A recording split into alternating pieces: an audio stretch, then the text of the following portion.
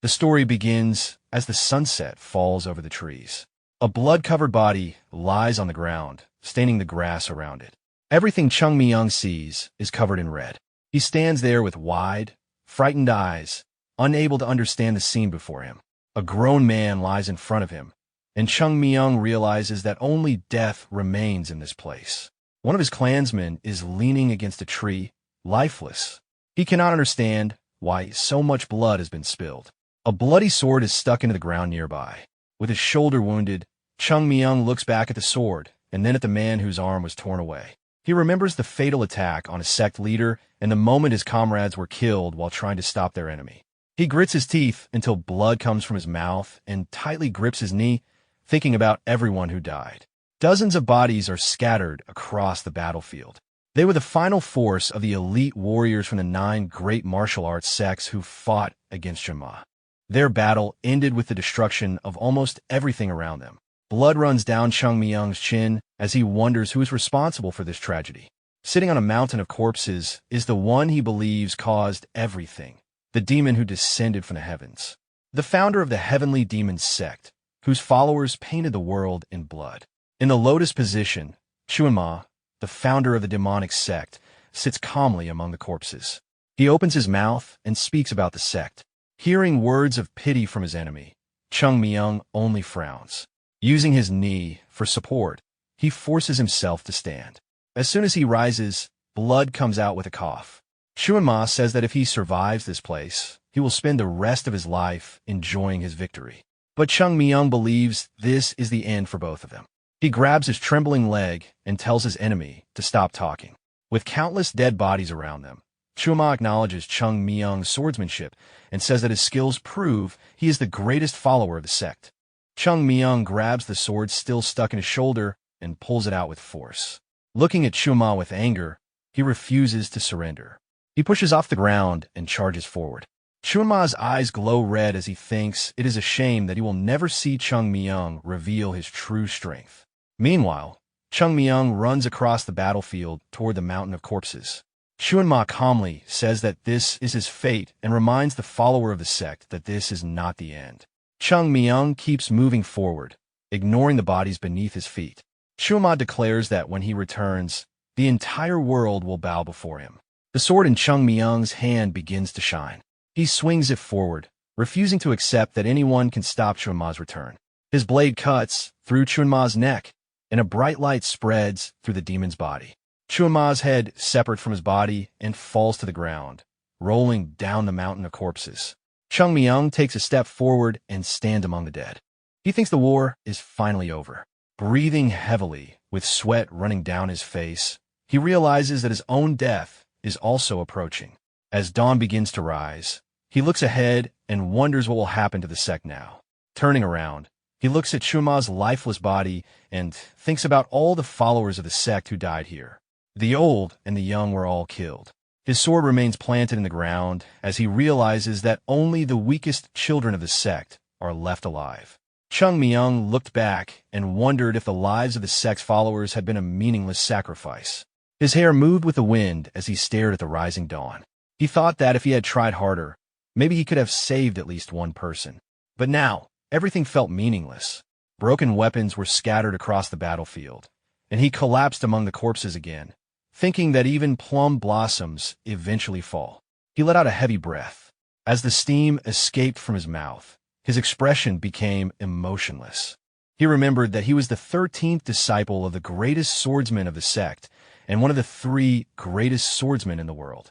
His name was the Plum Blossom Sword Saint. Looking at Chun Ma's dead body, Chung Myung remembered that after defeating the demon who had thrown the world into chaos, he had finally fallen into eternal sleep on a mountain made of the heads of countless demons. Under the night sky, those were the last words he would leave behind in this world. A child lay in a straw cradle while 2 men looked down at him. An old man picked him up, and nearby, many disciples of the sect were training in the courtyard. Young Chung Myung stood there holding a wooden sword. His senior disciple called out to him with an angry expression, and Chung Myung felt like his entire life was flashing before his eyes. He stood calmly in front of his teacher, who reminded him that he was a Taoist first and a warrior second. Strength without the Tao was nothing more than violence. Young Chung Myung lowered his head, thinking that his teacher was complaining again. At that time, he was too proud of his natural talent and believed he deserved all the praise he received. He was a foolish person who failed to understand the teachings of the sect. His body sank into the fallen plum blossoms, and he finally realized how blind he had been. Everything he had achieved was because of the sect. The image of his teacher appeared in his mind, asking if he regretted it. Without opening his eyes, Chung Myung admitted that he regretted everything. He remembered his fallen friends and thought that if he had trained harder and become stronger, perhaps he could have changed their tragic fate. Smoke rose above the battlefield as he remembered his teacher saying that there was no reason to regret the past. No matter what happened, the sect would continue to exist. Suddenly, pain struck his body. A scream came from a small hut as someone attacked him. Chung Myung raised his hands to protect himself and thought it was another enemy. But when he opened his eyes, he saw a poorly dressed boy standing in front of him. The boy told him to stop acting strange and scolded him for sleeping there like a useless person. Chung Myung, confused, noticed that everyone else had gone somewhere while he was lying there. He looked at the stranger, holding a stick, and realized the boy was threatening him. Chung Myung told him to stop waving the stick around because he had no idea what was happening. The boy seemed offended, then suddenly laughed. Chung Myung frowned, unable to understand why this strange beggar was laughing at him.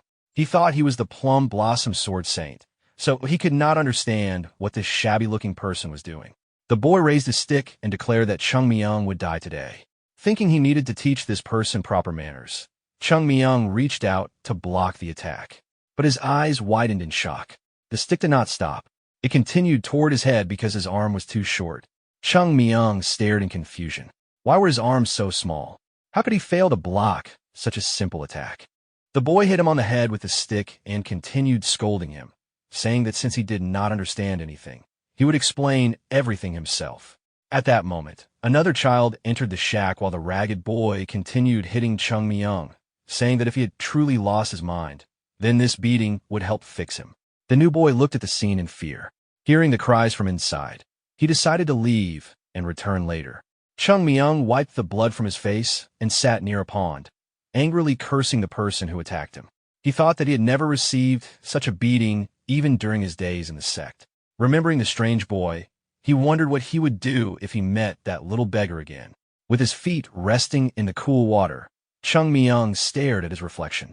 He could not recognize himself. He touched his face and tried to understand what was happening. Could this really be reincarnation, the thing mentioned in Buddhist teachings? As he watched the water, someone called out to him. Chung Myung turned around and saw the boy who had escaped earlier after watching him get beaten. The boy asked if he was all right and explained that their leader was usually like this, but today he had gone too far. The boy raised one finger, saying he only had one question, then quickly raised another and corrected himself, saying he actually had two. Chung Myung looked at him seriously while the boy stared back in confusion. After a moment of silence, Chung Myung asked if he was a beggar. The boy calmly replied that anyone could tell by his clothes. Chung Myung lowered himself and complained that he had somehow become a beggar. Then he raised two fingers again and asked his second question. He looked at the boy and asked if he knew about Chun Ma.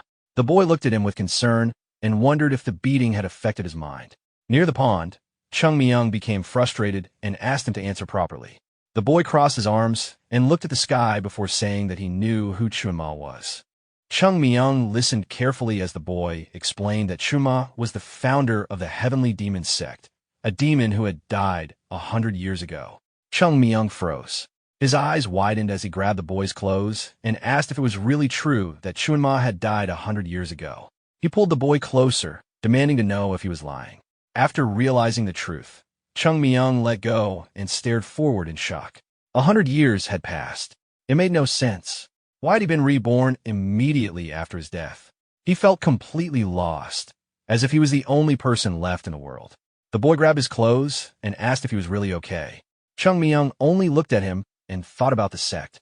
The beggar boy became surprised when Chung Myung suddenly asked what happened to the sect. Chung Myung was shocked when the boy did not understand what he meant. He pointed at him and asked if he really was a beggar. The boy confirmed it. Chung Myung frowned and thought that if he was a beggar, then he belonged to the Beggars Union.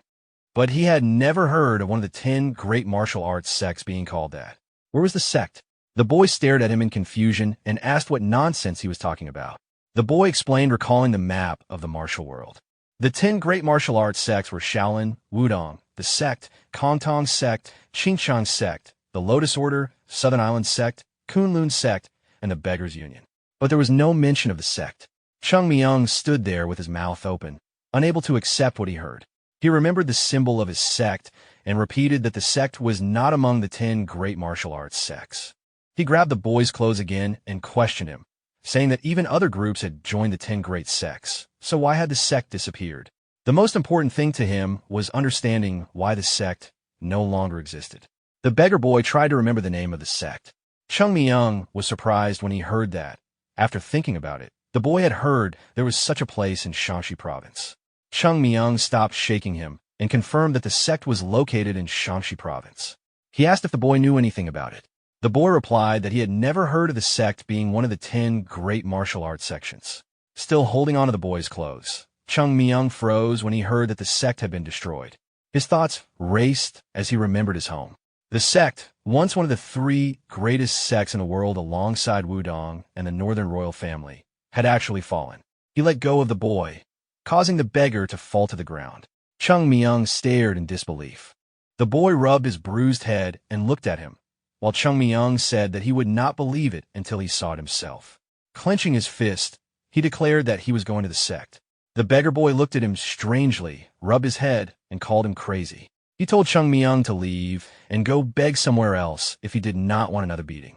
Chung Myung raised a finger and said that he still had more questions and needed answers. He touched his chest and asked about the body he was in. He wanted to know the name of the person whose body he had been reborn into. The beggar boy stood up tiredly and said that he was a beggar, so he never had a proper name. He could choose any name he wanted, but his current name was Cho Sam. Chung Myung stretched his face in disappointment and said it was a fitting name for a beggar. Then he asked about his age. The boy replied that poor people usually did not know their exact age. Chung Myung waved his hand and asked one final question, the name of the person who had beaten him. The boy crossed his arms and introduced himself as Kuchul, adding that his real name was John Pal.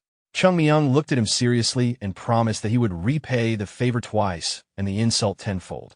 The boy looked at him without much interest and told him to remember the name Chung Myung from the sect. When they met again, he would repay his kindness properly. After saying that, Chung Myung turned and walked away. The beggar boy silently watched him.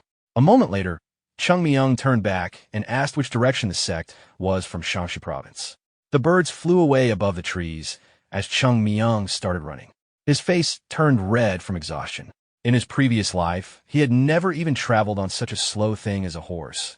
Yet now he was struggling after only running short distance. His cheeks puffed up from the effort, but soon he collapsed on the ground. Lying face down, he thought that he was already exhausted after running such a short distance. This wee child body was far worse than he expected. He wondered how he would ever reach Shaanxi province like this. Imagining his own grave, Chung Myung thought it would be ridiculous if he died on the way before even seeing the sect again. Still lying on the ground, he sighed and wondered how he would reach his destination. Then he smiled and decided that it was time for his brilliant plan. Chung Myung stood up, caught his breath, and realized that the first thing he needed was to rebuild his physical strength for martial arts. Smiling with excitement, Chung Myung thought about how ordinary people could never understand how valuable this opportunity was.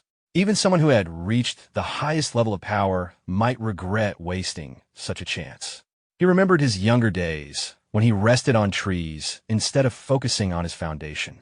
He recalled how his teacher dragged him across the ground because of his laziness and how he ignored training whenever he was told to practice. He even remembered being caught drinking alcohol that he had secretly taken from his elders.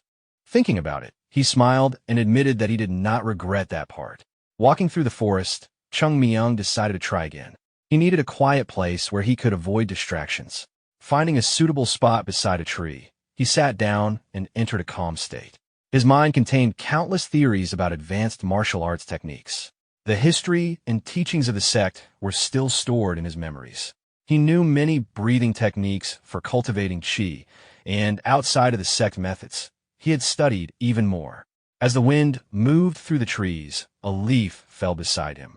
Chung Myung decided to begin with another technique. His eyes widened as he remembered the 6 interactions breathing technique. He recalled seeing books about it being sold cheaply in the streets, sometimes for only a few hundred coins. A technique like this seemed worthless to ordinary people. But Chung Myung knew the truth. The 6 interactions breathing technique was the foundation of the sect's teachings. Every new disciple began their path with this method. Although it did not immediately increase strength, it purified the body and created a stable foundation. Chung Myung understood that building power was like constructing a great tower.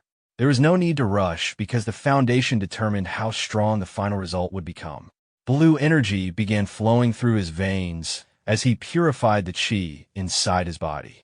The light traveled throughout him, removing the unstable energy like separating unwanted threads from a large piece of cloth. The purified energy gathered inside his dantian, forming a stable source of power. A bright glow appeared inside his body. Chung Myung smiled and moved his hands, realizing he had succeeded. The dantian would become the foundation that opened the way toward a new level of power. However, his small body quickly became tired. He thought that although he was weak now, he was still full of potential. Like a snowball rolling down a mountain, his growth would become unstoppable. He wondered if he could finally run toward the sect. Taking his first step, he immediately fell down again. Lying face down in the grass, he realized that he had used up all his energy. He complained that the technique was useless because he wanted to use his power right away. At that moment, the image of his teacher seemed to appear in his mind. His teacher scolded him for always acting before thinking. Meanwhile, in the nearby town, people walked through the market streets. 2 men entered an alley and approached another man resting there. When they called him elder, he opened his eyes. They pointed toward a child nearby and explained that a little beggar had been taking their money, leaving them with nothing. The elder slowly stood up and decided that the child needed to be taught a lesson. His followers agreed and followed behind him. Not far away, Chung Myung was eating a bun when he heard someone calling him. He ignored them and continued eating, even as the voices became more aggressive. Finally, Chung Myung turned back to the men. Still chewing his food, he asked what they wanted. The elder stepped forward and questioned his attitude toward elders. He warmed up his fists and said he did not know who allowed a child to beg in that area. However, since Chung Myung was still young, he would let it go. He only needed to hand over the food in his hand and everything he had collected that day. Chung Myung froze and looked at the bun in his hand. The men prepared themselves as he asked why they wanted to take away food that had already been bitten. He wondered if beggars truly had no shame. Standing up, Chung Myung brushed away the crumbs and prepared himself, surprising the men. He suddenly threw a punch. Afterward, he looked at his hand in surprise and realized his dantian had not fully recovered yet. Still, he believed this was enough. Turning toward his opponents, he said that he now understood how to control this body, but he was too tired to deal with them one by one, so they should attack all together. The elder trembled with anger, but also noticed Chung Myung was not in perfect condition. He assumed the boy was bluffing and ordered his men to attack. One of them rushed forward. His punch missed as Chung Myung easily dodged. The next moment, Chung Myung struck him directly in the jaw. Everyone froze as their companion fell. Chung Myung's fist still carried force as he looked at the remaining men and declared that he was the Plum Blossom Sword Saint of the sect. Soon, the beaten men were kneeling before him. Leaning against a wall, Chung Myung told them to address him properly. When they corrected themselves and called him a great beggar, he became annoyed that they were still calling him a beggar. After dusting off his hands, he asked if they knew a fast way to reach Shaanxi province. The elder looked at him in disbelief and said that if they knew such useful information, they would not still be living as beggars. Chung Myung smiled and realized they had misunderstood each other. He laughed, and the beggars nervously laughed along with him. The next moment, Chung Myung grabbed the elder by the clothes and pulled him closer. He warned him that if they met again and he asked a question, they had better answer clearly if they wanted to survive. The elder's expression immediately changed with fear. The beggars quickly stood up and ran away. Later, the mountains were covered in mist. Inside a room, a man looked out the window with a smile. When someone called him, he turned around. The door opened, and Unam entered. Unam explained that nothing unusual had happened, but a child wanted to meet him. The man was surprised and asked again about the child. Soon, Chung Myung stood before him with his hands politely folded. Smiling, he introduced himself and said that he wanted to join the sect. The man looked at him carefully and repeated that he wanted to become a disciple of the sect. He then turned to Unam and asked if he had explained that they were not accepting new disciples. Unam replied that he had tried to stop him, but the child insisted on meeting him. Both of them looked back at Chung Myung, who was still smiling politely. Although his smile looked calm, Chung Myung was actually furious. To understand why, they had to look back a little earlier. His staff hit the ground as Chung Myung leaned on it. He finally arrived. In front of him were the stairs leading toward the sect. He frowned, thinking that the shortcut shown by the beggars had not helped much, but after all the effort, he had finally reached his destination. The staff lifted from the ground, and leaning on it, Chung Myung decided to continue upward. He climbed the mountain steps, forcing his tired body forward. His breathing became heavy, but he refused to stop. Grabbing onto a rocky ledge, Chung Myung pulled himself higher. Loose stones rolled down beneath him, but he continued climbing. Looking down for a moment, he reminded himself that nothing was impossible with enough determination. He tightened his grip on the staff and reached for the next rock, thinking that he would reach the sect no matter what. Finally, Chung Myung climbed over the rocks and looked ahead. But his expression changed. The sign that should have been there was gone. He waved his hands in disbelief and wondered where it had disappeared to. He remembered how carefully the sign was maintained every morning and could not understand how it was missing. Standing at the entrance, Chung Myung complained that this situation was enough to drive anyone crazy. The gate suddenly opened. A man appeared and asked who had come. Chung Myung looked at him carefully, while the man stared at the boy in surprise. He asked if he had come alone and wondered how a child had managed to climb the mountain by himself. Chung Myung looked at him with wide eyes and said he wanted to ask something. The man watched him with interest. Chung Myung asked if he was a Taoist from the sect. The man confirmed that he was. Hearing this, Chung Myung became relieved. At least the sect had not completely disappeared. When the man invited him inside, Chung Myung followed. Near the training ground, the man explained that they were not accepting new disciples at the moment. However, since the child had managed to climb the mountain, they could not simply leave him outside. Unam explained that the mountain became extremely cold at night. Chung Myung looked around the training ground in surprise. He noticed the damaged surface and wondered why the once beautiful stone flooring had been replaced with ordinary dirt. Seeing his reaction, Unam asked what was wrong. Chung Myung smiled awkwardly, reminding himself to stay calm. Perhaps the sect had simply sold things because they needed money.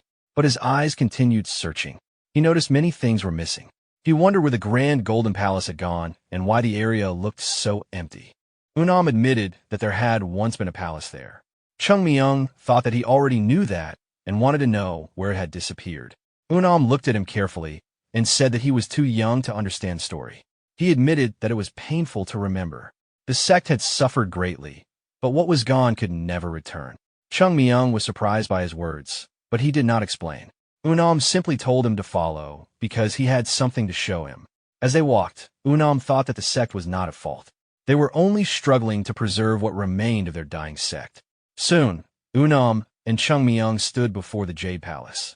Unam reached for the door and explained that the sect was a place of Taoism, so certain traditions had to be respected before entering. They entered the Jade Palace. Chung Myung looked around with disappointment. Everything he remembered was gone.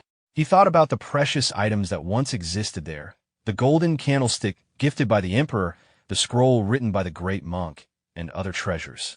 He searched the room and noticed more things missing. When he reached the altar, his expression changed. He asked if a certain flower had once been placed there and turned to Unam, asking where it had gone. Unam looked surprised and wondered how the boy knew about it. Chung Myung stared back in shock when Unam explained that there had indeed been such a flower. It was a strange plum blossom made of white metal. Unam smiled sadly and explained that they had sold it. Chung Myung's expression immediately fell. He heard that the flower had no practical use and only stood out from the rest of the decoration. Since a merchant offered a good price for it, they decided to sell it. Chung Myung slowly fell to his knees. He remembered the sect and thought about how far it had fallen. The white plum blossom, one of the sect's treasures, was not something that shined like gold or silver. It was a small relic that carried the pure spirit of the sect, and they had sold it. Unam quickly rushed toward him and asked if he was all right. He thought he needed to calm the situation as soon as possible. Chung Myung pushed himself up from the floor and bowed deeply. He asked to meet the sect leader. With another deep bow, he said that he wanted to enter the sect. Soon, Chung Myung stood before the elders. The sect leader looked at him and asked if he truly understood what the sect was. Chung Myung calmly confirmed that he did. He frowned slightly, thinking that the leader would not accept a stranger so easily. However, he already had a plan prepared. With confidence, Chung Myung introduced himself and created a story about his past. He claimed that he was a disciple who had gone missing during the war. According to his story, he had fallen from a mountain and was found by a passing lumberjack. The lumberjack saved him and took care of him while he recovered. Because of his gratitude, Chung Myung said that the lumberjack accepted him as a disciple and taught him the sect's techniques. That was how he learned their martial arts. Chung Myung smiled, satisfied with his explanation. In his mind, he calculated the relationship between himself and the leader. If this lumberjack was considered his ancestor, then his position would be much closer to the leader. It was a perfect plan. However, he wondered if the leader would question such a young person appearing suddenly. Before he could continue, the sect leader sighed and accepted him. Chung Myung looked shocked and asked him to repeat it. The leader smiled and said that if the child truly wished to enter, he would allow it. Unam looked surprised and reminded the leader of his earlier words about not accepting new disciples. But the leader replied that he had changed his mind. Fate was unpredictable. Chung Myung stood there speechless, wondering why the leader showed no suspicion at all. The leader stepped forward and explained that this child clearly knew about the sect and had come all this way for a reason. He said that just as one should not turn away a bird seeking shelter from rain or reject an animal searching for warmth during winter, they should not abandon someone who came to them. Unam bowed and asked if he should prepare the initiation. The leader agreed. Chung Myung frowned, dissatisfied. His imagined relationship plan completely collapsed. Later, Chung Myung wore the uniform of a third-generation disciple and looked at his surroundings. He wondered what had happened to him. The room seemed to be a guest room, but it appeared to be used as a temporary residence for new disciples before they completed their training. He thought about how the sect never used such arrangements before. After closing the door, Chung Myung decided that someone must live here anyway. Suddenly, he stopped when someone called out to him. He turned around and saw an older disciple standing there. The disciple asked who he was and why he was entering someone else's room. Then he accused him of being a thief. Hearing the commotion, more disciples gathered in the corridor to see what was happening. The disciple who stopped Chung Myung explained that the child had been sneaking around inside his room. The other students looked at the scene in confusion and wondered what was happening in the corridor. Just then, their teacher appeared and asked why they were making a disturbance when training was not even finished. The students immediately bowed and apologized. The teacher then looked at Chung Myung and asked who he was. Chung Myung introduced himself. The teacher frowned and realized he was a new disciple staying in the White Plum Blossom house. Turning away, he told him it was late and that he should rest. He also reminded him to attend training the next day. Chung Myung watched the students leave and heard the others being ordered downstairs. The disciple who had stopped him looked back and warned him that they would settle things later. He promised that Chung Myung would receive a proper beating from him. After everyone left, Chung Myung stood alone in the hallway. He thought that since these students were his successors, he would personally pay attention to their training. Of course, his meaning of paying attention was very different from theirs. The moon rose above the sect. The disciple who had bullied him earlier appeared again and smiled. He ordered Chung Myung to remove his clothes. Chung Myung stared at him in confusion and asked what he meant. The disciple insisted that he should not pretend and demanded that he take them off. He joked that this was how men became closer and that a beating would strengthen the bond between senior and junior disciples. Chung Myung frowned and asked if he had finished. Then he asked where Unam was. The disciple replied that Unam had already stopped training for the day. Looking down on him, the disciple decided that Chung Myung talked too much and prepared to teach him another lesson. Before he could continue, someone called out. Chung Myung looked at him and told him to prepare himself. He did not want to waste time, but a fist suddenly struck his face. The impact was powerful enough to shake the roof. The other students looked up in surprise. But instead of Chung Myung falling, the senior disciple was thrown into the air. Chung Myung looked at his fist and smiled, saying that the lesson had finally begun. The other disciples immediately became nervous. Soon, they were all kneeling before him. Chung Myung told them they needed to put more effort into their training, and said he was only helping because their senior had promised to guide them properly. Even the older disciple lowered his head. Chung Myung waved him over and asked him to come closer. He admitted that he did not fully understand what had happened to the sect during the last 100 years, so he had several questions. The disciple promised to answer. Chung Myung asked what had happened to the sect's treasures and why the sect had fallen into such a state. The disciple hesitated. Then Chung Myung asked if he knew anything about the Plum Blossom Sword Saint. The disciple explained that according to the elders, the Plum Blossom Sword Saint had played a major role in defeating Chun Ma. However, after that victory, the Heavenly Demon Sect went into chaos and their remaining forces attacked the sect. The warriors reached their mountain and destroyed it. Because of the damage from that battle, the sect was never able to return to its former glory. Chung Myung listened in shock. He realized that the reason the sect had declined was connected to him. A drop of sweat ran down his face. He looked up, feeling frustrated that everything he had fought for had led to this. The next morning, sunlight filled the mountain. A disciple explained that the sword technique they practiced lacked proper Taoist foundations and was extremely weak without them. Chung Myung listened while eating and wondered why they thought removing the sect's techniques would not cause problems. Chung Myung smiled and replied that this sword technique was terrible. It was not even worth keeping, so they should just throw it away.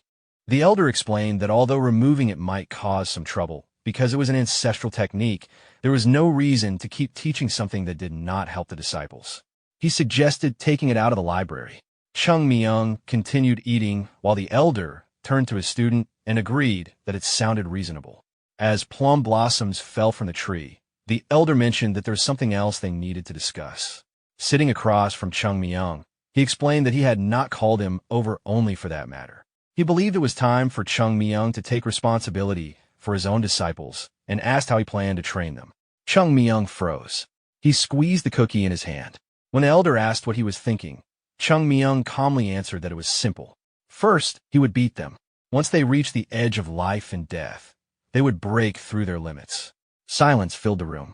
After that day, the elder never suggested giving Chung Myung any disciples again. Later, Chung Myung rested on a wooden bench when someone called him. He asked not to be spoken to so formally. The disciple explained that Unam was calling him to the training ground and that he had to attend today's training. On the training ground, the disciples stood in rows. Their instructor shouted for them to prepare their swords. The disciples raised their wooden swords and repeated the movements. The instructor became frustrated and told them again to swing properly.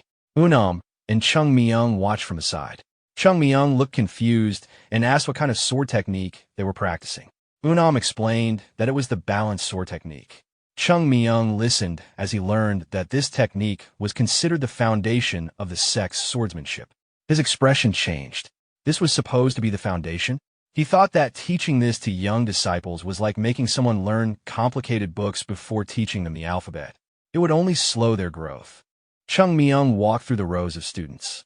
He watched their movements and thought that this technique would only allow them to advance slightly. It gave almost no real benefit. The senior disciple continued practicing. Chung Myung looked up at the sky as plum blossoms drifted down. The sky was clear and peaceful, just like the true spirit of the sect. He watched silently, wondering where he should even begin. Then he called out to the senior disciple. The disciple looked nervous as Chung Myung asked what exactly they were teaching. The disciple explained that after the balanced sword technique, they learned the seven-sword sage technique, then the plum blossom sword technique, and finally the secret techniques. Chung Myung sighed. The disciple tightened his grip on his sword and explained that their final technique was the Tai Hua plum sword technique. Chung Myung remembered the elder saying that this technique lacked a proper Taoist foundation and was extremely weak. Still chewing, Chung Myung said that this sword technique was not very useful and perhaps they should discard it too. His expression became disappointed. He thought that the technique they were teaching was the Tai Hua plum sword technique, but what happened to the 24 plum blossom sword technique? One of the disciples noticed the conversation and said they should report it. The night covered the sect. Later, Saji turned when Chung Myung called him. Chung Myung waved his hand and asked him not to be so formal. He calmly asked Unam for a favor. Saji scratched his head and listened as Chung Myung told him to gather everyone in front of the white plum blossom house at 5 in the morning. Then Chung Myung told him to listen carefully. Everyone needed to prepare 5 specific items. Saji awkwardly scratched the back of his head and admitted that he really needed to prepare everything. Chung Myung smiled and asked if he could handle it. Saji confidently replied that he could rely on him. As Saji turned away, Chung Myung calmly watched him leave.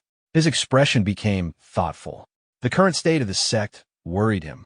They had no proper techniques, no wealth, and no talented disciples. It was no surprise that the sect had declined so badly. He imagined the 3 important foundations of a sect: resources, techniques, and talent. The only thing he could help with was talent. But when he looked at the current disciples, they did not seem talented at all.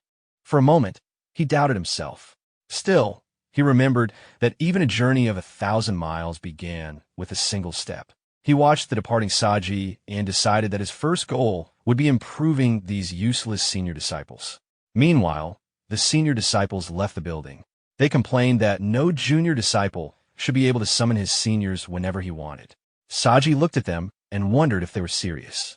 It seemed they were not aware of what had happened the previous night. When they realized they were talking about Chung Myung, they became annoyed. Soon, Chung Myung stood surrounded by the senior disciples.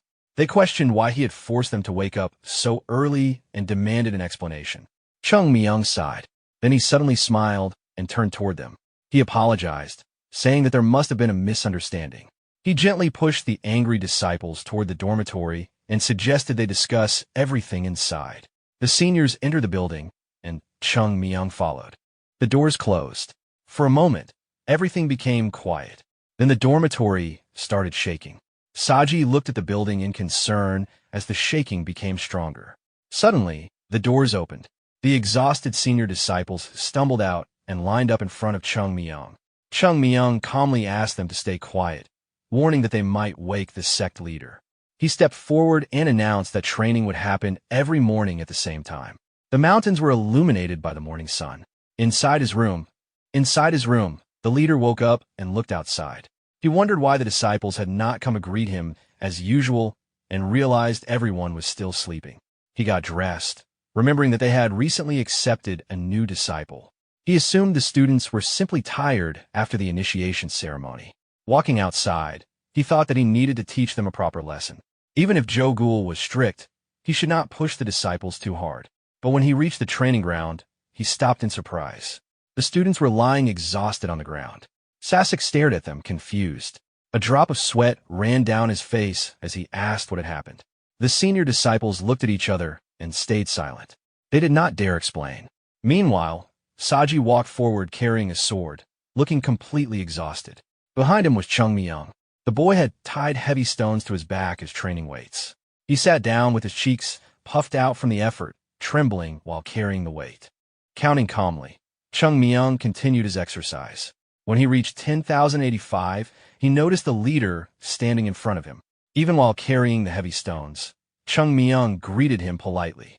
The great Sasek looked at the heavy stones tied to Chung Myung's back and carefully examined their weight and the boy's condition. He noticed that Chung Myung's legs were trembling simply from standing there.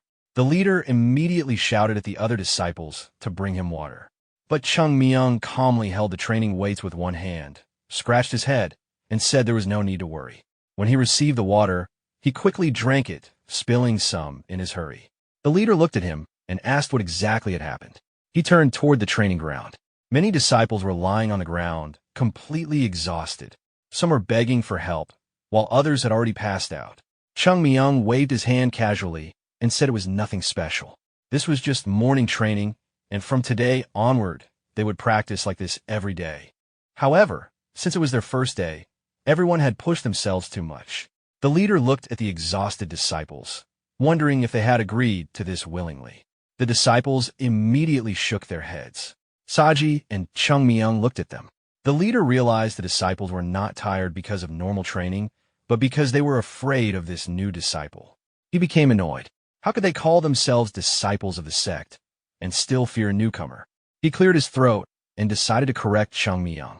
While the boy was still drinking water, the leader seriously asked who gave him permission to sacrifice everyone's sleep for training.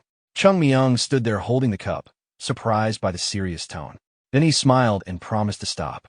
The leader was confused because this was not the reaction he expected. He wanted to continue scolding him, but then he realized that such an approach would only make the senior disciples look worse. Covering his face, he thought that the third-generation disciples already looked ridiculous for being pushed around by a new disciple. And now he looked even more ridiculous for teaching them. Before he could say anything else, Chung Myung requested 1 month. He asked the leader to give him only 1 month of training. With confidence, he promised that the results would be obvious. Looking at the senior disciples slowly standing up, Chung Myung praised them. He said that even though the training was difficult, none of them complained. Then he turned to them and asked if he was right. The exhausted disciples, barely able to stand, agreed. The leader looked at Chung Myung and realized what he meant. They were not complaining because they respected their junior. He wondered where this child came from and how he had managed to control the senior disciples so quickly. Chung Myung smiled and explained why he wanted them to train every morning. He told the disciples that they could become stronger by learning from their masters, but they could improve even faster by putting in more effort themselves. Turning toward the leader, he explained that giving up a little sleep for training was worth it. The leader listened carefully. He understood why Chung Myung valued training so much. Looking at the boy and the disciples behind him, he asked what was the most important thing. Chung Myung answered immediately. Respect. The leader listened as Chung Myung explained that the words of elders should be treated with great importance. He was surprised. He realized that Chung Myung was not insulting the elders. He was using respect as a way to help everyone improve. The leader smiled. He realized that this child was exactly the kind of disciple the sect needed. Turning toward the exhausted students, he announced that he was impressed by their determination to participate in morning training. The disciples looked shocked. The leader declared that if they continued with this effort, they would achieve results beyond their expectations. One of the exhausted disciples tried to ask the leader for help, but the man quickly left before he could finish. The disciples stretched out their hands toward him, desperately calling for him to return. Meanwhile, Chung Myung calmly stretched his arms. Seeing their reaction, he smiled and invited his seniors to talk in the dormitory, assuring them that he had no intention of doing anything dangerous. The disciples froze and looked at him nervously. Chung Myung happily called them over for a discussion, but the only response he received was their tired groans. A few days later, Chung Myung sat in his room meditating. A faint energy surrounded his body as he focused. Although his dantian was still small and weak, it gave him a feeling of stability. During this time, he had learned more about the current state of the sect. The White Plum Blossom House was no longer like the Great Sect he remembered. It had become closer to a simple residence because there were too few disciples and masters to properly maintain the traditions. He remembered the relationship between master and disciple and the importance of that bond. However, when he compared the current masters to the past of the sect, he could only consider them weak. Their strength was nowhere near what the sect had once possessed. Thinking about the disciples, he realized the situation was even worse. Many third-generation disciples had joined only to build connections rather than truly pursue martial arts. Continuing his meditation, Chung Myung wondered if anything had really changed. Then he opened his eyes. The great Chung Myung had returned. He slowly stood up and decided that rebuilding the sect was not impossible. In the dining hall, the disciples gathered for lunch. One disciple's hands were shaking so badly that he could barely hold his chopsticks. The food slipped from his hand and fell onto the table. He complained that training should not be so extreme that they could not even eat properly. He turned toward the senior disciple, asking Gul to speak with Chung Myung because he had been unable to use chopsticks properly for 3 days because of the training. Gul closed his eyes and sighed. The disciples were surprised when he told them they were complaining too much. Putting down his chopsticks, Gul asked if he looked like someone who ran errands for them. The disciples became quiet. Only Zhang continued eating. Gul explained that if they had a problem with Chung Myung, they should speak to him directly instead of complaining behind his back. One disciple stood up and asked Gul for a private conversation. Gul agreed. Under the warm lights of the building, the two walked deeper into the Plum Blossom Garden. Zhang asked Gul if he had rested well. Gul shook his head and looked at the sky. When Zhang asked what he thought about the sect, Gul hesitated. He admitted that it was a difficult question. Gul explained that once he returned to his hometown, his time here would end, but Zhang's situation was different. Zhang nodded. He planned to spend his entire life in the sect. After a moment of silence, Gul lowered his gaze and admitted that he once thought the sect was finished. Zhang immediately told him to show more respect and not say such things so casually.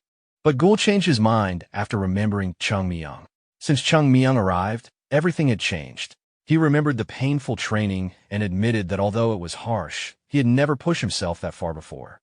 Then he remembered Chung Myung carrying 2 huge boulders while acting as if it was nothing. Compared to that, their own training seemed small. Gul clenched his fists and said that he wanted to reach that level. He turned and said that he would work hard until he became a master whose name would be known throughout the world. Zhang smiled. Under the falling plum blossoms, he told his friend that he had the same goal. Meanwhile, Chung Myung watched the entire conversation from the branch of a plum tree. He leaned back comfortably and smiled, thinking that these two were finally showing some determination. Unam had also accepted his words without hesitation, but Chung Myung knew there was still a lot left to do. Just then, his thoughts were interrupted by loud voices coming from the sect gate. Someone was demanding that the sect leader come out. Chung Myung narrowed his eyes in confusion. A group of people was aggressively knocking on the gates, demanding entry. The gates opened, and several merchants entered the sect grounds carrying torches. They loudly called for the sect leader. The commotion stopped when Unam and Sasek appeared with a nervous expression and explained that such behavior was unacceptable inside the sect. Watching from the plum tree, Chung Myung wondered how these people had managed to enter through the gates and what exactly was happening. The merchants complained that they had waited long enough and there was no more time. They demanded that their money be returned. Chung Myung was surprised. He wondered how the sect had ended up in such a situation. The men near the entrance shouted that their leader had no shame for hiding instead of coming out. After they called again, the old man finally appeared at the door, drawing everyone's attention. Chung Myung peeked from behind the group as the leader calmly asked what brought them to such a remote place so late at night. Seeing him, Chung Myung no longer had any doubts. This was indeed the head of the sect. As Chung Myung observed him, he noticed that even his smallest movements and words carried a faint aura. His eyes briefly moved to the old man's legs while the merchants questioned why he was pretending to remain calm. Chung Myung understood that the man was simply maintaining appearances. The leader raised a hand and greeted the visitor. The owner responded politely, and the old man admitted that he had not expected the owner of Kong Pavilion himself to come all the way here. The owner laughed awkwardly and explained that he had no desire to climb the mountain again, but many people had pushed him to make the visit. The old man lowered his head and listened as the guests reminded him that the agreed deadline had already passed. Khan explained that they had already been patient and that according to the contract, the amount owed should have increased by half by now. However, because the sect had saved their lives many times before, they had tried to handle the matter gently. The owner then gave a final deadline of 7 days and stated that if payment was not made by then, they would confiscate the sect's temple. At that moment, someone hiccuped. Everyone turned around. Someone quietly remarked that it seemed inappropriate to let a child hear such things. From the temple roof, a voice asked whether they were merchants from Wan Prefecture. One of the companions raised his hand and confirmed it. Chung Myung covered his face and looked away, realizing he had no idea what the boy might do next, and deciding it was safer to stay back. Gul asked whether Wan Prefecture was the village below the mountain, and his companion confirmed it, saying he remembered visiting there while trading with his father.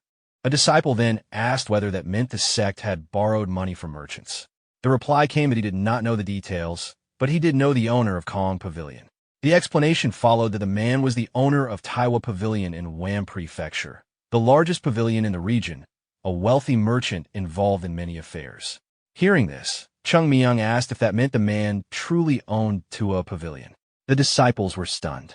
One companion tried to calm everyone down, but the reaction only became stronger. Chung Myung suddenly remembered that the pavilion actually belonged to the sect. Without hesitation, he grabbed one of his companions by the clothes and asked whether that merchant truly owned the pavilion and whether he intended to seize the sect's temple simply because of a loan. The companion confirmed it. After letting go, Chung Myung felt that something about the situation did not make sense. Standing among the others, he realized it was strange that Kong had been the first to offer money to the sect. Lowering his head, he came to the conclusion that this entire situation had been planned. Turning back to his companions, Chung Myung asked whether they remembered the conversation from earlier and whether the requested item had been brought. The disciple looked confused, and Chung Myung frowned as he reminded him what they had been discussing. As he rushed off, his companion shouted that he would bring it immediately. When he returned holding the item, he asked what Chung Myung intended to do with it. Chung Myung removed his clothes and explained that there was a saying in Buddhist teachings.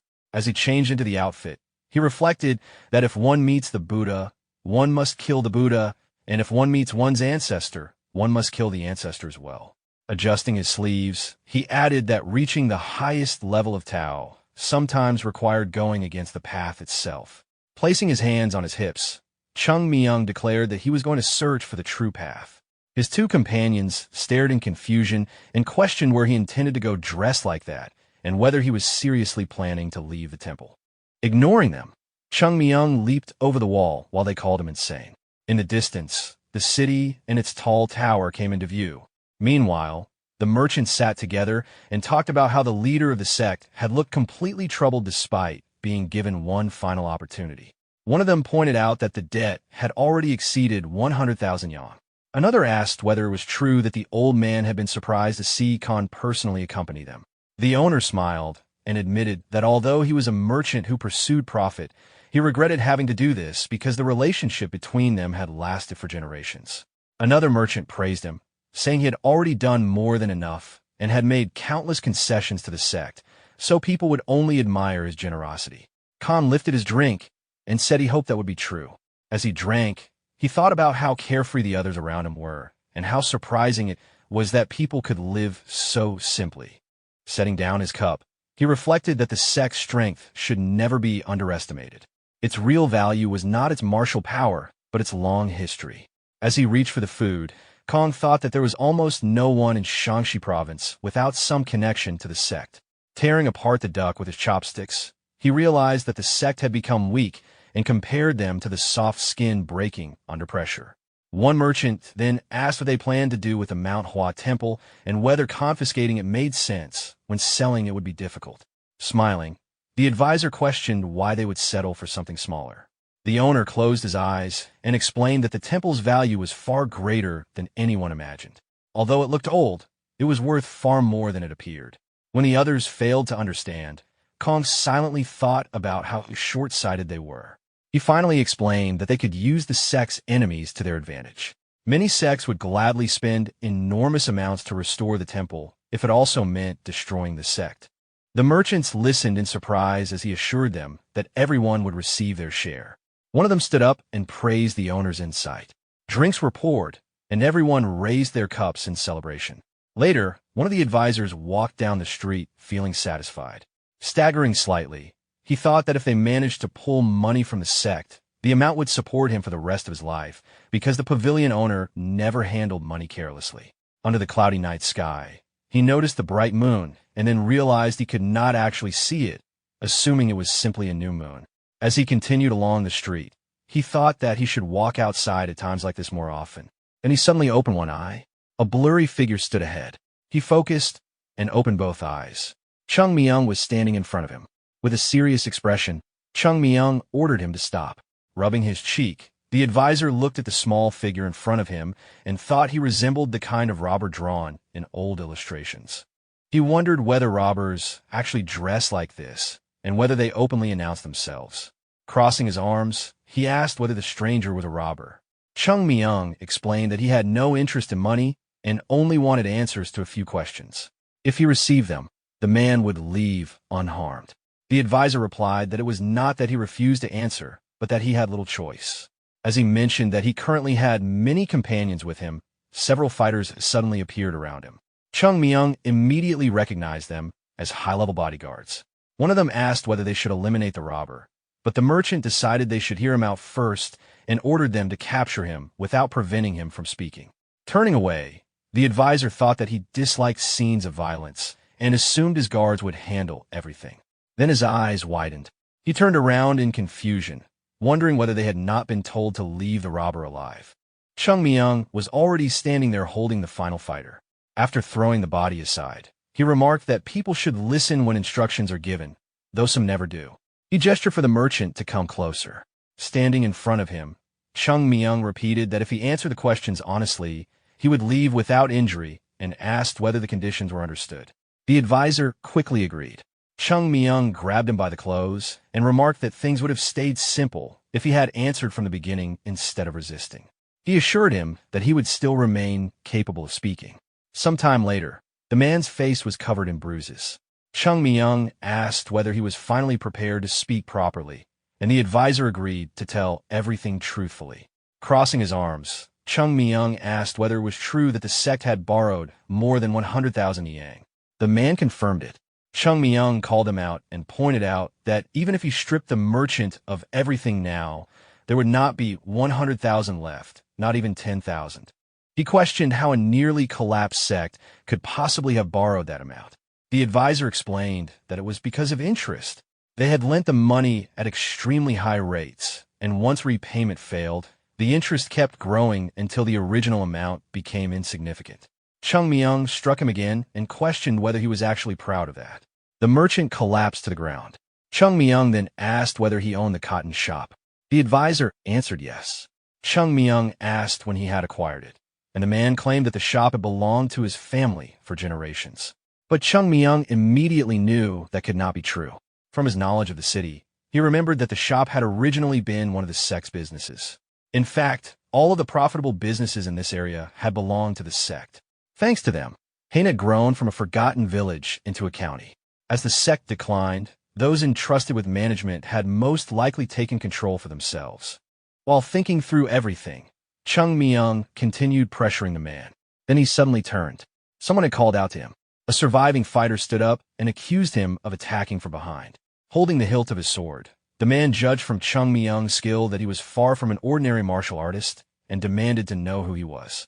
The bodyguard stepped forward and introduced himself confidently, believing the young man should recognize his name. After releasing the merchant, Chung Myung casually apologized for not knowing him and questioned what difference knowing his identity would make. The guard responded that a swordsman should at least know who would fall beneath his blade. Chung Myung calmly remarked that he had recently seen someone collapse from a single strike. The swordsman frowned at what he considered arrogant behavior and slowly drew his sword. Without hesitation, he rushed forward and demanded that Chung Myung defend himself. Jongbin charged in with full force. Standing still, Chung Myung understood that the man likely came from an influential family, but comparing skill, speed, and strength alone was meaningless. His sword lay nearby as he reflected that being stronger physically did not automatically mean being stronger overall. The weapon returned to his hand. In the next moment, he deflected the incoming attack. The opponent's expression changed immediately. Holding back the blade, Chung Myung understood that the difference between them was experience. He still carried the memories of the Plum Blossom Sword Saint. Knowing raw strength was insufficient, he redirected the opponent's power instead. The swordsman was thrown backward. Chung Myung slightly rotated the blade and launched a strike. At that moment, plum blossom petals seemed to scatter around the battlefield. The opponent stared in shock as Chung Myung told him to train more and return later. Using the 24 plum blossom sword technique, Chung Myung passed through him. The sword dropped to the ground. As Chung Myung lowered his weapon, he remarked that people should understand their place. Then he heard someone cry out in disbelief. Turning around, he realized he had completely forgotten about the advisor. At that moment, Chung Myung regretted revealing his sword style. The merchant slowly opened one eye. Chung Myung wondered whether he had recognized the technique since he had even formed the plum blossom bud. But instead of recognizing it, the man praised the swordsmanship as refined and exciting, claiming he had even sensed a subtle freshness within it. Chung Myung stared in confusion and wondered where such a conclusion had come from. Then the merchant suddenly asked whether the young man had arrived from Jong-un. They looked at each other in silence. After a brief pause, Chung Myung simply agreed. The merchant then promised to answer every question. Later, under the cloudy sky and among the mountains, two disciples waited outside the door. Gul nervously bit his nail and asked where Chung Myung could be. His companion told him to calm down and reminded him that Chung Myung was not foolish and would return before it became too late. Still, he hoped nothing had happened. Then sounds came from behind the door. It slowly opened. Chung Myung stepped inside. Gul immediately closed the door behind him while Jang asked whether everything had gone well. As Chung Myung put his clothes back on, He casually explained that they simply had a peaceful conversation and that he had even been given travel money. Adjusting his sleeve and belt, he realized that his identity had not been exposed and everything had gone smoothly. But for some reason, he felt disappointed. Looking down, Chung Myung thought that no matter how great the Plum Blossom Sword style once was, it was no longer the symbol of the sect. Even someone who had spent his whole life near the sect failed to recognize it after seeing the technique. His companion looked at him and asked why he had left the sect. Chung Myung smiled and said that children did not need to know such things. Gul pointed out that he was still a child himself, but Chung Myung dismissed it and told him to gather everyone because training would begin. His companion hesitated and asked whether training was really necessary today. Chung Myung told him to listen carefully. Clenching his fist, he declared that from this day onward, no training session should ever be missed. Rain, snow, wind, severe frost, or even the collapse of the sect would not become excuses to rest. Gul smiled and agreed to gather everyone, realizing how serious Chung Myung was. Then Chung Myung explained that he personally would not participate because he still had something else to do. Zhang pointed out that only the youngest disciple could lead the training. He added that if Chung Myung expected real results, then it would be better for him to supervise personally. Chung Myung agreed. As his companion left, he asked whether Chung Myung would really conduct the training later, and Chung Myung confirmed it. After everyone left, Chung Myung lay down on the bed and began thinking. Remembering the merchants, he realized that the former trustees had gradually taken control of every business. Then another memory returned. When the enemies invaded the sect, the fire had destroyed all of the accounting records, which had been the only proof of ownership. If those records had survived, none of this would have happened. For a moment, he imagined simply storming in and dealing with the merchants directly. But he quickly dismissed the idea. If he acted recklessly, everyone would only believe that the sect had pushed a child into committing crimes. What he needed was a solution that would free the sect from the debt completely. He needed proof that those businesses had belonged to the sect from the beginning. Closing his eyes, Chung Myung searched his memories.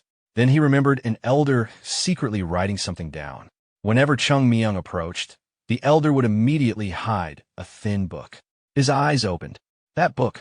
Chung Myung suddenly sat up. That could only mean one thing. The real ledger had been stored somewhere else. There were countless businesses under the sect's control, and no small notebook could contain records for all of them. He pictured an old corridor. Then the answer became clear. There had to be a hidden storage facility accessible only to the sect leader. Remembering the leader's residence, Chung Myung recalled old rumors mentioning such a place. It had to exist, and it was most likely somewhere near the leader's house. Holding his head, he realized the house still remained where it had always been. He imagined the surrounding area and concluded that the storage could not be obvious. The most likely location was the hill behind the house. A smile appeared on his face. If it had been built underground inside the hill, nobody would ever suspect it existed, unless they already knew. Chung Myung realized that an unexpected treasure hunt had begun.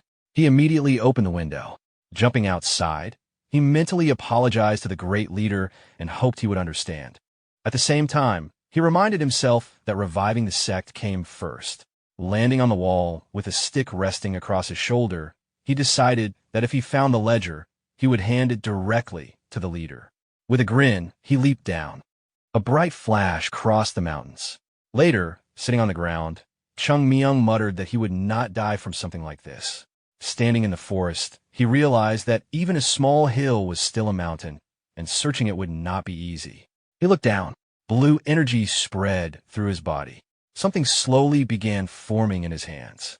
Immediately afterward, Chung Myung placed both hands on the ground.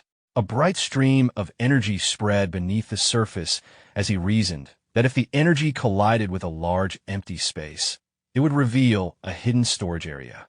Looking across the mountain, he realized he had no idea where the storage actually was. Even so, there should not be a hollow space underground without reason. After exhausting himself and dropping to the ground, he concluded that this location was wrong, but he refused to stop. Another flash of energy spread through the mountains. Chung Myung decided to try again. Then suddenly, the energy reacted in one particular area. His eyes widened. The glow flowing from his hands disappeared. Grabbing his tool, he realized he had finally found it. Swinging the pickaxe, he understood that all that remained was uncovering the hidden storage. As he dug into the ground, he told himself that everything would work out if he could just see what was below. Soon, brick flooring appeared. Chung Myung stared in surprise. He wondered why the roof appeared to be ordinary stone when the sect's ledger and valuables were supposedly hidden there. He removed one brick. Then he looked inside. A corridor stretched into the darkness. At that moment, he realized he had discovered an entrance leading underground. Then suddenly, someone's foot appeared. Chung Myung froze. The sect leader was walking through the corridor. Watching him, Chung Myung realized that the leader had known about this place all along. The old man stopped. He slowly placed his hand against the wall ahead. Chung Myung noticed cracks across the surface and understood that this was the real entrance to the underground storage. The leader's hand trembled. At first, Chung Myung thought he was trying to do something, but then he realized the old man simply could not. He stood there silently in front of the wall, thinking back to the sect's collapsing entrance. Chung Myung understood that its decline could no longer be hidden. As the sect weakened, ignorance spread and management alone could not reverse the situation.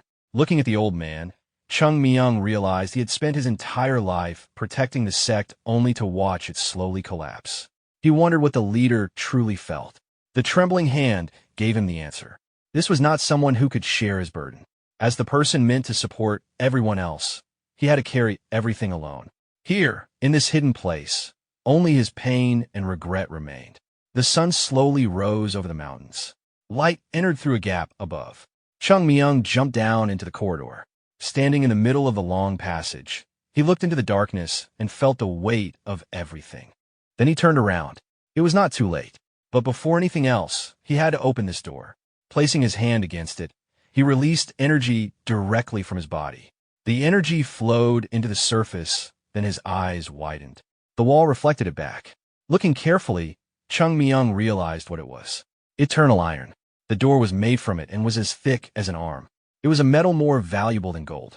Yet an entire underground chamber had been built with it. Keeping his hand on the surface, Chung Myung realized only the strongest martial artists could destroy such a barrier. Now he understood why the leader had never even attempted to force it open. Light continued to pour into the corridor. Then Chung Myung realized another problem. He could not cut through it either. Standing in front of the door, he understood that if the elder had entered before, there had to be another method. There had to be a key. His eyes widened. He reached toward the door and placed both hands against it. Only then did he notice strange markings. Touching them carefully, he realized they were not decorations. They were sword traces. His expression changed.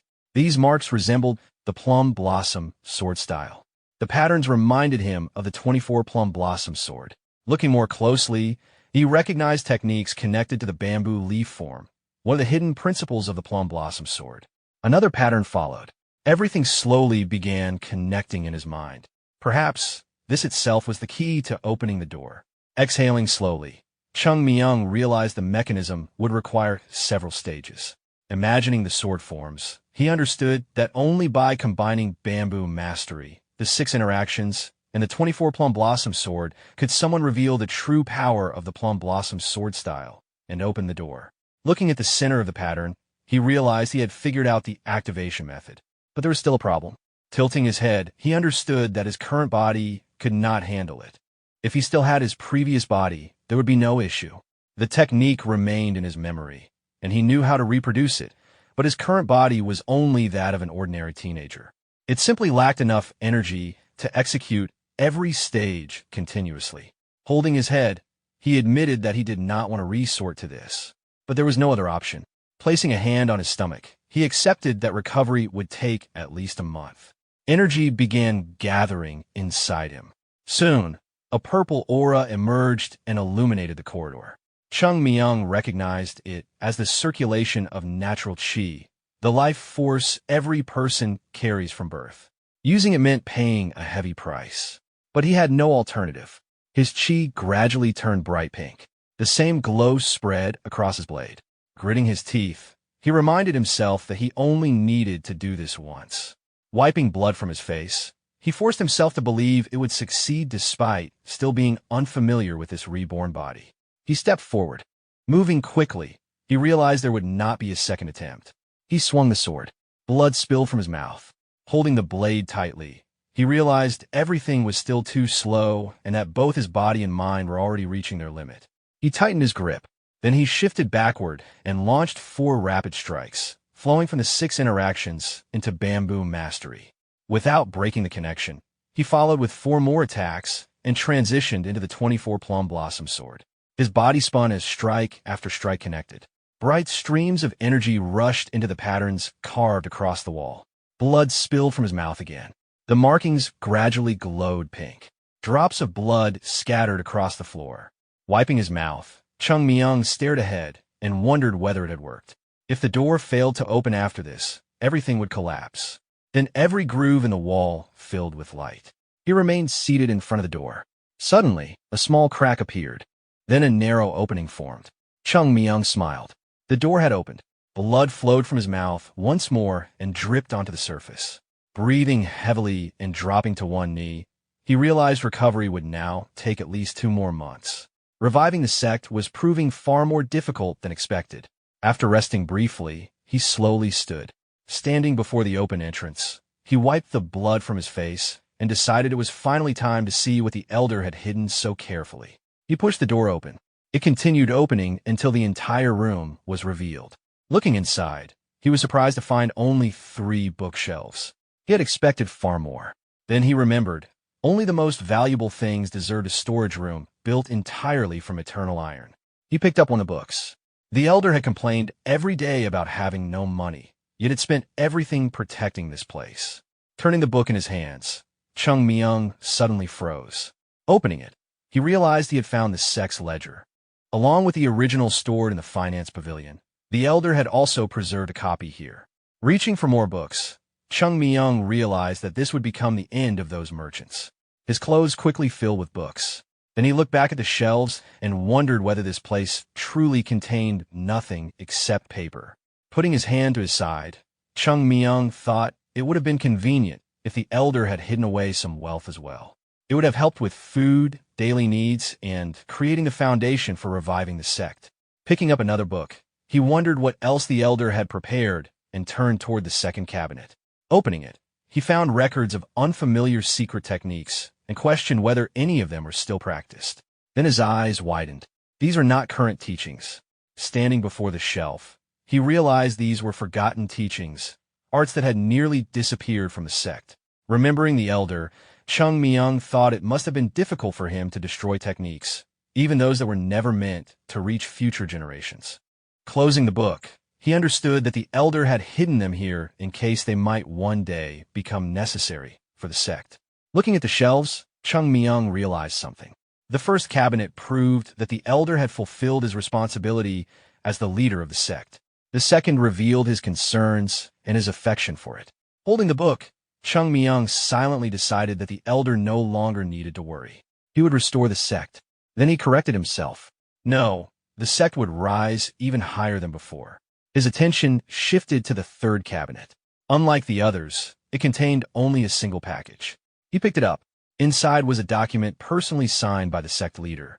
Opening it, Chung Myung read that if someone was reading this letter, then that person had already been recognized by the next generation's leader. The letter stated that sometimes a single line written on paper could carry more meaning than 100 spoken words.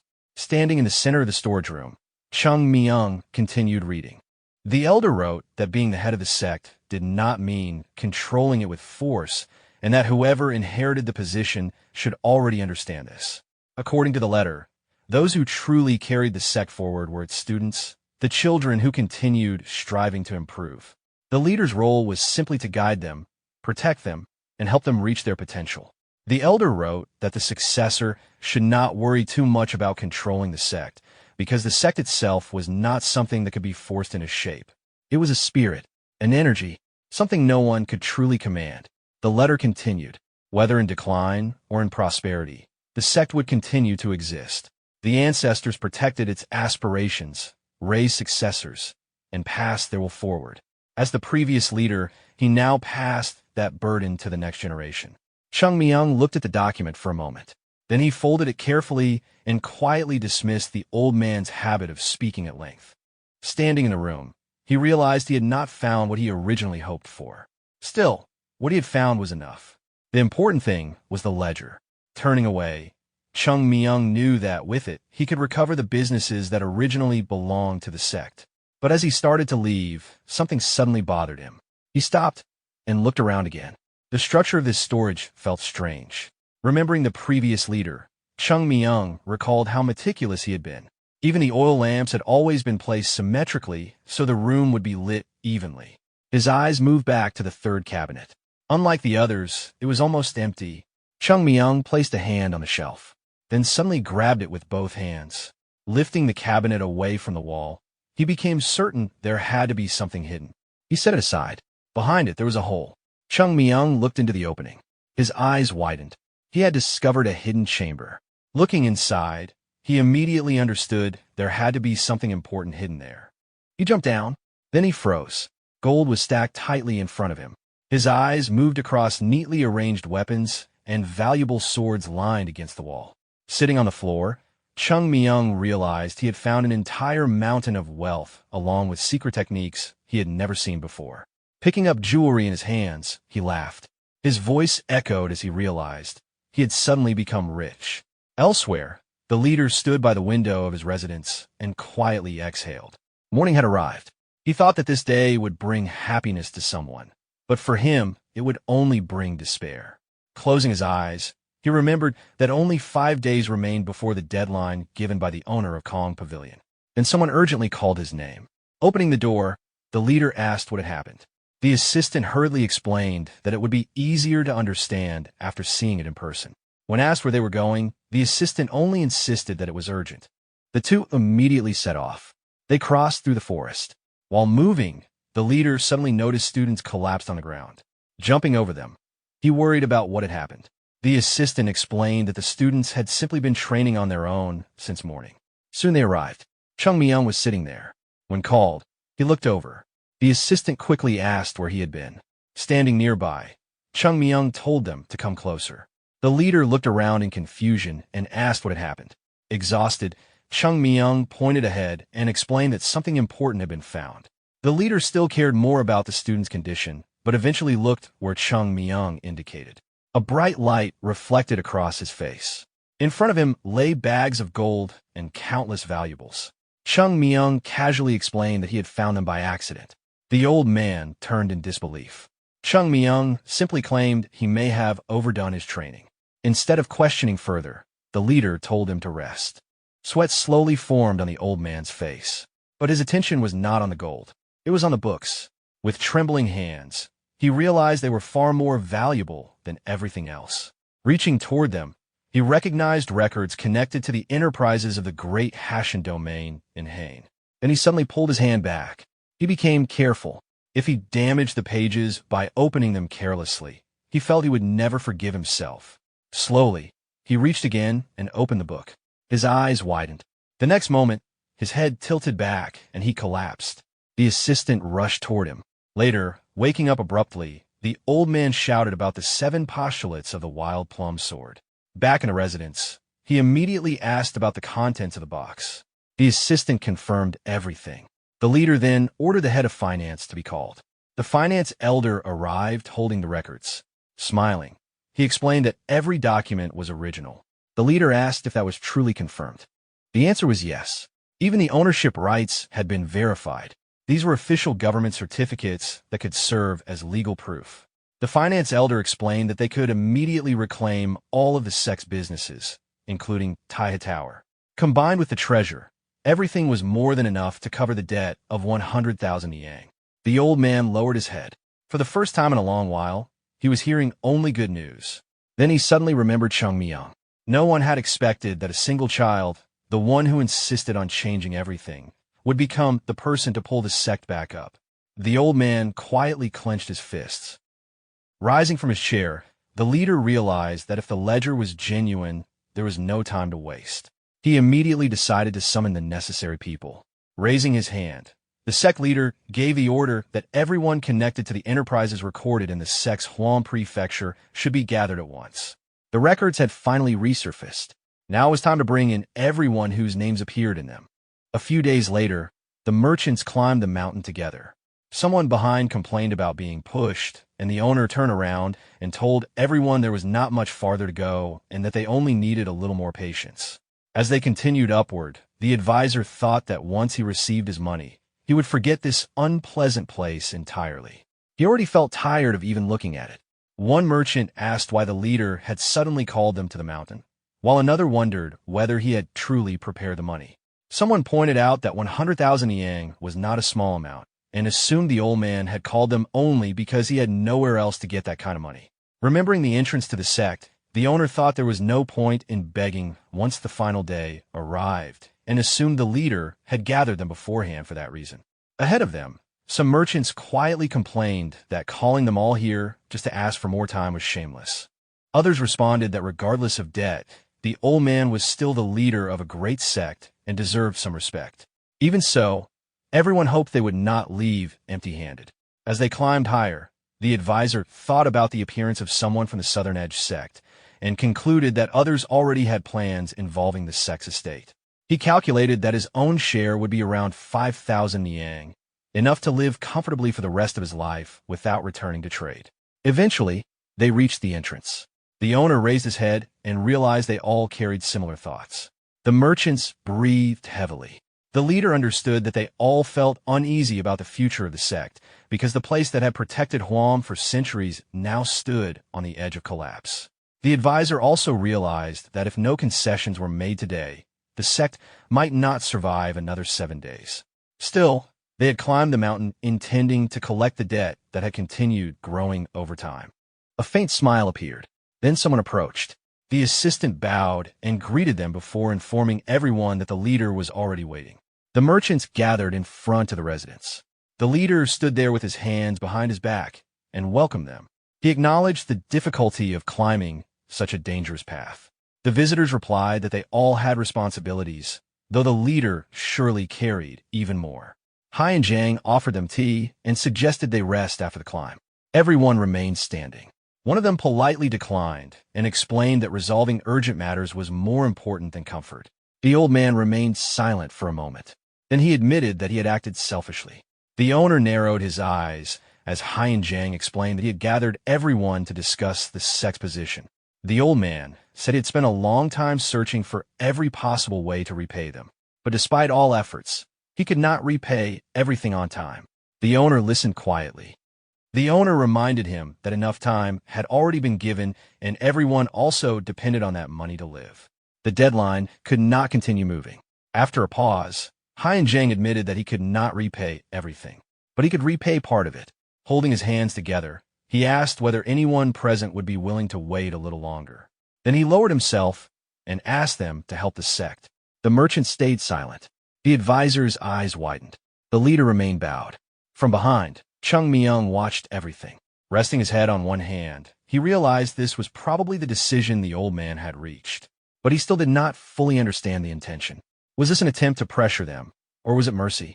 As he continued watching, Chung Myung became certain of one thing. Hai and Jiang was far more calculating than he appeared. The entrance to the sect's territory came into view as Chung Myung reflected that secrecy was an essential quality for someone leading an entire sect. His eyes moved across the weapon racks, and he realized that even though disciples still lived here, the current state of the sect had become little more than a fading name. Lying on the roof, Chung Myung understood why the leader had to accept both profit and loss without losing control. Looking down, he tried to understand whether the old man was feeling anger. The owner smiled and reminded everyone that they had already agreed there could be no more delays because extending the deadline previously had already caused problems. Then his expression changed. The old man explained that this request was not directed only at the owner. Narrowing his eyes, the leader stated that the sect's debt totaled 100,000 yang and that everyone present was owed a different amount. He calmly explained that he was asking only those willing to delay repayment. The merchants looked at each other in surprise. The owner frowned and considered it a desperate attempt. Someone asked whether those unwilling to make concessions would still receive immediate repayment. Standing before them, the old man admitted that the sect was no longer what it had once been. But that did not mean nobody would extend a helping hand. Although he had failed to gather the full 100,000, part of the amount had already been prepared. That was exactly why he asked for understanding and promised that anyone who supported the sect today would be repaid. The owner questioned the logic behind those words. Another advisor asked whether gratitude alone would be enough if they postponed repayment. The old man confirmed it. Then the advisor raised his hand and asked for complete honesty. Everyone knew the sect could collapse tomorrow. The crowd began discussing among themselves. Some wondered whether postponing payment meant losing everything. Others questioned what reason they had to trust the sect at all. The old man exhaled. Then he opened his eyes. He asked whether the name and history of the sect truly meant nothing to them. The owner suddenly smiled. Then he laughed. Chung Myung continued watching from above. The owner kept laughing and questioned whether the old man was pressuring them. The leader calmly asked whether this truly counted as pressure. Then he asked a question in return. What did the sect mean to them? Did the name and history of this place truly have no value? Images of the past seemed to overlap with the present. The old man admitted that the sect was currently in decline. But for generations, the sect had remained inseparably connected to Huam and had shared its spirit and strength with the people there. He asked everyone standing before him to think again about what this place had meant to them. The owner closed his eyes. Then he made a proposal. Pointing to one side, he suggested that anyone willing to postpone repayment should move there. Those who wanted immediate payment should remain where they stood. He added that responsibility for the decision would belong entirely to them. No one should expect the trade alliance to rescue them if they later lost their money. The time to choose had come. The merchants looked away. No one moved. A smile appeared on the owner's face as he spread his arms and declared that nobody intended to delay repayment. Then, someone stepped forward. One advisor quietly separated from the group. The owner immediately called out to him. The leader silently watched. The owner asked what he thought he was doing. The advisor calmly replied that there was no need to react like that because he already knew people would see it as betrayal. Then he looked directly at the owner and quietly remarked that the owner was not originally from Huam after all. The man looked down and explained that he had come to this place as a son-in-law, so he could never fully understand what the sect meant to people born here. A memory surfaced. As a child, he had once stood with his father, who pointed toward the mountain and spoke about the sect. Everyone used to say that anyone accepted there could become a great master. The child kept staring at the mountain. Years passed. Even after learning that he lacked the talent to enter, he still grew up surrounded by stories about that place. Stories of how the sect protected the land and watched over Huam. The owner narrowed his eyes and questioned why he suddenly brought this up. The advisor lowered his head and explained that his father and grandfather had grown up the same way. To them, this place had always been a source of pride. Looking at the others, he said that once they received the money, most of them would simply leave and use it elsewhere. But he had spent his entire life on these lands. The owner asked whether that alone was enough reason to reject such a large amount of money. The advisor looked at him. The owner warned that he would regret it. Sweat appeared on the advisor's face as he remembered climbing the mountain, thinking only about money and the comfortable life that would follow. Clenching his fist, he realized his decision made no practical sense. But he also knew he could still survive without that money. Even if he regretted missing the opportunity later, he could live with that. But if he helped tear the sect apart piece by piece, he would regret it until the end of his life while surrounded by meaningless wealth. Looking at the others, he admitted that he did not want such a life. The owner raised his hand and said it would not matter because one person alone would change nothing. Then suddenly someone spoke. People began asking why the advisor was standing there alone. More merchants started crossing to the opposite side. Soon 4 more people stood behind him. The leader's eyes widened. He looked at them quietly. Then he lowered his head. Looking at them, he admitted that he was glad there were still people who respected the sect. The advisor turned as the leader instructed the assistant to bring something. Unam placed a box on the ground. Inside were books. The owner immediately recognized them. It was the ledger of Huam County. The leader looked at him and reminded everyone that since ancient times, the sect had treated them with kindness. Yet they had repaid that trust with betrayal. Sweat formed on the owner's face. Then the leader stepped forward and declared that based on these records, the sect would reclaim every business they had managed. Everything gained through those businesses would also be confiscated. The merchants immediately protested and demanded an explanation. The old man calmly replied that he meant exactly what he had said. Holding the ledger, the owner said the joke had gone too far. The leader answered that it was unfortunate that the leader of such a respected sect appeared to be a joke in his eyes. The owner shut the book and asked him to wait. Holding the records, he argued that nobody could know for certain whether they were genuine. The old man stood with his hands behind his back. The owner suggested that perhaps the leader himself had been deceived by a forged ledger. The leader looked at him in silence. Then he closed his eyes and admitted that there might be some reason in verifying such a claim. A house roof came into view as he instructed the assistant to call the head of the finance pavilion. Henan stroked his beard. After examining the matter, the finance director stated that confirming the ledger's authenticity would require a proper investigation. The merchants immediately raised their voices and demanded verification. Then the finance director turned around and calmly spoke. With a faint smile, Henan explained that he had expected such doubts and had already sent half of the ledger to the Huam government 2 days earlier for authentication. The owner froze. Thinking back to the city, he immediately understood the situation. If officials had already begun investigating the enterprises while all the merchants remained gathered at the sect, there would be no chance to resist. The real goal had been to draw them away from the city. His expression stiffened. Looking at the records, he realized 2 days was more than enough to complete the inspection. Clenching his fists, he understood that the documents in the box had already been verified. Grinding his teeth, he realized government forces were probably already waiting at the foot of the mountain to seize everything. Then someone called out. The old man stepped forward and ordered them to control themselves because they no longer had the right to protest. Standing with his hands behind his back, Huashan-Sekte said they had rejected the hand of an old friend in hardship. Not only that, they had betrayed that friend. Because of that, they no longer deserved to call themselves allies. Looking at them, he told them to return. Everything would become clear once they reached Huam. Grinding his teeth, the owner listened as Huashan-Sekte explained that his original intention had been to confiscate everything. But considering their years of effort, they would still be allowed to keep 1 cart of goods. The owner frowned and quietly declared that he would not forget this debt. Then he turned around and began leaving. The merchants silently followed. One advisor turned back and listened as Huashan-Sekte added that at least they had not completely abandoned their humanity. The old man continued and explained that the enterprises would still return to the sect. That part would not change, but the sect would also restore everything it had lost. Closing his eyes, Huashan-Sekte announced that those willing could continue managing the businesses locally and continue earning profits. He invited them to discuss future cooperation and asked them to come inside. Looking down, the advisor realized this arrangement was far better than remaining dependent on the owner. In an instant, their positions had changed. The former owner had become the weaker side. The man closed his eyes. Meanwhile, the merchants continued down the mountain. Hearing the sect leader, Chung Myung, cursed at him. He shouted, asking who allowed him to throw away property that belonged to the sect. The carts continued moving.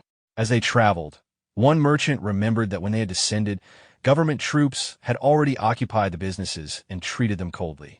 If not for the leader's instructions, they would likely have been detained immediately. Looking toward the owner, the merchant realized none of this would have happened if they had not followed him. Someone asked what they should do now. The owner stayed silent while another merchant continued blaming him for everything. The owner narrowed his eyes and asked whether he was being accused. The man immediately denied it. The owner set the handles down and raised his hand. He told everyone to stop speaking carelessly. For now, they simply needed shelter and time. Then he asked whether anyone truly believed the ledger was genuine.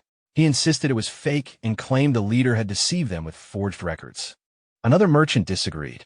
He pointed out that the government had already confirmed the documents and admitted he had secretly checked their contents himself. The records were real.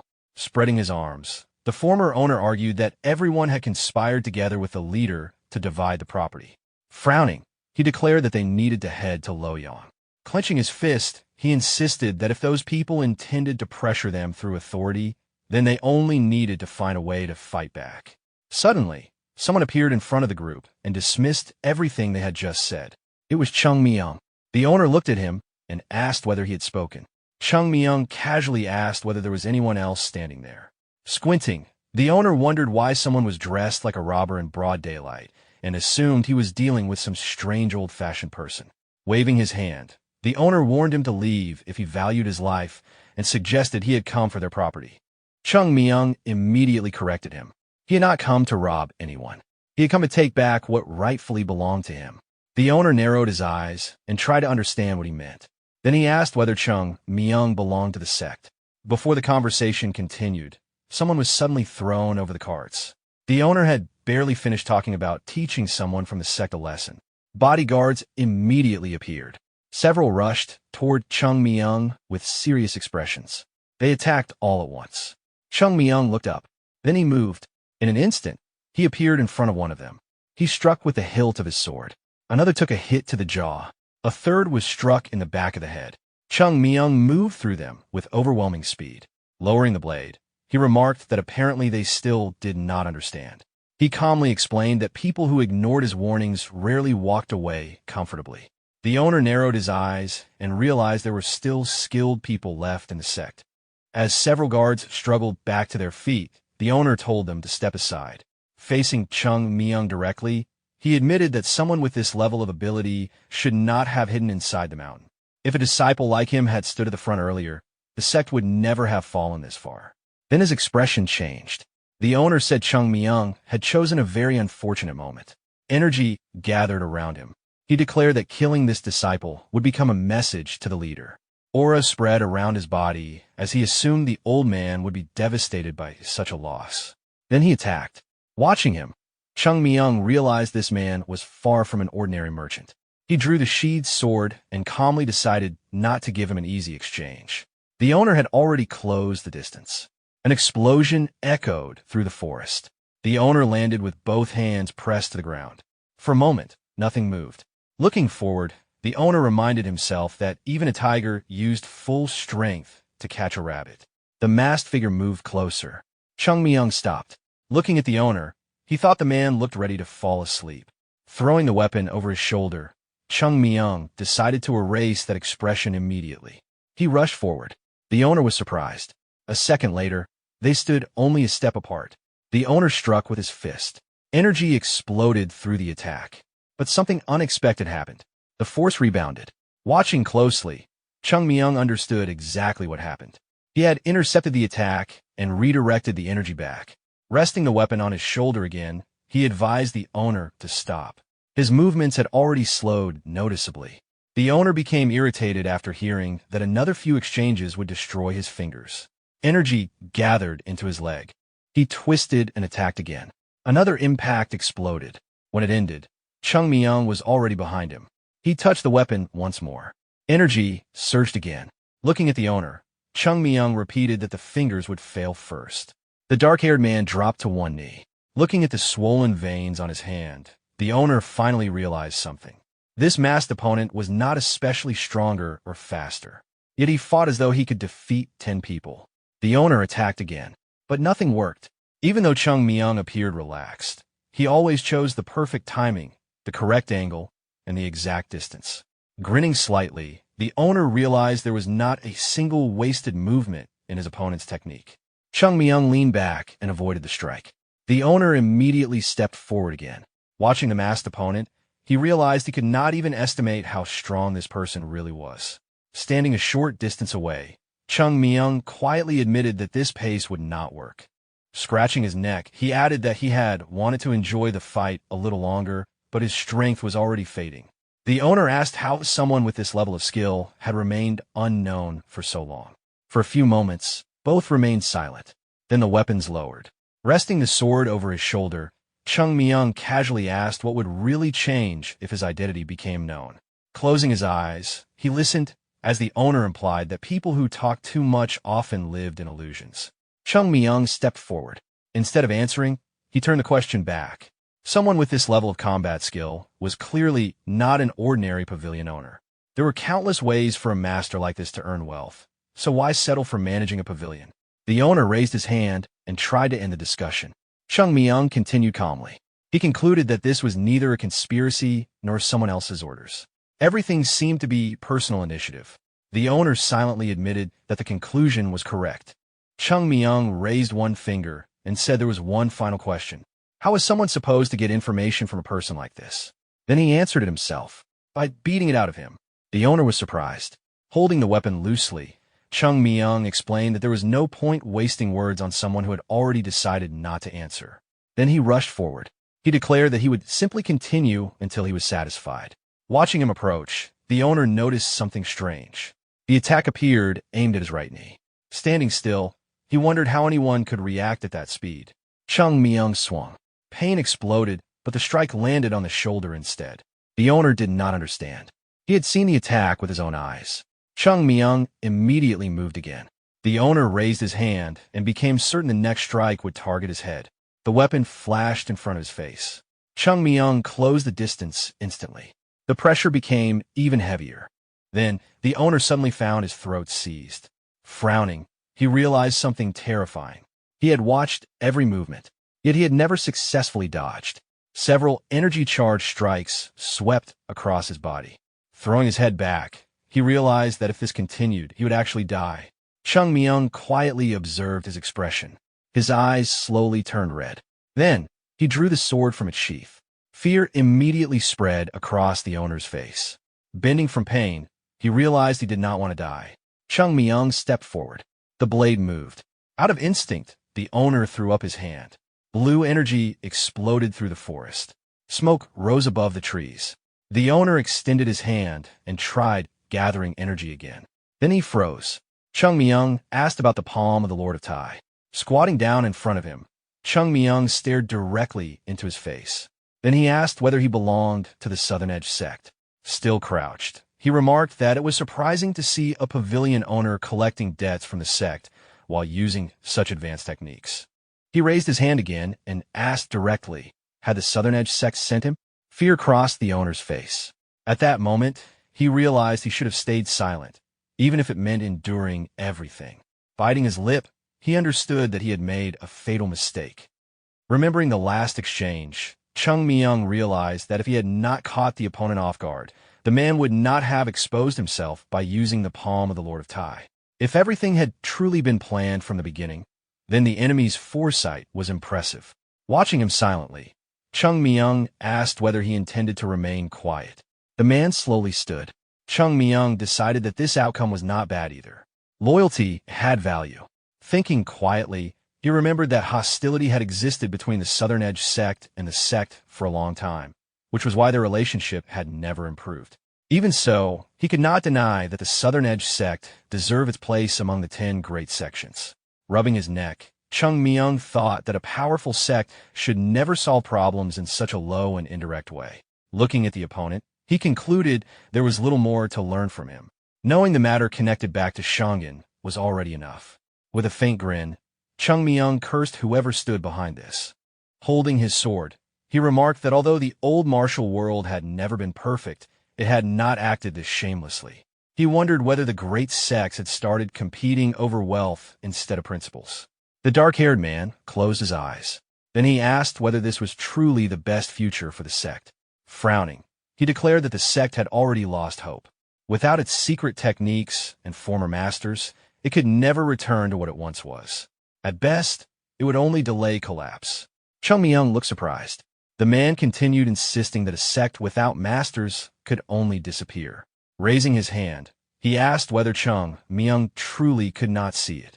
Chung Myung rested the sword on his shoulder and calmly asked, who said the sect had lost its techniques? Swinging the blade once, he mocked the logic of people who talked too much. If they wanted to destroy the sect, they should simply admit it instead of hiding behind excuses. As the opponent watched, he realized something.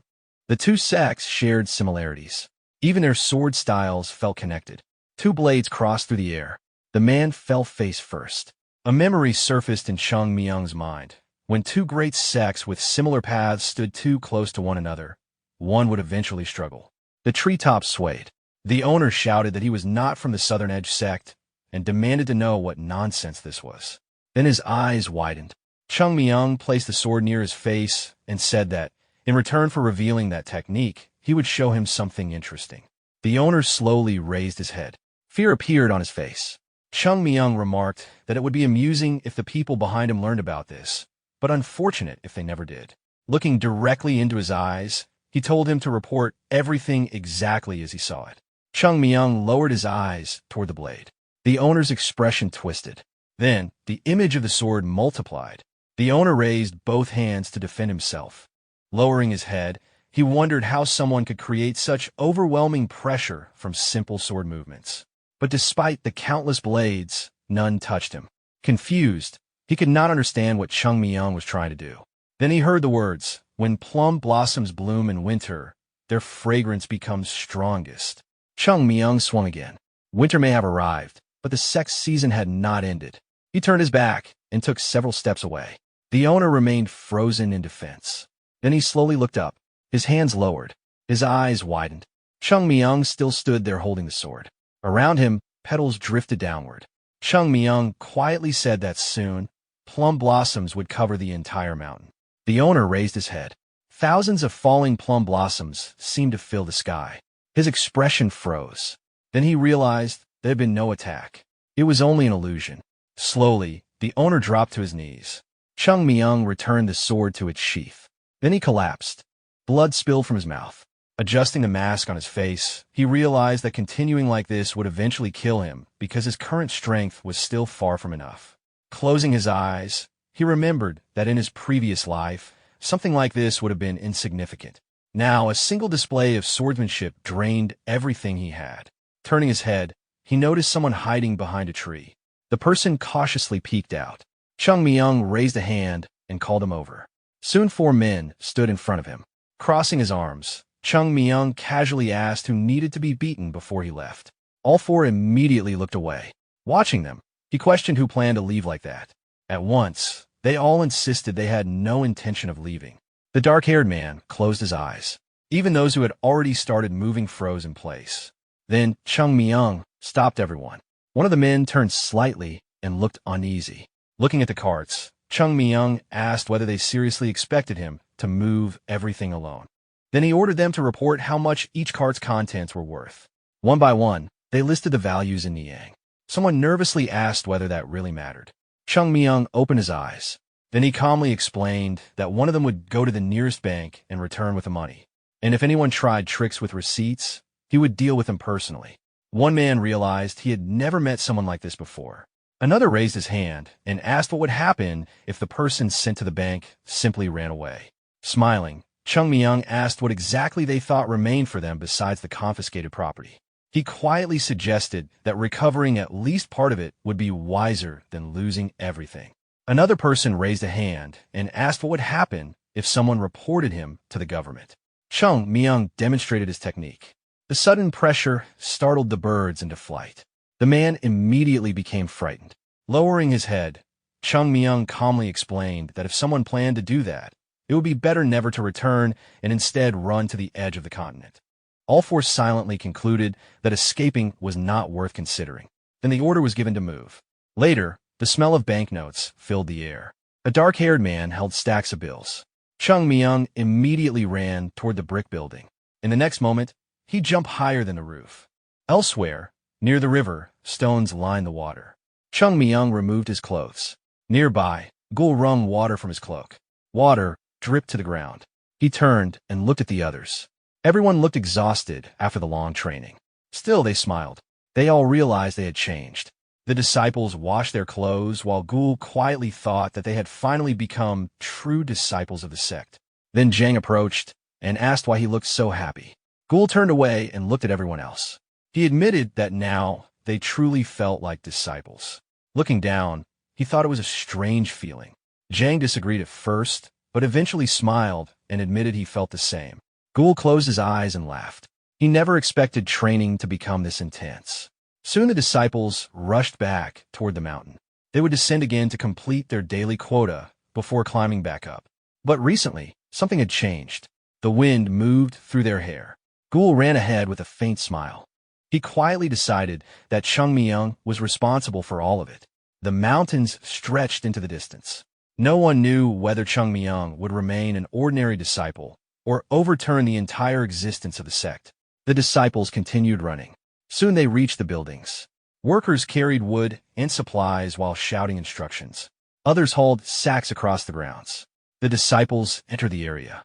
A Taoist raised his hand and directed where all the materials should be taken. Suddenly, the junior mentor turned around after Zhang called out. The disciples approached and asked what was happening. Unam turned and explained that the people around them were laborers. Looking across the area, He added that they had decided to use the opportunity to carry out major renovations. Ghoul stood beside his companion as the junior mentor explained that the buildings had fallen into serious disrepair. The worn roofs came into view. The disciples stared in surprise. Unam asked why they were standing around and told them to help the exhausted workers. Ghoul froze briefly while Jang immediately accepted the order. The mentor pointed ahead and the boys hurried off. Later, the building was brightly lit. A roasted chicken sat on the table. The students stared at the food in disbelief. Some nearly started drooling. One disciple became so excited he treated it like a gift from heaven. Soon everyone gathered around the table in excitement. Perhaps the changes brought by Chung Myung would arrive much sooner than expected. That night, under the moonlight, one disciple held a folded uniform and commented that the renovations had started too suddenly. Ghoul and Jang walked together and talked about how there had even been meat at dinner and everyone had received 2 new sets of clothes. The students still seemed unable to believe it. Ghoul asked what his companion was thinking. As they approached the gate, Jang laughed and admitted that having money felt surprisingly good. He had expected improvements, but not this quickly. Construction materials covered the grounds. Jang wondered whether the elders had truly endured hardship willingly all this time. Remembering one elder's smile, he realized he had never seen that expression before. The night sky stretched above them. Ghoul asked what would happen next. Approaching another building, the Taoist explained that the sect was changing rapidly and they should prepare themselves. Adjusting the uniform in his hands, he pointed out that not every change would necessarily be easy. Remembering the hidden documents, he reflected on everything that had happened. Ghoul walked ahead and wondered why Chung Myung had done all of this. The answer seemed obvious. He wanted everyone to see the change. The students smiled. The sect was clearly changing. Since change could not be avoided, they needed determination to keep up. Imagining Chung Myung standing in the middle of the wind, the Taoist thought that anyone acting carelessly could easily be swept away by the storm this boy had created. They opened the doors. Ghoul smiled and told his senior not to worry. Then he asked seriously where Chung Myung had gone since early morning. His companion guessed that he was probably in the leader's residence. Near the mountains stood a small building. Several people sat around a table. Hai and Jang explained that someone who had achieved such a result naturally deserved a reward. Smiling, he added that the sect had prepared one, and that was why Chung Myung had been called there. Chung Myung looked away. The old man asked whether there was something he wanted. For a moment, thoughts of treasure appeared. The leader even suggested that if Chung Myung regretted giving up the wealth they found, some compensation could be arranged. But Chung Myung refused. He said he had no interest in riches. The old man looked surprised and felt pleased, thinking the boy was following the path of Taoism, even though overcoming greed was never easy. Chung Myung quietly thought that his own storage was already full of treasures anyway. The teapot sat between them. The leader then offered to let him access the sect's secret techniques earlier than normal. Once again, Chung Myung refused. The old man widened his eyes and wondered whether the boy considered the sect's techniques unimportant. Chung Myung calmly replied that there was no reason to break the order established by the elders. Internally, though, he knew that was not the truth. If anything, he felt more qualified to teach than to learn. Thinking about the books and everything preserved in storage, he realized there was still much to teach the Taoists. The difficult part would be doing it without anyone noticing. Resting his head on one hand, Chung Myung decided not to worry about it yet. The room remained brightly lit. Looking quietly ahead, he thought they could even hand him the sect itself, because right now, all that remained was its name. The sect leader smiled as Chung Myung looked like he had finally made up his mind. Placing a hand on his chest, Chung Myung asked Henan to allow him to go down to Huam whenever necessary. He believed that broader movement would create more opportunities. Looking at the sect leader, he explained that constant training in a confined place limited his growth, and that moving freely would help him discover new limits and improve faster. The sect leader crossed his arms. Henan understood Chung Myung's intention, but explained that such freedom went against the sect's discipline. Chung Myung looked away.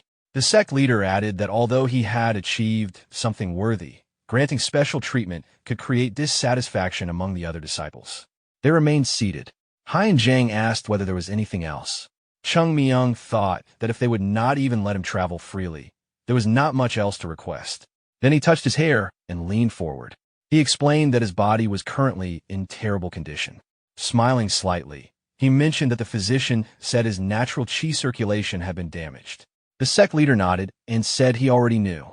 Placing a hand on his chest, Chung Myung asked whether he could receive some healing pills to restore his body. They sat facing each other. Then Henan called the attendants. Chung Myung's face immediately brightened. The sect leader calmly drank from his cup. After setting it down, he officially granted Chung Myung permission to go down a huam. The people nearby nodded. Chung Myung looked at the sect leader in surprise. Then the sect leader stood up and explained that permission did not mean unrestricted freedom. He pushed Chung Myung outside and reminded him that he would still be responsible for any trouble he caused. The doors closed. Chung Myung stared at them in disbelief. Annoyed, he thought that he had asked politely. Imagining the sect leader's face, he concluded that no medicine in the world would be enough for him. Inside the room, the sect leader placed a hand near the door and turned to his subordinates. He asked what they thought. One of them replied that Chung Myung seemed unusually suited to the path of Taoism. Sitting again, Hunan added that despite his age, the boy's words sounded surprisingly thoughtful. Remembering Chung Myung's expression, he admitted that although the boy could be rude, his age should still be considered. Looking down, Hunan reflected that speaking with Chung Myung never felt like speaking to a child. He imagined the boy surrounded by light and realized that he lacked the childish qualities expected at his age. Hunan quietly concluded that Chung Myung carried the presence of a true Taoist. The sect leader turned to Haiyaneng and asked for his opinion. The man touched his head and admitted that he was not good at judging people. After thinking for a while, another elder said that Chung Myung simply did not behave like a child. Wu Dam quietly agreed. Haiyan-Sang extended his hand and explained that intelligent children, or children who had experienced hardship, often became more mature than their peers. But Chung Myung felt different. His speech and behavior resembled those of a grown man. Someone cautiously asked whether there was something unnatural about him.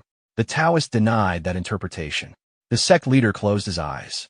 He said he understood their concerns, but decided not to attach too much meaning to them for now. After all, Chung Myung was still a child. Looking forward, the sect leader concluded that their role was not to use people, but to guide them. If Chung Myung truly was an unpolished diamond, then the sect would help him reach his full potential. The Taoist nodded. Then Henan turned to Unam and asked about the renovation work. Unam imagined the workers cutting wood and explained that bringing materials into the steep mountains remained difficult. Workers continued processing timber. To make up for shortages, they planned to use nearby forest resources, but the process would still take time. The sect leader stroked his beard.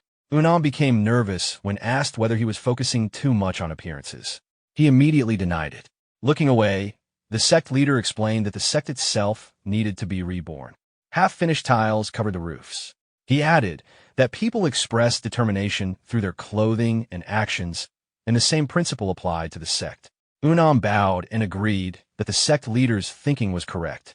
Haiyang turned to Hyansen and said that the new teachings needed to be explained to the disciples as quickly as possible. Presenting the books, he emphasized that there could be no carelessness because the future of the sect depended on how well the students mastered these techniques. The Taoist respectfully accepted the responsibility and promised not to overlook anything. Standing near the doorway, Henyong said he could only trust his subordinates. The Taoist closed his eyes. As he examined the books, he noticed something strange. For teachings that were supposedly over 100 years old, they looked unusually new. Opening one of them, he realized that some sections even showed traces of fresh ink, as though someone had copied parts of them in a hurry. He shook his head and dismissed the thought. The contents still matched the originals. Looking down, he quietly wondered whether someone had been helping the sect while keeping their identity hidden. Meanwhile, Chung Myung walked into the forest, complaining to himself that the sect leader refused to give him the pills. Sitting on the ground, he grumbled that he had even copied the teachings for them. Writing on paper, he joked to himself that not even a beggar would willingly come to this place. Imagining the sect leader's face, he realized that not only had they lost their money, they had also lost the recipes for many elixirs. Standing up, he admitted that everything had become one giant problem. Purple energy flickered around him. He already knew the consequences would be serious. Touching his forehead, he realized the situation had turned out worse than expected. Standing in the open field, he concluded that if things continued this way, he might freeze and die within 6 months because his body was not recovering. Thinking about the growth of a child's body, he realized that stopping training for half a year would be extremely dangerous. His chi continued flowing through him. This period was the best time to build internal energy. If he missed it, there would not be another chance. Frowning, Chung Myung decided he needed another solution. He remembered 2 methods. One was medicinal pills that restored natural chi circulation. The other was receiving energy from another practitioner. Then another memory surfaced. In the past, there had been countless pills. He remembered casually taking them after drinking and recovering without effort. Looking down, he wondered whether he should do something similar now. Suddenly, his eyes widened. Sweat covered his face. It felt like he had remembered something important. Without hesitation, he started running. He crossed through the forest. Under the dark sky, he thought that even a troublesome mind could occasionally become useful. The moon illuminated the mountain. Then he stopped. Ahead stood an enormous obstacle, Dwanch Cliff, the highest and most dangerous place on a mountain. Halfway along the cliff was the location he had been searching for. A hidden cave. Chung Myung realized that in all of the sect, only he knew this place existed. Crossing his arms, he remembered that training near the cliff had always been forbidden. But because of that, there was no better place to hide from the sect leader's attention. His face reddened as he remembered hiding meat there and sleeping while avoiding the elders. Standing silently, he wondered how they had never killed him for it. But none of that mattered now. Looking at the cliff, he decided to climb. Then he stopped. In the past, reaching the cave would have taken 2 jumps. With his current body, that was impossible. Instead, he ran in the opposite direction. Soon he returned carrying a rope. Dragging it behind him, he reached the cliff again. Standing at the edge, he realized going down might actually be more dangerous. Looking into the abyss, he thought it was 10 times worse than climbing. Clenching his fist, he reminded himself that he had already died once. Then he immediately admitted he really did not want to die again. He tied the rope around a tree. Holding onto the cliff, he complained that reviving the sect was far too difficult. As he lowered himself, he remembered that training there had never been prohibited only because of the height. Stepping carefully onto a rock, he remembered why Dwanch Cliff had that name. It truly was a steep cliff. He continued descending. There was almost nothing to hold on to. Then his foot slipped. Chung Myung started falling. His eyes widened. The cliff was unbelievably smooth. He screamed. He screamed. A bright flash appeared above. And in that moment, he became certain he was going to die. Suddenly, the rope tightened, and Chung Myung was pulled upward. Suspended in the air, he reminded himself that preparation was the most important thing. As he neared the cliff, blue energy spread through his hands. He pressed both palms into the rock. His bones cracked. Holding on with one arm, he let out a strained breath. Grinding his teeth, he realized his bones felt as fragile as reeds. Sweat covered him. Looking sideways, he finally spotted the entrance to his hideout. Chung Myung narrowed his eyes. He only needed to reach it. He kicked off the cliff. The rope tightened again. Using the momentum, he jumped sideways and grabbed hold. Then he surged forward, but suddenly the rope snapped. His eyes widened. He fell. Activating his chi instantly, he reached for the cliff. His fingers cracked under the pressure. He slipped again. Then he crashed downward. Pain shot through his body.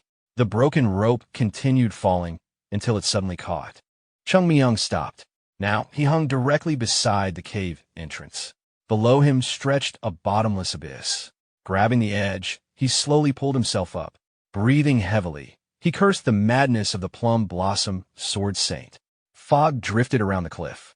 He stepped into the cave and reminded himself that he had only trained here in his previous life. Sweat dripped from his face.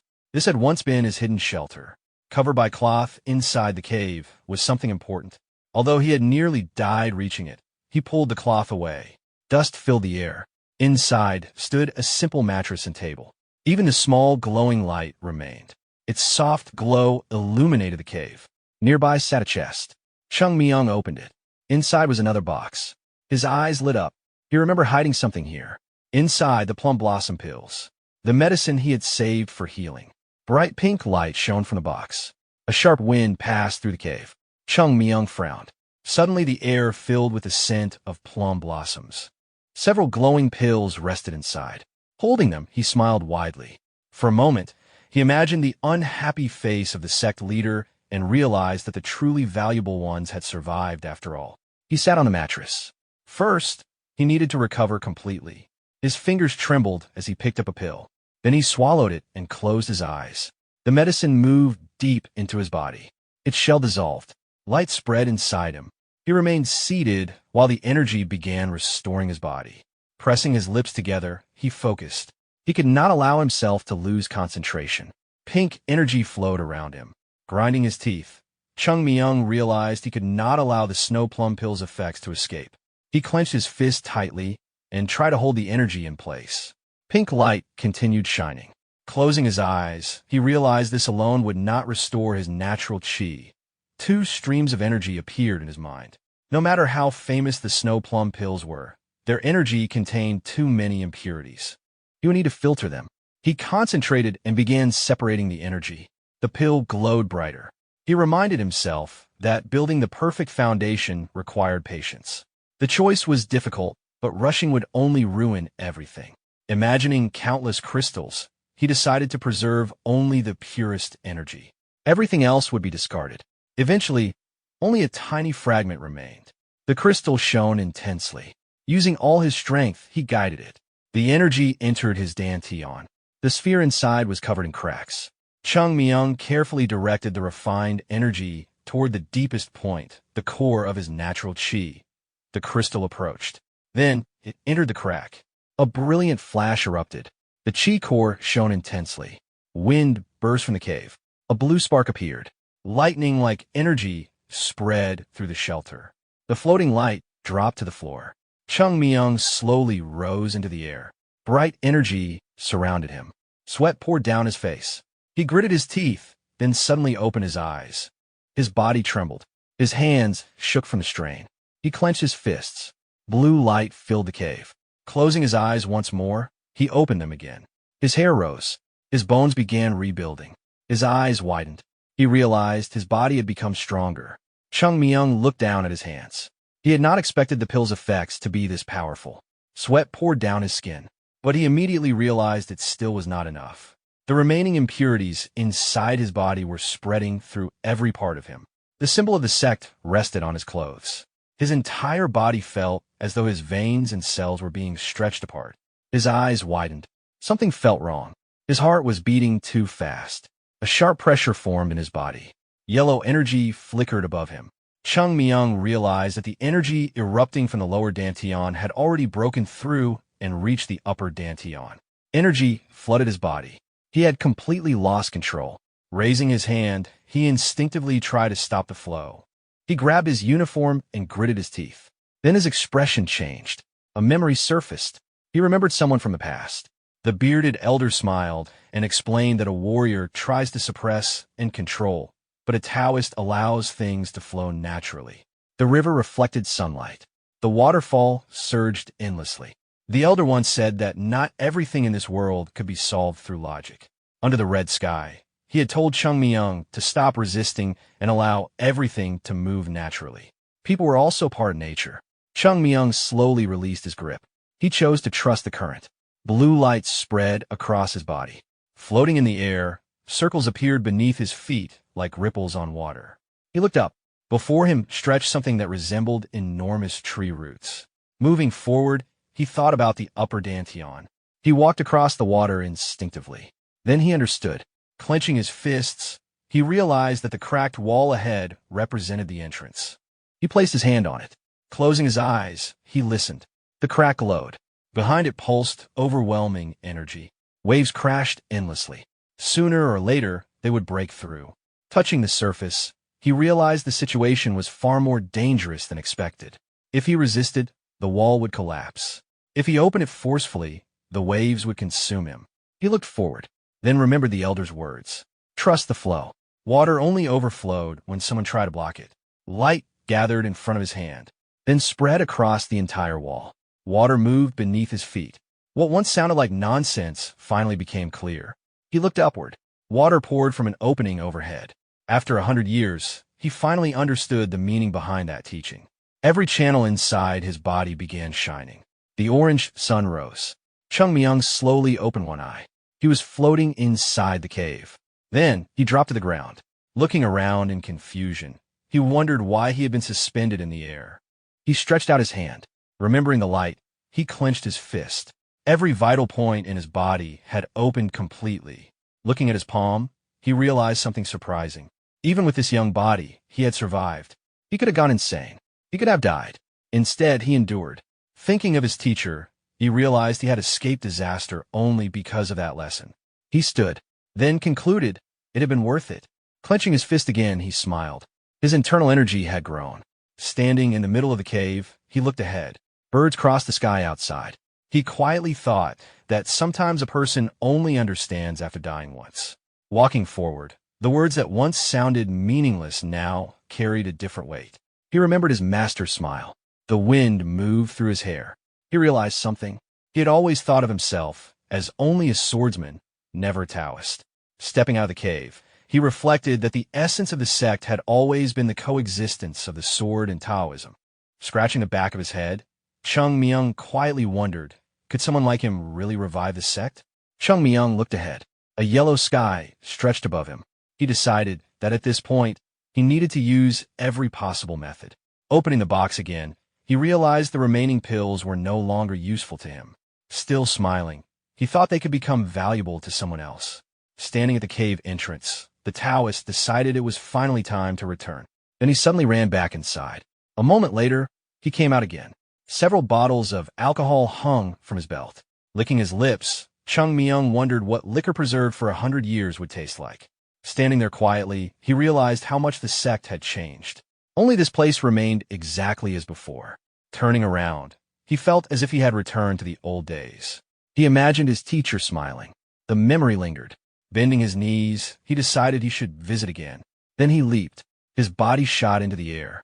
Heading toward the cliff, he landed smoothly. Pushing off again, he rushed upward. A satisfied smile appeared. Jumping from one point to another, he climbed toward the summit. Pressing his foot against the rock, he launched himself into the air. Turning around, he saw the bright sun behind him. Then he dropped down. After brushing off his clothes, he realized his body felt unexpectedly light. Turning around, he quietly admitted this was not bad. Closing his eyes, he breathed in deeply. Then his eyes opened. His expression changed. Looking at the trees nearby, he suddenly shouted that he smelled something rotten. Later that night, the disciples finished training and opened the doors to leave. Most only wanted to collapse in a bed. Walking into the courtyard, some wondered how much longer this routine would continue. One rubbed his shoulder and complained that Chung Myung had been acting strangely lately. Another thought about it and realized he had not even appeared at training recently. Nearby, another disciple overheard the conversation. He mentioned that people had started saying Chung Myung looked thinner every day and seemed seriously unwell. Some believed he had become sick enough to stop training. Everyone turned. Looking toward the gate, someone quietly wondered if he was absent. Could training be skipped? Another disciple narrowed his eyes. His nervous companion asked whether there had ever been any other reason they obeyed him. After imagining Chung Myung's usual terrifying presence, they admitted the truth. Even if all of them attacked together, they would still lose. But now he looked weak. The atmosphere shifted. Standing in the courtyard, several students quietly started considering rebellion. Ghoul listened from the side as more voices joined in. Zhang smiled and told himself to leave those fools alone. With a sigh, he decided they would soon learn reality. Then the school gate opened. Zhang and Ghoul turned. Light spilled through the entrance. Someone walked in. It was Chung Myung. The students froze. His face had regained color. His condition looked completely restored. He seemed healthier than ever. Everyone immediately abandoned thoughts of rebellion. One look was enough. If they challenged him now, they would probably die. Chung Myung opened his mouth. Standing in front of everyone, he calmly admitted that as their instructor, he felt responsible.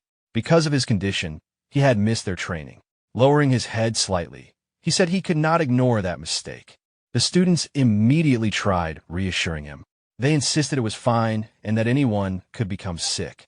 Chung Myung clenched his fist. He acknowledged that they had trained hard even without him, which made him feel even more responsible. Mistakes could not be erased, but they could be corrected. Since training had been insufficient, they would simply increase it. Then he pointed behind him, toward the enormous mountain. He announced the next exercise. A race. Anyone arriving late would run again. Zhang immediately sprinted away. Ghoul chased after him, complaining that nobody even explained anything. The remaining students stared. Then one suddenly shouted that everyone should run. If they were late, they would only suffer more. The entire courtyard froze in horror before breaking into a desperate sprint. A moment later, all the students rushed forward. Standing in the middle of the dust, Chung Myung watched them with a faint smile. So they had finally started thinking about rebellion. He did not dislike it. Before, they had only followed orders without question. Now, they at least had the courage to resist. His expression sharpened. Before complaining, people first needed ability. Looking at the disciples climbing the mountain, Chung Myung thought that a warrior earned the right to speak only after gaining strength, and then gaining even more. Watching them continue upward, he quietly decided to build that strength himself. Raising his head, he reflected that throughout thousands of years of Murim history, countless individuals had reached the peak alone. But one strong person could never restore an entire sect. Remembering his old companions, he realized that if only one disciple became exceptional, the sect's name would never truly rise again. Everyone had to grow stronger. Looking toward the sky again, Chung Myung decided that he would make the name of the sect echo louder than before. Standing alone in the courtyard, he shouted that whoever arrived last would lose their meal. Soon, the sun rose. Students collapsed across the yard. Ghoul lay on the ground, breathing heavily. Covered in sweat, he lifted his head and noticed Zhang standing. Even after that training, he remained upright, quietly wiping away sweat. Ghoul finally understood why Zhang was recognized as the eldest. It was not talent, it was will. Even Zhang himself trembled while standing. Then, a huge boulder dropped into the yard. Chung Myung appeared carrying more. He told everyone to hand over their sandbags. Seeing nobody move, he questioned why they were all lying down. Had they really exhausted themselves over something so small? Ghoul stared at him. Monster. Chung Myung narrowed his eyes and commented that the current generation seemed weak. Things had not been like that in his time. Jang, standing nearby, looked speechless. After dropping the boulders, Chung Myung announced that training would stop for now. Everyone should eat, then continue after lunch. Throwing aside the sandbags, he warned that if anyone skipped effort, the workload would increase tenfold. As he walked toward the gate, he ordered them to clean everything. Looking toward the mountain, many silently cursed him. Later, during breakfast, everyone sat around the table. Zhang looked around and asked why nobody was eating. One disciple raised his head and admitted that eating felt impossible. Another stood and asked whether training had become excessive. Even Zhang's hands were shaking. Everyone looked at their trembling hands and quietly admitted that they might actually collapse if this continued. Barely lifting his chopsticks, Zhang turned to Ghoul and asked what he thought. Holding a piece of meat, Ghoul thought quietly. Every day, the training became harsher. Their bodies might eventually fail. Many students nodded. Then Ghoul looked at Zhang. People were like iron. Iron only became stronger after enduring repeated strikes. Closing his eyes and imagining Chung Myung, he concluded that someone like him would never overlook such a basic truth. Opening his eyes again, Ghoul suggested they endure a little longer. If nothing improved, then they would speak up. Zhang nodded. The others looked relieved. He promised that when that day came, he would not stay silent. That night, Ghoul collapsed on his bed. He sighed and closed his eyes. Thinking about tomorrow's training, he wondered whether his body would give out first. Until now, he believed he could endure anything. But now he was not sure anymore. His eyes slowly closed. Then someone woke him. He opened his eyes. Chung Myung sat beside him with a faint smile and quietly told him not to make noise. Sitting there, Chung Myung explained that obtaining it had not been easy, but he would give it to him. Ghoul stood up in confusion. Then he looked at Chung Myung's hand. His eyes widened. Resting in Chung Myung's palm was a pill. Chung Myung raised a finger to his lips. Still shocked, Ghoul asked where he had gotten something so valuable and whether he really did not intend to use it himself. Ghoul froze when Chung Myung explained that he needed it more. Smiling, Chung Myung told him to keep everything secret from the others. Sitting behind him, he explained that after swallowing the pill, he would help circulate the energy. Ghoul closed his eyes. Quietly, he felt embarrassed remembering that he had once truly believed Chung Myung was a complete devil. Chung Myung placed his hand against his back. His storage of pills was now empty. But he already knew, if water was given to a thirsty person, that gratitude would remain forever. Grinning to himself, he imagined the elders' reactions and thought it might be interesting to watch. Night passed. The next morning, the students trained with their swords. Each swing came without complaint. Watching them, the instructor realized something had changed. His eyes widened. Their sword techniques had become stable. Every lunge matched perfectly. The students moved together. Looking carefully at their sword tips, he noticed sharper movements and greater confidence. Each step carried power. Their balance remained steady. Even the swords seemed heavier. The change was unbelievable for such a short time. As the students continued practicing in perfect rhythm, the teacher remembered Chung Myung asking him for only 1 month. Back then, he had confidently promised results. The teacher smiled. At first, he assumed this was simply the effect of morning training. Then his attention shifted. He noticed the disciple standing in the center. His expression changed. Placing his hands behind his back, he realized something else. The students' swords had not become empty movements. Their eyes still carried passion. The students stopped and looked up. The instructor smiled and announced that if they completed their current training properly, he was considering teaching them the Tai Flummox sword technique earlier than scheduled. The students immediately began murmuring among themselves. Excitement spread. The teacher smiled quietly. Effort rewarded effort. If this cycle continued, they would become worthy swordsmen. At that moment, the sect leader entered the training ground. Everyone turned.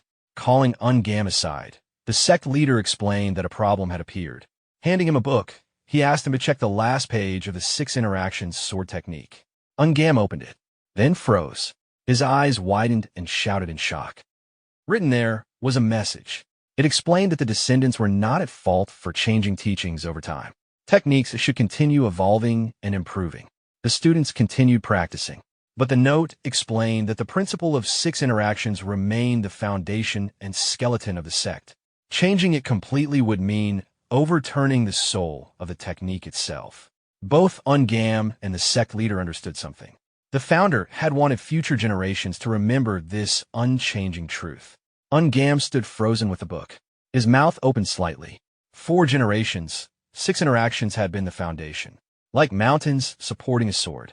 Every teaching began after mastering that principle. As the students practiced and their blades created ripples in the air, Ungam quietly questioned why they had abandoned it. Times had changed. 6 interactions took too long to master. That was exactly why they developed the blade of the true principle. The sect leader closed his eyes, then nodded. That was precisely why he had come for advice.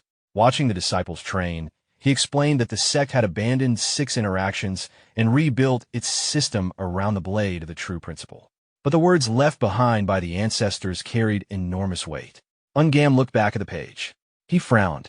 The teachings of past generations had always served as a guide, a path already walked. Holding the book tightly, he could not understand how they were supposed to go against instructions written so clearly.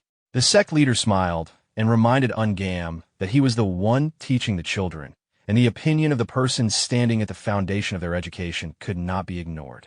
Ungam frowned. Looking again at the pages of the book, he struggled between preserving tradition and accepting change. His gaze moved toward the disciples, then toward the blossoming tree. Standing before the sect leader, he lowered his head and explained that he had created the blade of true principle because the days of the sect once seemed numbered. They could not afford slow progress while raising disciples. Behind them, the students continued lunging in perfect rhythm. There had been a time when even the plaque at the entrance seemed ready to collapse at any moment.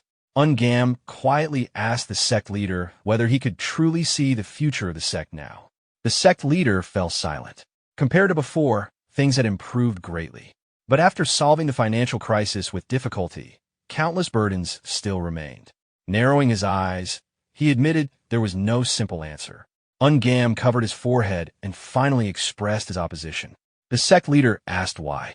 Turning toward the training ground, Ungam explained that the matter was complicated.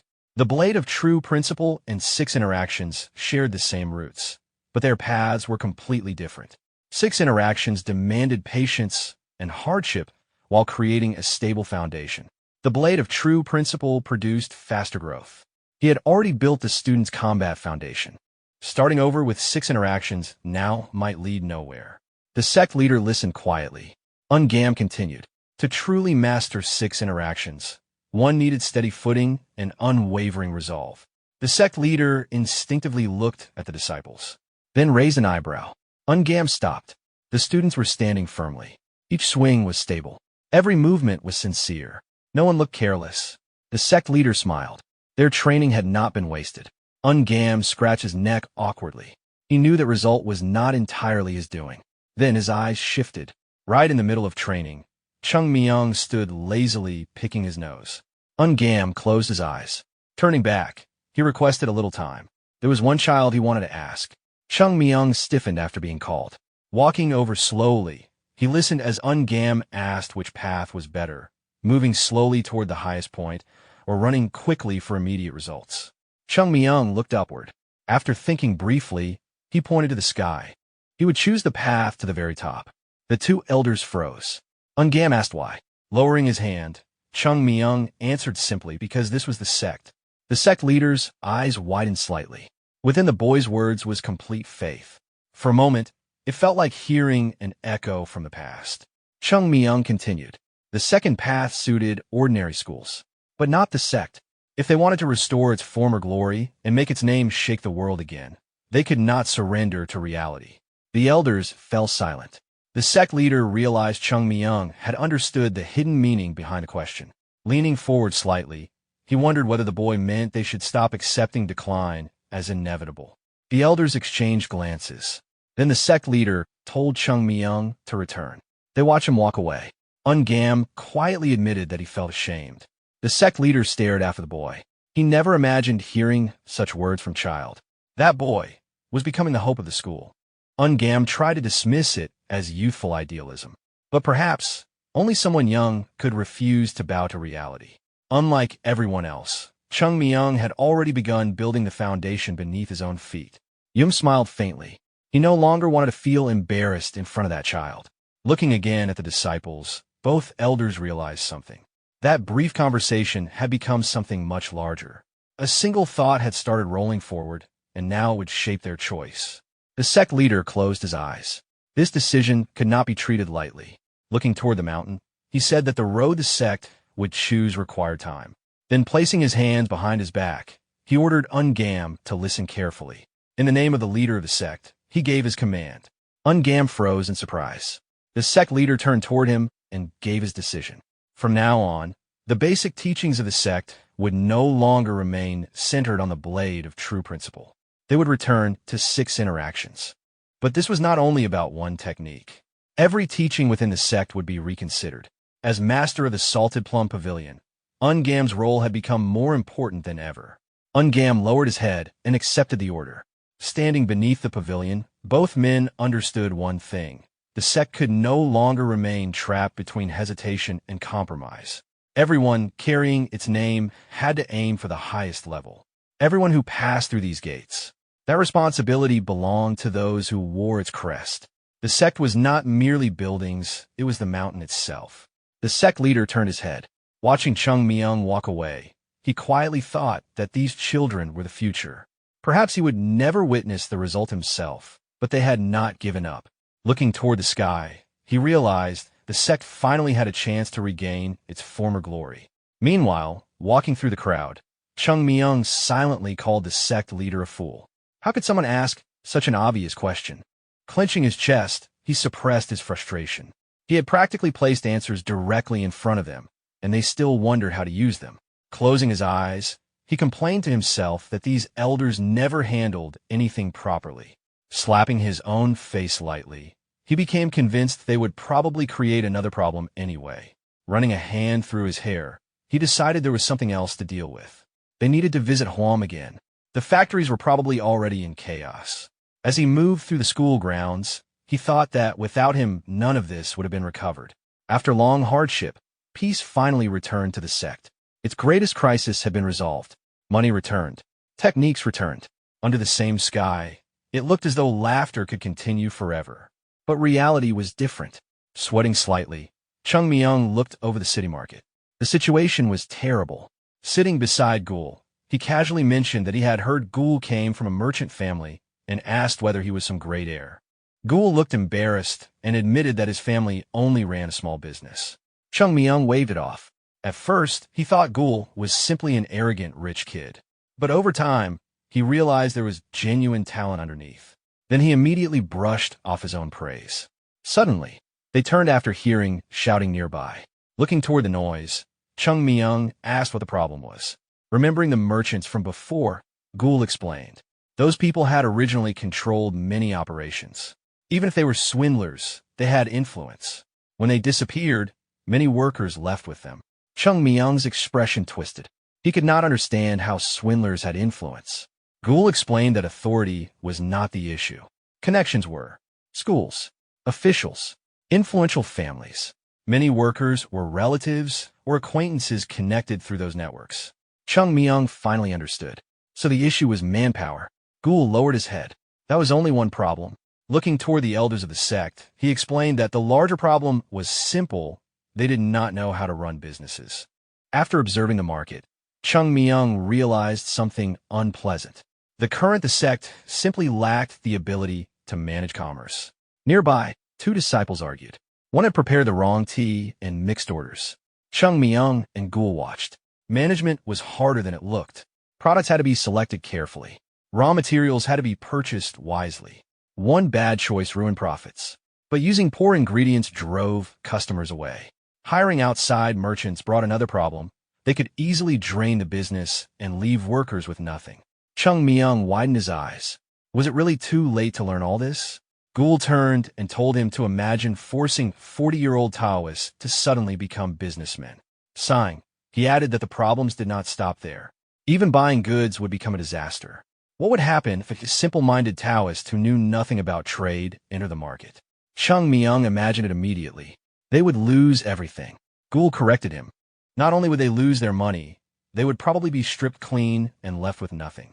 For a moment, Chung Myung pictured himself and the others becoming beggars.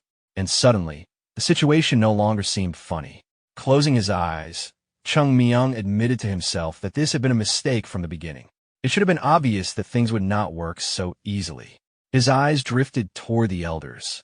Looking at the sky, he imagined them finally realizing his brilliance. Then he closed his eyes again. Back when the previous leadership handled things, business somehow continued. Now, he let out a heavy sigh and decided he would eventually have to deal with everything himself.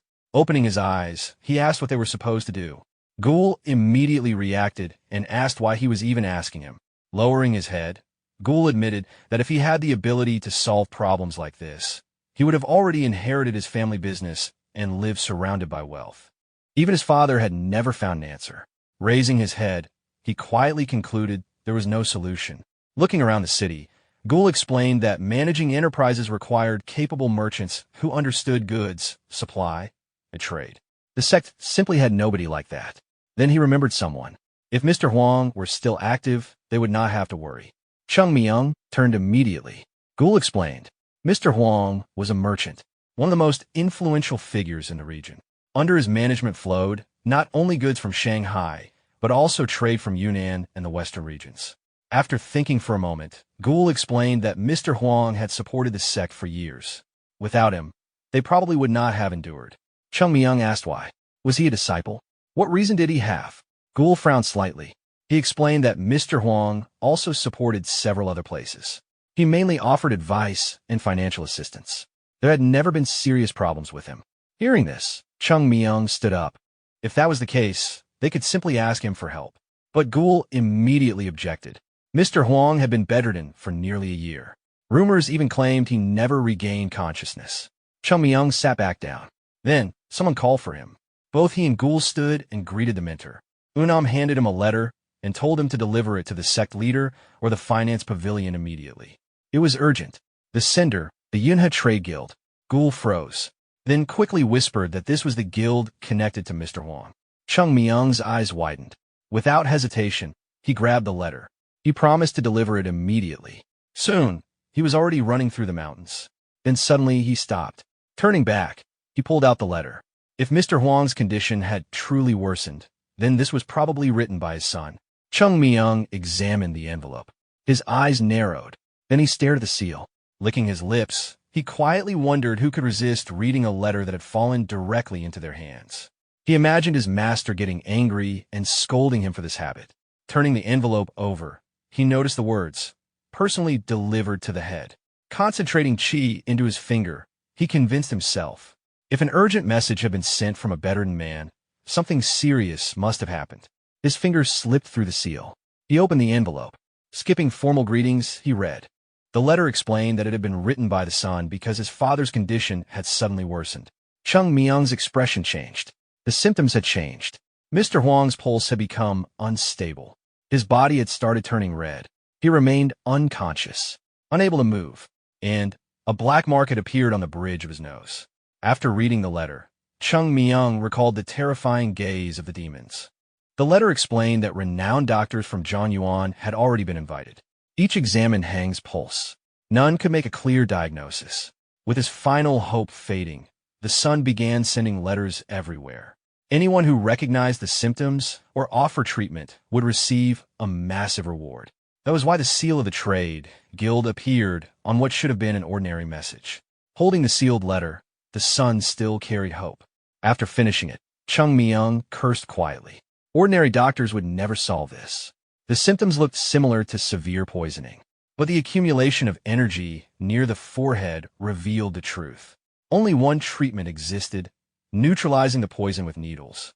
His pupils narrowed. The reason he could not stay calm was simple. These symptoms matched devil flower, a condition created by a special technique of the heavenly demon sect. Chung Myung immediately imagined Chun Ma. Those terrifying eyes returned to his memory. His jaw tightened. Clenching the letter, he suppressed his anger. He had believed he had nearly erased everyone in the Chilean mountains. Yet somehow their legacy remained. Looking toward the mountains, he realized the problem was bigger than surviving followers. Something felt wrong. It felt like forces were gathering again inside Zhongyuan. Like an unseen army was forming. His expression hardened. Those people had always carried hatred toward the sect.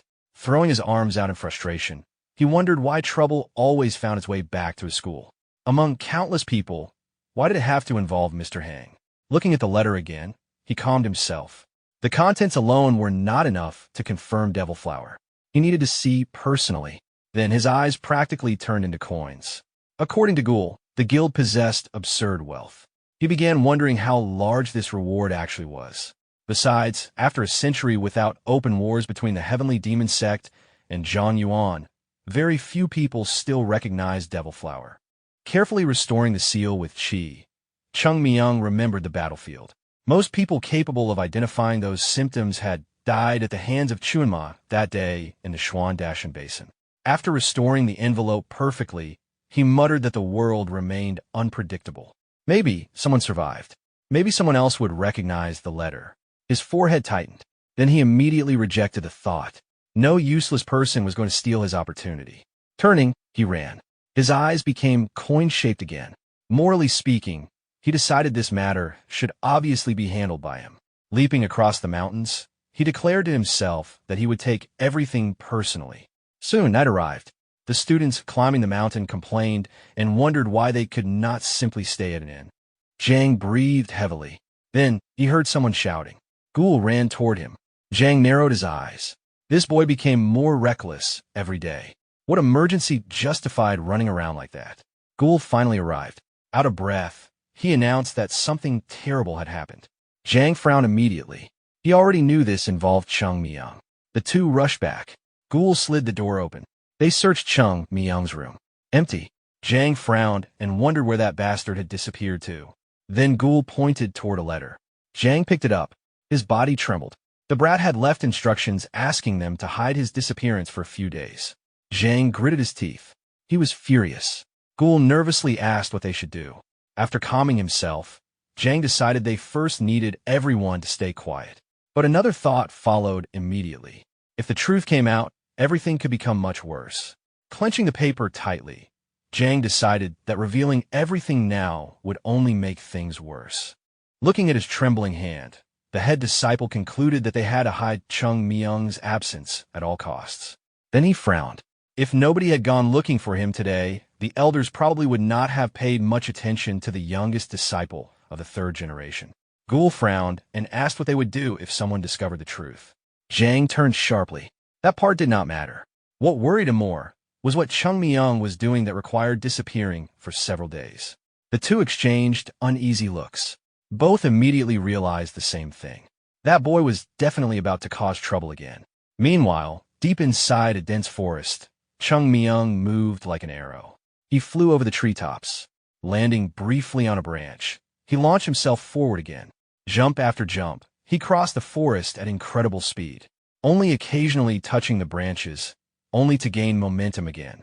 Then he leaped higher. Sliding across the ground after landing, he finally stopped. Sweat poured down his face. Hands resting on his hips, he decided to take a short break. After covering nearly 300 li without stopping, his body had reached its limit. The mountains were already far behind. Looking upward, he quietly wondered what he had been like in the past. Back then, crossing mountains took a single step.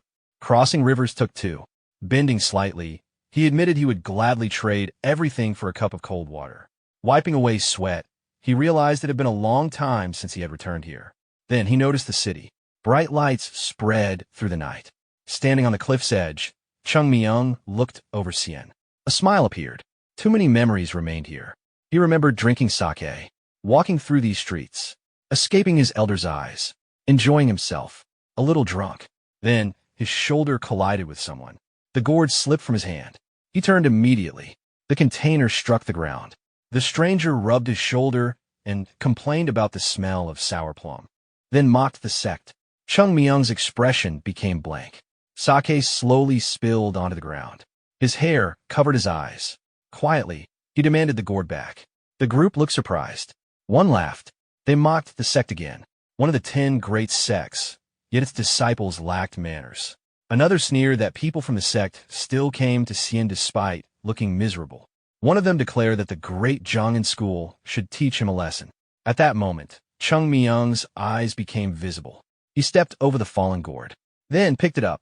The next second, he disappeared. The disciples stiffened. Their bodies trembled. Their leader crashed backward. Chung Myung caught the gourd. Without stopping, he moved through them. His fists flashed with chi. One after another, disciples of Zhongin dropped. Standing still afterward, he tilted the gourd. Empty. Not a single drop remained. Looking at it quietly, he remembered something. Neighboring great schools were never meant to get along. They followed similar teachings, studied swordsmanship, shared similar principles, which only made rivalry inevitable. Even the smallest things became competitions. And those competitions always turned into fights. Whenever the question of who was stronger came up, there was only one answer: draw the sword and settle it. For them, it was a matter of honor. That was why followers of the Southern Edge sect and the sect naturally viewed each other as rivals. Normally, disciples of the sect avoided appearing in Sien. But Chung Myung was different. For him, Sien had always been the perfect place to relax without the sect leader noticing. Still, he could not visit often. If experienced cultivators recognized him, things would become troublesome. People constantly picked fights with him, though he never started them. Usually, while he was eating, disciples from the Southern Edge sect would approach. A moment later, they would all be lying on the ground. They always came first. They always attacked in groups. And they always lost. Entire crowds ended up collapsed in the square. Still, they deserved some credit. Even after broken limbs and repeated defeats, they kept coming back. Because of that, explosions and fights became common in the city. That persistence helped build the Southern Edge sect's reputation. Their crest flew proudly. The wind brushed Chung Myung's hair. Looking at the emblem, he thought that trouble would definitely start if paths crossed. Then he smiled. Nothing serious. Those people from the past no longer existed. Elsewhere, a physician carefully examined Hang's pulse. After checking again, he turned toward Hang's son and admitted that the condition was severe. The elder lay quietly. His son raised his head and asked whether even the masters of the Tang clan, the poison suppressors, could not treat him. The physician explained that although the symptoms resembled poison, this illness was different. Looking at his father's face, the son asked how such symptoms could not be poisoning. The physician repeated that despite the similarities, it was not poison. The man froze. Suddenly, he grabbed the physician's wrist and demanded to know what kind of illness this was. But moments later, he released him. Apologizing, he admitted that worry had made him lose control. The physician quietly apologized for his helplessness and left. The door closed. Sitting beside his father, the son felt powerless. Day after day, his father only worsened. Money changed nothing. His fist trembled. His father had spent his entire life helping others. Yet now he was collapsing from an unknown illness. After enduring a year of suffering, he could no longer hold back tears. Then, someone arrived. The visitor entered calmly. He was a dignified man, the son of an elder from the Southern Edge sect. Frowning, he told them to accept reality. The only remaining option was a ritual. The son lowered his eyes. He understood, but did not want to choose that path yet. The visitor narrowed his eyes and reminded him that it was rare for someone from the Southern Edge sect to personally offer such help. He said this opportunity existed only because of respect for the guild leader. The son bowed slightly. He explained that not all replies to the letters had arrived yet. Only after receiving every answer would he decide. The visitor frowned and dismissed it as meaningless. Anger crossed the son's face, but he remained silent. He understood why. The man standing before him was connected to the Southern Edge sect. The Southern Edge sect, once counted among the 10 great sects, had become known as one of the strongest sword schools.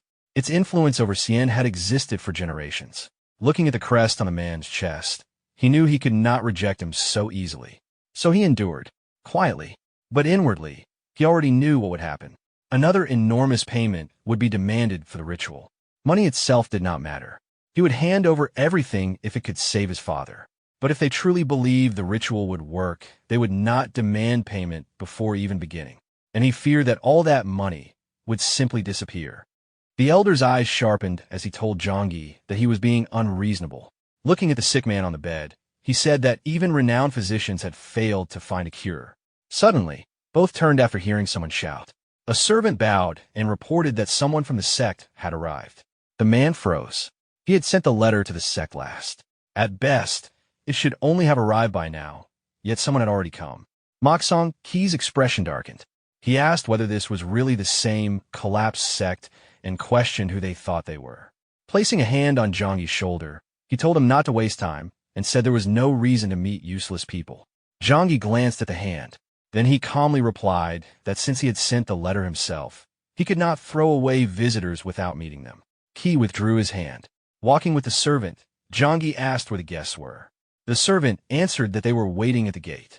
Zhangyi immediately scolded him for leaving visitors standing outside and told him not to repeat such discourtesy. The gates opened. Zhangyi bowed and apologized for the delay before introducing himself. But while lowering his head, all he saw was a pair of legs. His eyes widened. They were too small. He slowly looked up. Chung Myung was standing there, picking his ear. Zhangyi froze and asked where the others were. Chung Myung lowered his hand and casually replied that he came alone. Zhangyi stared in surprise. Chung Myung laughed and said he had an idea about Mr. Huang's illness, but first wanted to know what exactly they meant by a huge reward. The merchant frowned. They looked at each other silently. Qi burst into laughter. Walking forward, he said he had already warned him there was no point meeting people from the sect. According to him, they knew nothing but wanted attention, so they sent a child instead. Chung Myung looked at him and sighed. Then he folded his hands politely. Bowing slightly, he apologized for not greeting them properly. He introduced himself and explained that he had carefully read the letter. After raising his head, he added that he came immediately because he had several guesses based on the symptoms. Zhangyi's eyes widened. He asked whether Chung Myung truly had an idea about his father's illness. Chung Myung answered that he did. Zhangyi's fist tightened. Countless doctors and experts had visited, yet none of them had spoken confidently before seeing the patient. This was the first time. Qi stepped forward again.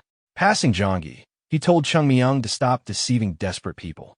He advised Zhangyi not to listen and said they should return inside. Then he turned sharply toward Chung Myung. Chung Myung placed his hands behind his back and asked why this man kept calling him a child. Qi froze. Pointing at himself, he asked whether that question was directed at him. Chung Myung calmly replied that nobody else there fit the description. Qi became furious and shouted that Chung Myung was too insolent to even recognize someone from the Southern Edge sect. Chung Myung casually cleaned his ear and blew on his finger. He said that since the man talked with such confidence, he assumed he was at least someone important. Then he asked whether this great expert already knew how to cure Chief Huang. Qi narrowed his eyes. Raising his hand, he declared that Chief Huang became ill because he had strayed from the Tao. According to him, only a ritual could remove heaven's displeasure. Chung Myung smiled. He suggested that if rituals were the answer, then they should invite a shaman or specialist from another sect instead. Then he added that everyone knew the sect and the Southern Edge sect were only half-trained in such practices. Turning toward Jonggi, Chung Myung calmly said, if they truly intended to solve the problem that way, they should at least find someone cheaper. The merchant froze. For a moment, he realized the young man's words made sense. His face twisted in anger. He sharply asked whether the sect leader of the Mount Hua Sect had taught disciples to mock their elders. Seeing that arguing was useless, he clenched his teeth and pointed at Chung Myung. He asked Jonggi if he really planned to stay silent and demanded that this insolent boy be thrown out. Jonggi sighed. Closing his eyes briefly, he answered calmly, this was not the Southern Edge sect. This was the Yunhe Trade Guild. How guests were received here was his decision. His expression darkened again.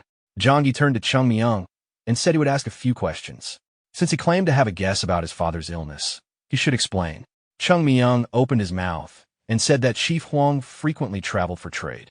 He guessed that one of those trips had passed near the Huashan-Sekte basin. Fog-covered mountains appeared in his mind. Smiling, Chung Myung asked whether he was right.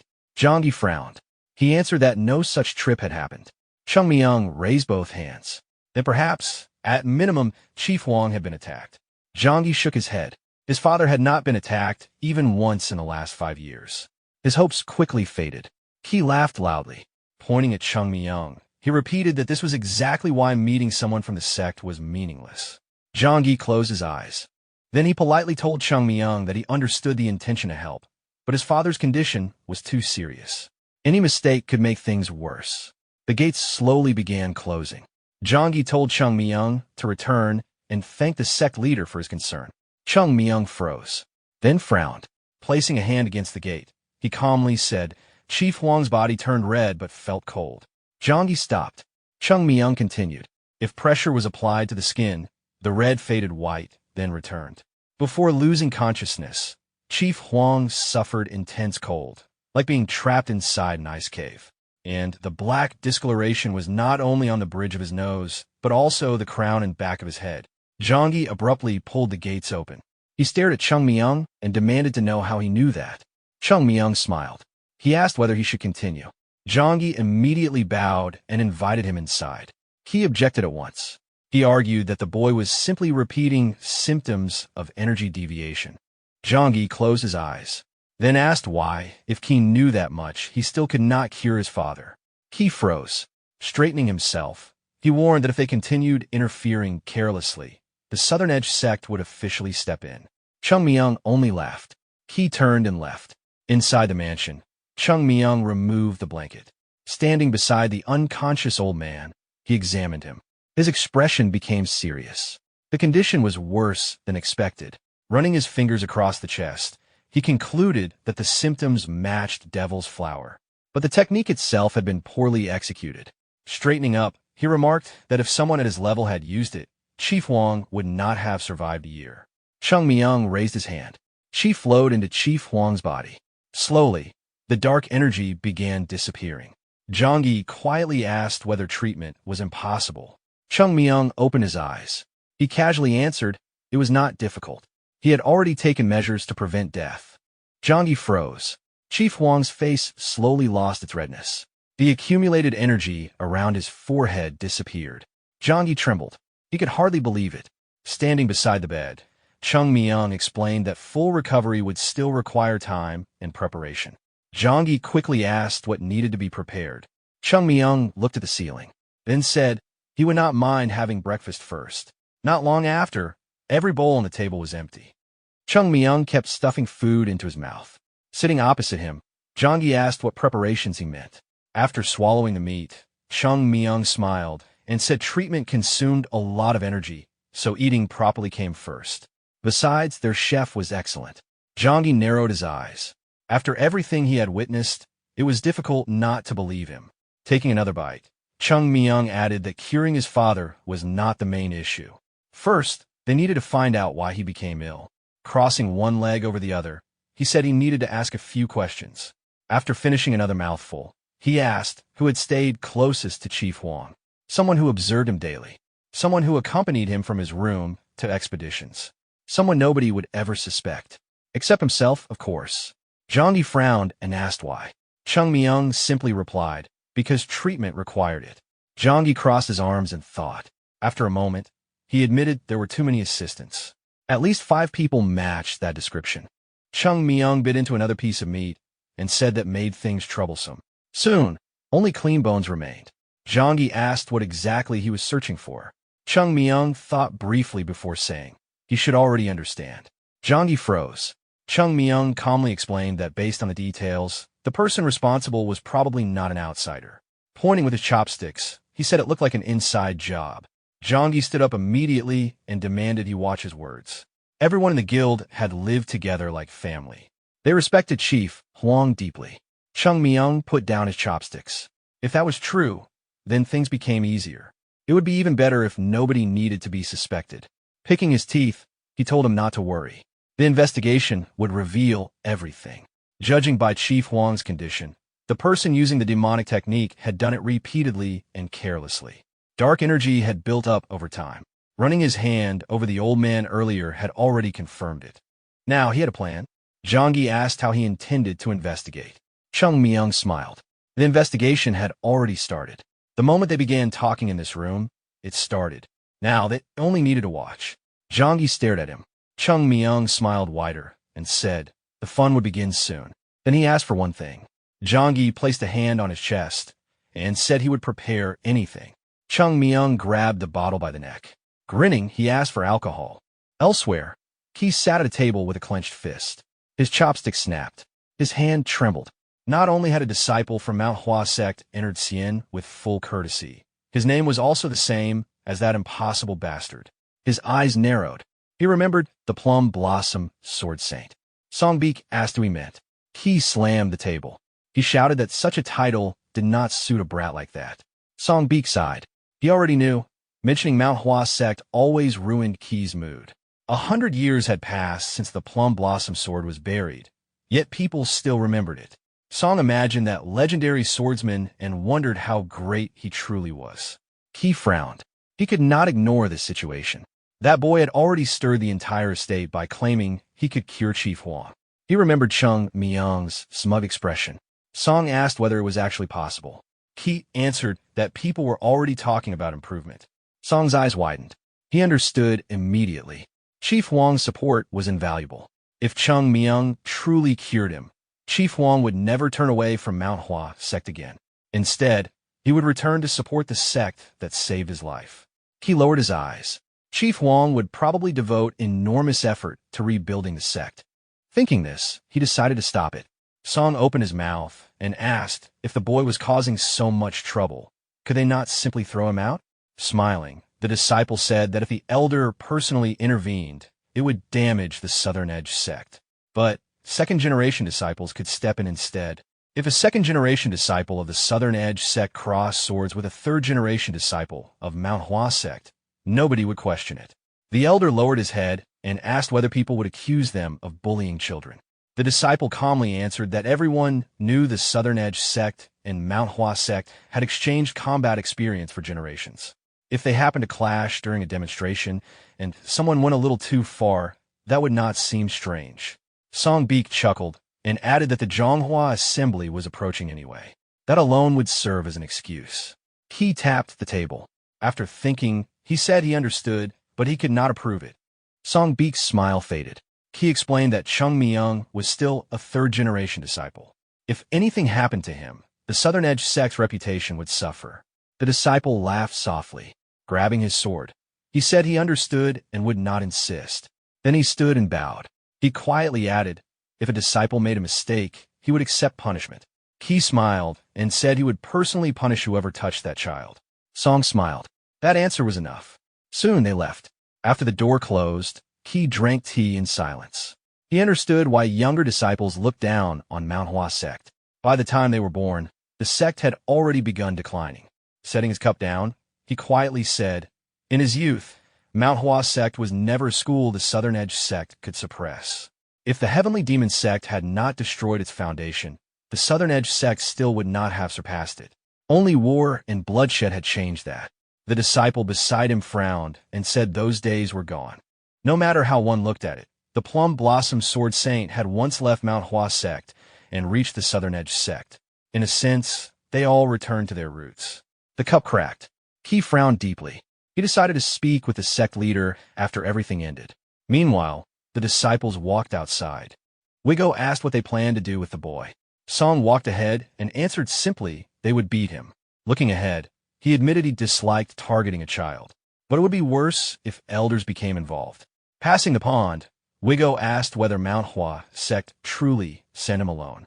Song answered that every sect had different circumstances. There had to be a reason. As they continued talking, Song reminded him not to forget they were helping the elder. Wigo turned, then grinned. They would not even need a search. Someone was already approaching. Chung Myung walked ahead, whistling and enjoying the weather. Then he turned after hearing someone greet him. Song immediately stood straight and greeted him politely. Introducing himself, he said he was glad to meet a disciple of Manhwa Sect. Chung Myung nodded. Smiling politely, Song asked where he was heading. Chung Myung answered that he wanted to check Chief Huang's condition. Song narrowed his eyes. Neither famous physicians nor elders could help, yet a child claimed success. Looking carefully, he began suspecting something strange. Smiling again, he asked for a moment of Chung Myung's time. Chung Myung agreed. Looking toward the residence, Song explained that since ancient times, the Southern Edge Sect and Manhwa Sect had exchanged martial experience. Even now, the Zhonghua assembly existed to share knowledge. Chung Myung opened his mouth and admitted he did not know. He had only recently joined the sect. Song narrowed his eyes. Touching the hilt of his sword, he thought that this answer proved the boy had never attended such an event. Then he raised his head. Experiencing the sword style of Manhwa Sect would surely help his training.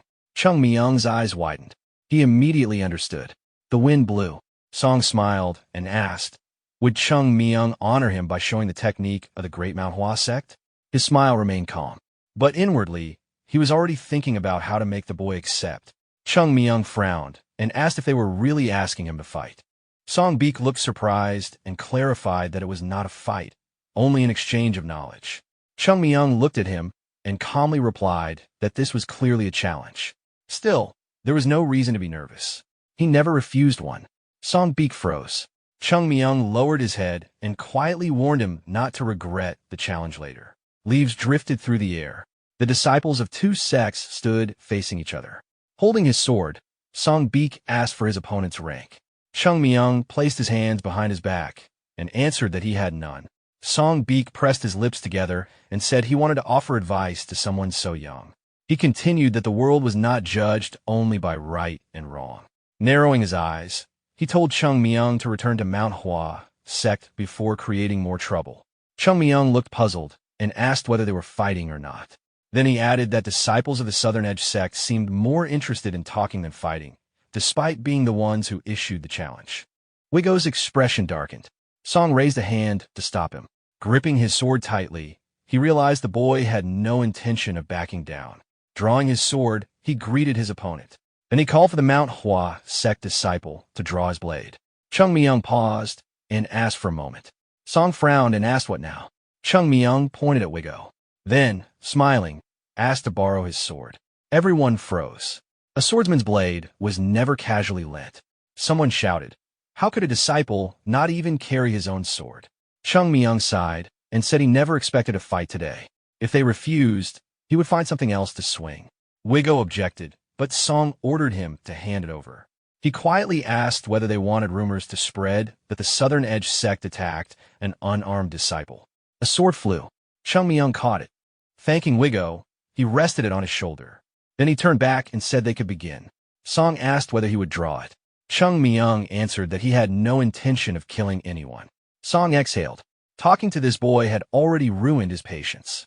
Looking at him, he realized there would be no understanding without action. His eyes sharpened. He said it was too late to expect mercy. Chung Myung simply told him to hurry before the day ended. Song shifted his grip. Then he moved. The ground cracked beneath his step. A moment later, he rushed forward. Wind scattered Chung Myung's hair. The sword descended. Chung Myung blocked. The impact pushed him back. His eyes widened slightly. The force shattered the tiles beneath him. Song attacked again. Chung Myung blocked once more. Shock flashed in his eyes. Powerful gusts spread across the training ground. Smoke filled the air. Watching from the side, Wigo quietly said that the elder was angry. He watched Chung Myung retreat while parrying. To outsiders, it looked like the child was barely holding on. Crossing his arms, Wigo thought Song Beek could have ended it immediately if he wanted. But then rumors would spread that they bullied children. So he was suppressing his strength, only blocking and pressuring, trying to teach a lesson. Song Beek gripped his sword with both hands. Then he rushed in again. The blade tore through the air.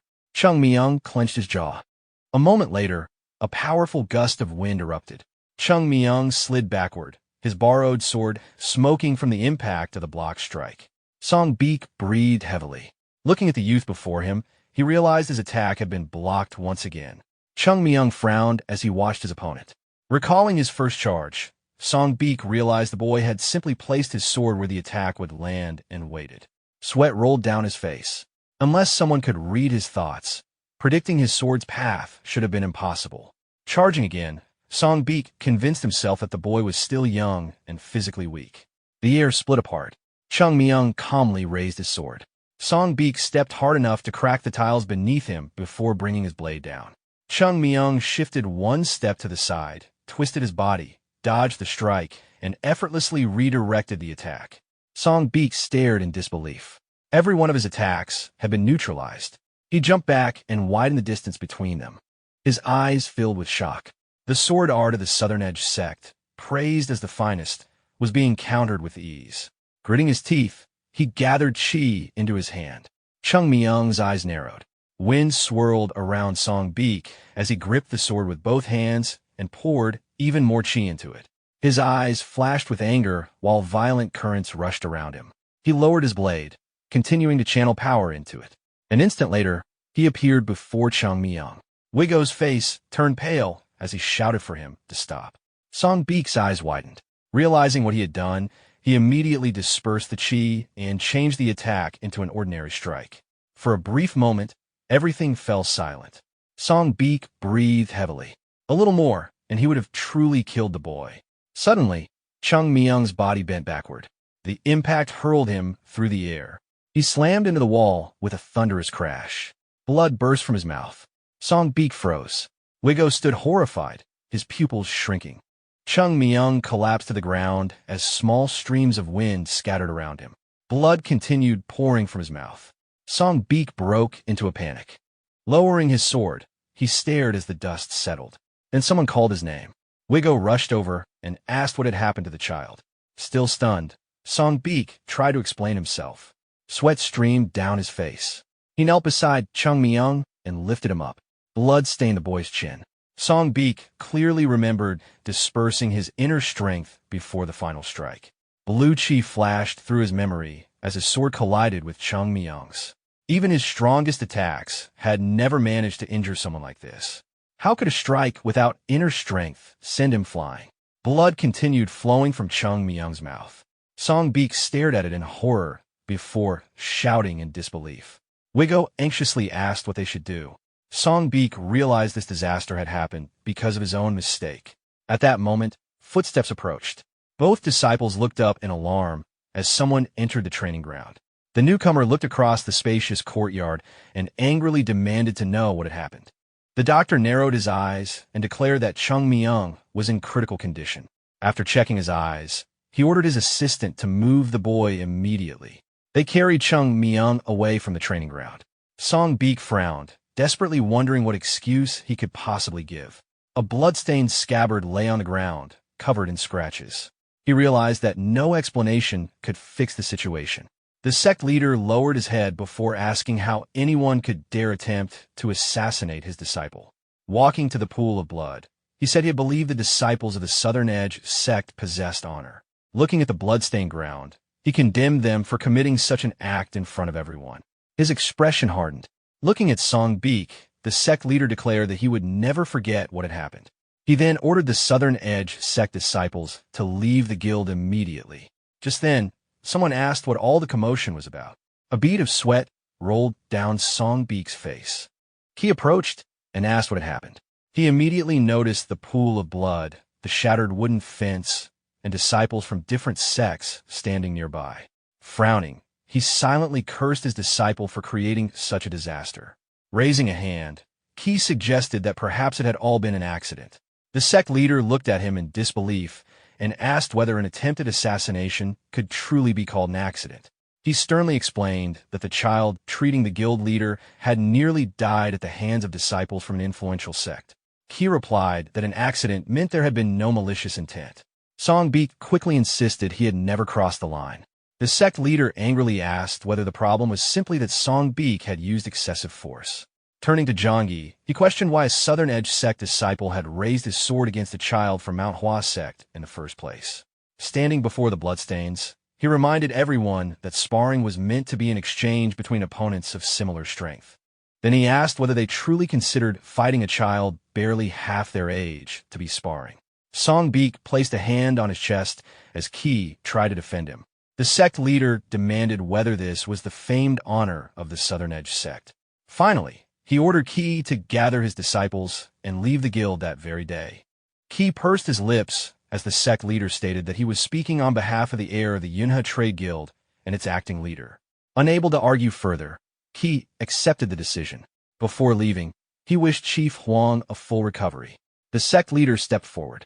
Zhangyi silently walked past Qi and quietly warned that, from an outsider's perspective, the incident looked completely different. Qi clenched his teeth, but remained silent. The two groups went their separate ways. Wiggle looked on in surprise. Song Beek lowered his head in disappointment, wanting to say something. Before he could speak, Qi announced that they would soon return to the main mountain. Giving Song Beek a stern look, Qi ordered him to remain behind and begged the guild leader for forgiveness by any means necessary before returning. Song Beek frowned but quietly accepted the order. White clouds drifted across the sky. Standing beside the bed, Jabok reported that Chung Myung's meridians were in complete disorder, leaving him in critical condition. A tub of bloodstained water stood nearby. The Taoist explained that the doctor was doing everything possible to restore the damaged meridians, but could not guarantee a full recovery. Chung Myung remained unconscious. Zhangyi asked whether Chung Myung's life was out of danger. The doctor believed he would survive. Looking at the unconscious boy, Zhangyi felt relieved that his life had at least been saved. He then asked when Chung Myung would wake up. The physician replied that it would take at least 2 or 3 days. Zhangyi closed his eyes with a heavy sigh, hoping the boy's condition would not worsen during that time. Chung Myung lay motionless with his eyes closed. Remembering how the boy had treated his father, Zhangyi realized Chung Myung was the only person capable of improving Chief Huang's condition. His expression darkened. He understood that Chung Myung might be his father's last hope. Song Beek lowered his head in determination. The sect leader thought about how someone had even tried to attack the boy while he was unconscious. Clenching his fist, he concluded that anyone with even a little respect for the guild and Chief Huang would never have done such a thing. The Southern Edge sect had crossed every boundary. Jabok looked over and asked whether the child could truly cure the guild leader. Standing beside the bed, the Taoist admitted he did not want to place his hopes on uncertainty. Zhangyi replied that none of the countless physicians had even identified his father's illness. Yet Chung Myung recognized the symptoms without examining him. He remembered Chung Myung accurately describing Chief Huang's burning red yet ice-cold body. Zhangyi had witnessed his father's condition improve with his own eyes. He said he would not rely on blind faith, but it felt as though heaven itself had sent the boy to them. Standing in the room, he ordered everyone to spare no expense to ensure Chung Myung's recovery. That night, the full moon illuminated the estate. Footsteps echoed outside the room. The door quietly opened. A hooded figure entered and looked at the sleeping boy. Raising 2 fingers, the intruder calmly said he held no personal grudge. His fingertips ignited with energy. He told Chung Myung to consider this payment for interfering in his affairs. The assassin struck, but his fingers pierced only the pillow. His eyes widened in shock. At that moment, Chung Myung opened his eyes. A faint grin spread across his face. Grabbing the assassin's wrist, he sat upright and calmly declared that he had finally caught his enemy. The attacker's fingers burned with crimson energy. Grinding his teeth, the masked man slashed with his claws. Chung Myung flipped through the air and avoided the strike. Using the attacker's back as support, he pushed off and landed behind him. The assassin turned with a snarl. A red glow gathered beneath his cloak. He swung again, releasing a powerful sphere of energy. Chung Myung leaped into the air and dodged. Dark energy gathered in the assassin's hand. Certain he had cornered his target, the attacker unleashed another strike, believing Chung Myung had nowhere to escape. Instead, Chung Myung kicked the attack aside. The assassin froze in shock, landing lightly. Chung Myung placed one hand on the ground. The impact destroyed the entire room. Removing his hand, he calmly said that the assassin had misunderstood. No one had caught him. Zhangyi rushed into the room. Hearing footsteps, the assassin looked around in horror. Representatives of the sects stood at the doorway. Smiling, Chung Myung announced that they had caught the intruder. The sect leader frowned and demanded to know what had happened. The light revealed Jabaka's frightened face.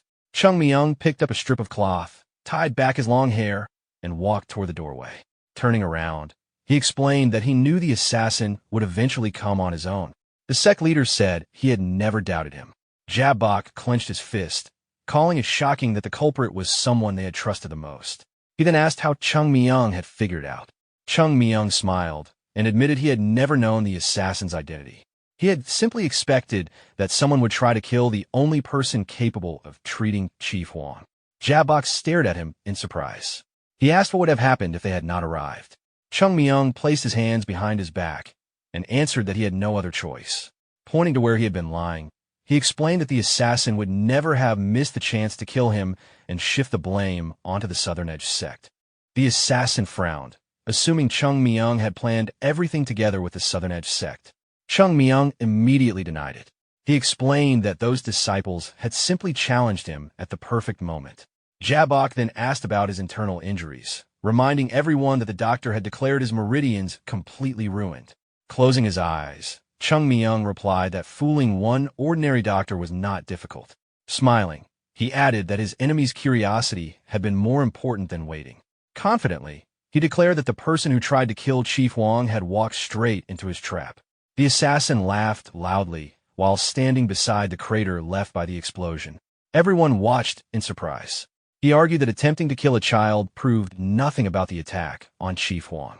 According to him, there was no evidence connecting the two. Zhangyi frowned in confusion.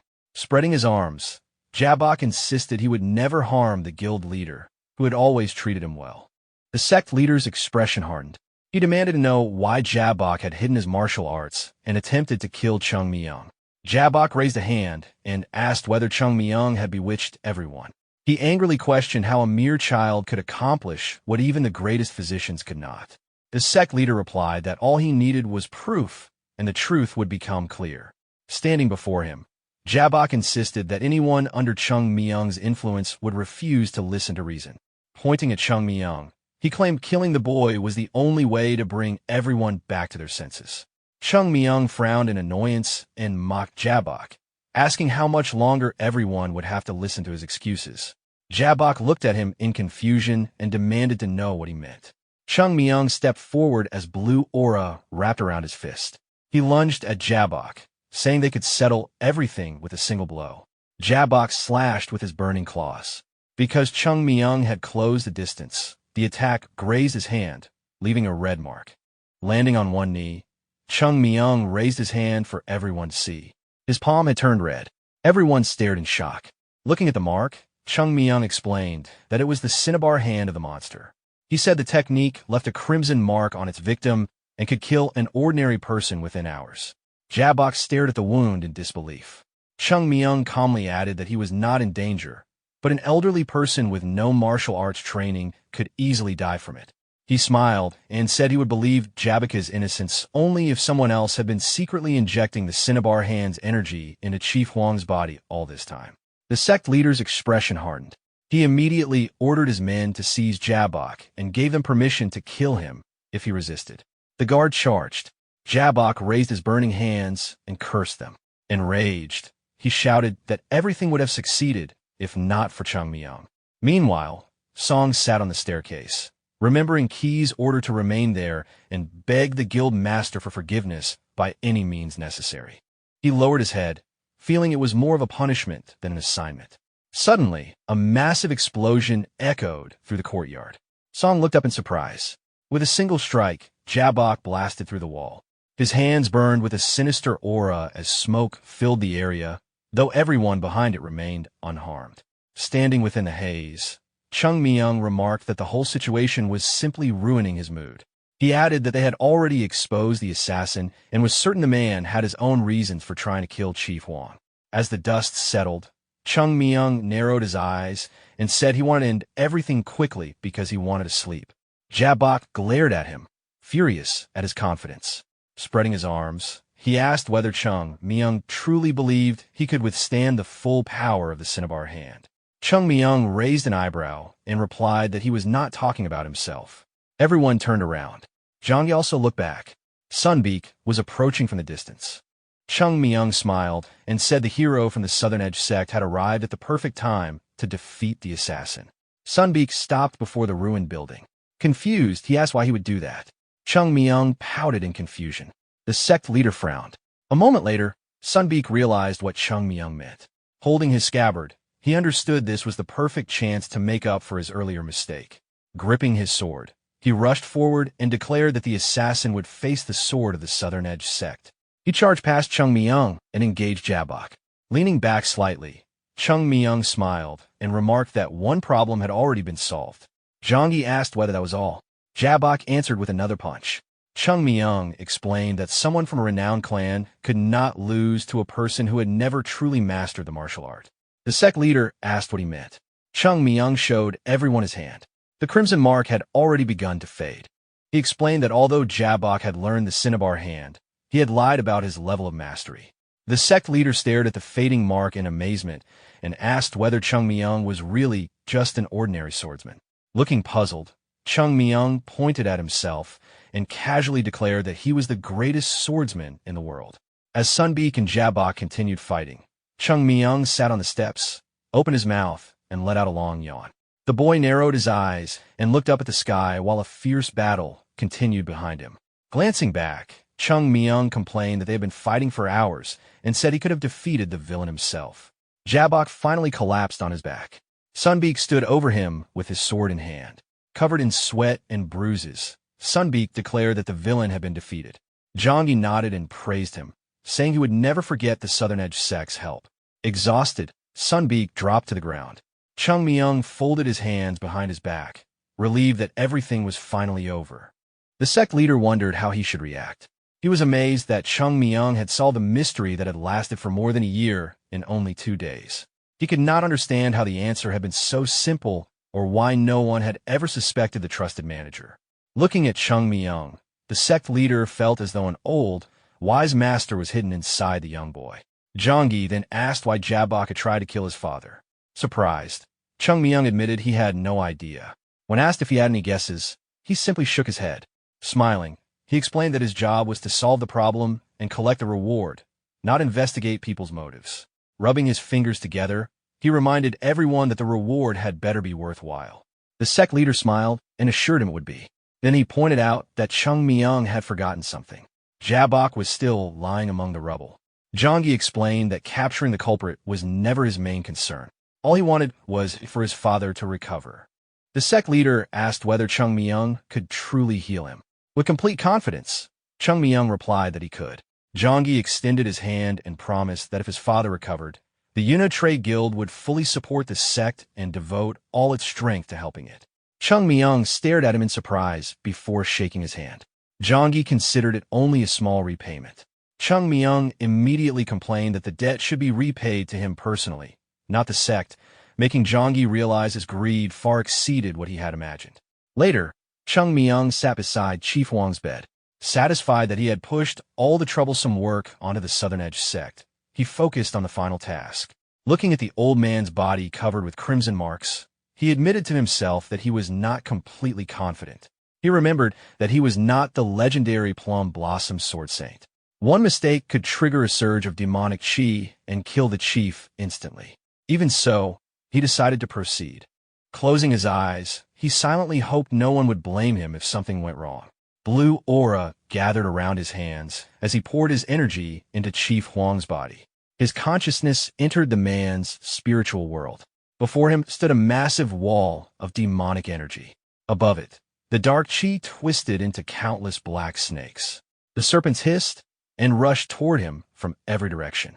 Seeing the overwhelming number of them, Chung Myung doubted whether his current strength would be enough. A sword appeared in his hand. The snakes charged. Surrounded on every side, Chung Myung gritted his teeth and swung his blade. With a single strike, he severed the heads of several snakes. At the same time, the crimson marks covering Chief Wang's hand slowly began to fade. Chung Myung kept his eyes closed and took a fighting stance, convinced he could finish it. A gap had already been torn through the wall of demonic chi. As the snakes charged, he cut them down with a single swing and realized the demonic chi had gathered only in the meridians where righteous energy flowed. Striking again, he concluded that without the chief's righteous nature, the accumulated demonic chi would have been 10 times stronger. The crimson mark on Chief Huang's chest disappeared. Chung Myung realized the task was simpler than he had expected. Chief Huang remained unconscious as Chung Myung understood everything now depended on how long he could endure. Another slash erupted in brilliant light, reducing the snakes to dust as pieces scattered across the ground. He urged the chief to hold on a little longer and confidently promised to finish everything at once. Suddenly, the remaining snakes merged into a single writhing mass. Their heads aligned in one direction before the entire cluster retreated. Watching them, Chung Myung realized they were trying to escape. His expression changed as he noticed all the demonic chi rushing toward Chief Wang's head. He immediately understood that every attack now had to be precise, since one mistake could cause a fatal hemorrhage. Unable to retreat because the infection would spread again, Chung Myung decided he had no choice but to act. Blue energy gathered in his glowing hand as he placed it on the chief's forehead. His body began turning red while he declared he would give the demonic chi an escape route through himself. His trembling hand glowed with purple light as bolts of energy tore through his body. A violent surge struck his chest, forcing him to one knee. His body shook violently, but he scraped the ground and refused to lose consciousness over something so minor. Frowning, he swore that his pride as the Plum Blossom Sword Saint would never allow him to faint. His vision blurred, his eyes turned bloodshot, and he realized his new body might not survive the strain. A bright light flared from his dantian, shining through his clothes. Knowing he had no time left, Chung Myung stepped forward and resolved to end everything at once. Thousands of red-eyed snakes stared back before rushing toward him with their fangs exposed. He leaped into the air, landed on one serpent's body, and sprinted along its back before launching himself forward. A brilliant arc split the darkness as a single slash cleaved the massive wall of flesh in two.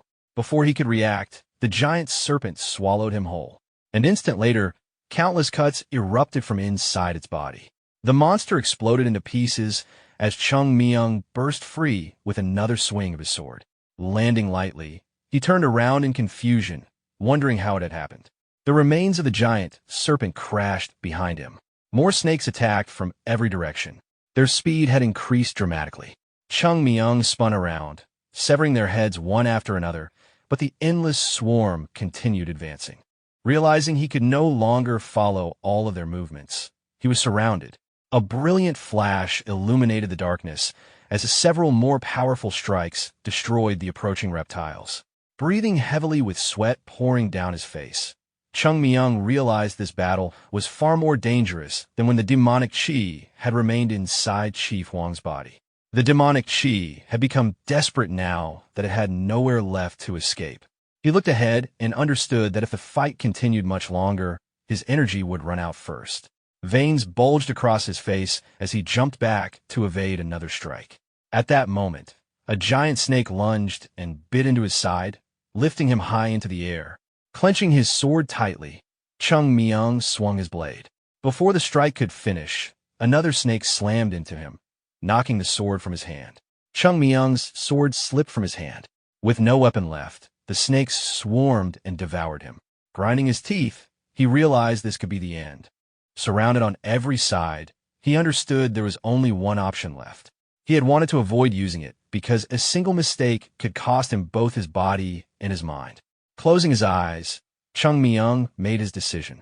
A white haze spread around him as waves of energy burst outward. He remembered the only method capable of destroying all the demonic qi inside the body at once. Pouring every ounce of energy from his dantian into every cell, he released it all in a single explosion. The snakes rushed toward the light, but exploded the moment they touched it. Brilliant flashes erupted from Chung Myung's body.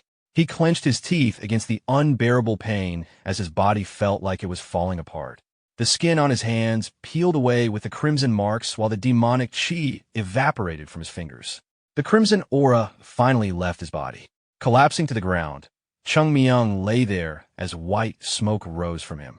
Sweat poured down his face. After a long moment, he gasped for air and clutched his chest before slowly forcing himself back up. Frowning, he admitted he had truly believed he was going to die. Grabbing his robe, he swore never to use that method again. Looking at Chief Huang lying on the bed, Chung Myung realized the demonic qi had been far beyond what his current level could safely endure. A moment later, Chief Huang opened his eyes. Surprised, Chung Myung looked at him. The old man turned his head and asked who he was. Smiling, Chung Myung asked if he was feeling all right. Chief Huang could barely make out the boy and wondered if he was a celestial being. Looking up at the drifting clouds, he assumed he had already died and reached the afterlife. Outside, the sun shone over the Yuna Trade Guild. After Chief Huang regained consciousness, the guild quickly restored order. Jabok confessed everything. Without Chung Myung exposing him, he would have taken control of the guild's entire fortune. Standing before Chief Huang, he admitted he was the son of a business rival and told a long, tragic story to explain his actions. Scratching his ear, Chung Myung dismissed it as boring and decided that a crime still deserved punishment. He also concluded that if the Heavenly Demon Sect had truly been involved, they would never have remained so quiet. With the crisis resolved, Chung Myung became the benefactor of the Yunha Trade Guild and was treated as an honored guest. At dinner, he happily stuffed himself with countless delicious dishes while drinking from a bottle. Behind the door, Zhangyi tried convincing his father to remain in bed. Instead, Chief Huang walked into the room, declaring that he felt stronger than he had before falling ill. Chung Myung turned toward them with a smile. He joked that they had already met when Chief Huang first woke up and guessed the old man had not recognized him because he had eaten too much. Chief Huang silently noticed that his guest seemed to have doubled in size over the past 3 days. When Chung Myung asked whether they needed something, Chief Huang stepped forward. Lowering his head, he bowed deeply before Chung Myung. He declared that Chung Myung had saved his life and that such a debt could never truly be repaid. Still eating, Chung Myung casually told him to stand up. Chief Huang explained that Zhangyi had told him everything and that he wished to repay his benefactor in any way possible. He sincerely asked Chung Myung to name any reward he desired without hesitation. Chief Huang raised his head, but Chung Myung quickly stopped him, saying a Taoist could not accept payment for saving a life. He added that if the sect leader found out, he would be in trouble because he had come without permission. Surprised, Chief Huang asked if he had really left the sect without informing the sect leader. Chung Myung nodded and explained that the situation had been too urgent to wait for permission. Chief Huang lowered his head once more and replied that this only increased the debt he owed. He promised not to tell the sect leader anything. Hearing that, Chung Myung immediately smiled and asked him to promise again. Chief Huang readily agreed. Chung Myung then took out a notebook, tapped his forehead, and joked that he had become forgetful with age, so he had written everything down before coming. Curious, Chief Huang asked what he had written. Opening the notebook, Chung Myung grinned and announced that he would now review everything he wanted. Some time later, the sun began to set. Zhangyi stood beside his father as Chief Huang marveled that his body felt completely restored, almost as if he had become 10 years younger. Zhangyi noticed his father's unusual excitement. Chief Huang then told him he had not called him there simply to discuss his recovery. Lowering his head, Zhangyi asked him to explain. Chief Huang reminded him that he had ordered the guild to reduce its dealings with the Southern Edge sect and had promised tremendous support to the sect. Zhangyi frowned. He pointed out that the Southern Edge sect was the dominant power in Xian and one of the strongest sects in Huang. In contrast, the sect was far away and had fallen into decline. Chief Huang quietly took a sip from his cup. Zhangyi continued, saying that while they were certainly grateful, his father had promised far too much. He believed it was dangerous to strengthen ties with the sect while weakening relations with the Southern Edge sect. He suggested maintaining their previous agreements instead. Chief Huang stared at the reflection in his cup before asking his son what the primary duty of a merchant was. Zhang thought for a moment before answering that a merchant should conduct business honestly, establish sound trade policies, develop the business, and contribute to the country and the world. Chief Huang burst into laughter. He said the answer sounded impressive, but only because Zhang had polished it well. Since he knew his son better than anyone, he told him there was no need to pretend. Picking up a coin, Chief Huang explained that a merchant's true duty was simply to make money. Sometimes merchants even crossed legal and moral boundaries to earn it. Holding the coin between his fingers, he said that money was the tool that allowed a merchant to follow the right path and help others. Looking through the hole in the coin, he declared that business had no room for emotions or virtue. Only efficiency mattered. A bead of sweat rolled down Zhang's face. He asked whether his father truly believed investing in the declining sect would be profitable. Chief Huang asked if his son had forgotten how he had built the Yunhe Trade Guild into the greatest merchant guild in Huam. Raising the coin, he explained that true merchants invested in things everyone else overlooked or considered worthless. Whether it was a sect or another merchant guild, value existed wherever others failed to see it. Even after hearing that, Zhang admitted he still could not see any reason to invest in the sect. Chief Huang quietly sipped his tea and asked Zhang if he had truly not seen it for himself. Zhang looked silently at his father. Closing his eyes, Chief Huang said that the current sect could not compare to the Southern Edge sect. Looking at his reflection in the tea, he continued that if his judgment was correct and the sect rose again, establishing a strong relationship with them now would bring benefits beyond anything they had ever imagined. Zhang stared at his father in disbelief. He replied that he understood even less now. If the sect failed, the Yunhe Trade Guild would suffer enormous losses as well, and there was no guarantee the sect would ever rise that high. Chief Huang dismissed the concern, saying Zhang was thinking like an ordinary man. A true merchant does not wait for the right opportunity to appear. He creates it. Placing his hand on the table, Chief Huang said he had no intention of waiting for the sect to rise on its own. He would help make it happen. Remembering Chung Myung, he said that throughout his life he had met countless merchants and craftsmen, yet no one had ever impressed him like that child. He had spent his entire life searching for a python, only to discover that a dragon ready to ascend had been right before him. Standing beside his son, he explained that such things could not be understood through ordinary reasoning. Instead of trying to understand immediately, Zhang should simply follow his orders, and in time everything would become clear. Chief Huang imagined binding Chung Myung to the Yunhe Trade Guild with favors that could never be forgotten. If today's rewards created a lifelong friendship, then they had paid a very small price. Zhang looked at his father in surprise and asked if he truly believed that. Chief Huang suddenly exploded in frustration, admitting the rewards had actually cost him 5 times more than he had originally planned. Clenching his fist, he called Chung Myung a clever little snake. Zhang smiled faintly. Seeing that his father had already made up his mind, he said he would trust his judgment. Even so, he admitted that doubt still remained in his heart. He promised to personally help support the sect and overcome those doubts. Chief Huang silently watched him. The evening sun illuminated the building as he smiled, saying it had been a long time since he had heard words that pleased him so much. The scene shifted to a small pond. Chung Myung lay on the ground, convinced that the merchant had his own motives. Crossing his legs, he thought that no one would spend such an enormous amount of money purely out of gratitude. Whatever Chief Huang wanted, it had nothing to do with him. Smiling, Chung Myung thought that if necessary, he could simply refuse. Looking up at the golden sky, he reflected that an ordinary child might have felt responsible. Unfortunately, life had beaten that innocence out of him long ago. Footsteps approached. Chung Myung looked over and saw Song standing before him. The two faced each other alone in the courtyard. Chung Myung asked what he wanted. Song extended a wooden sword and said he had no ill intentions. Frowning, he sincerely asked for another exchange of swordsmanship.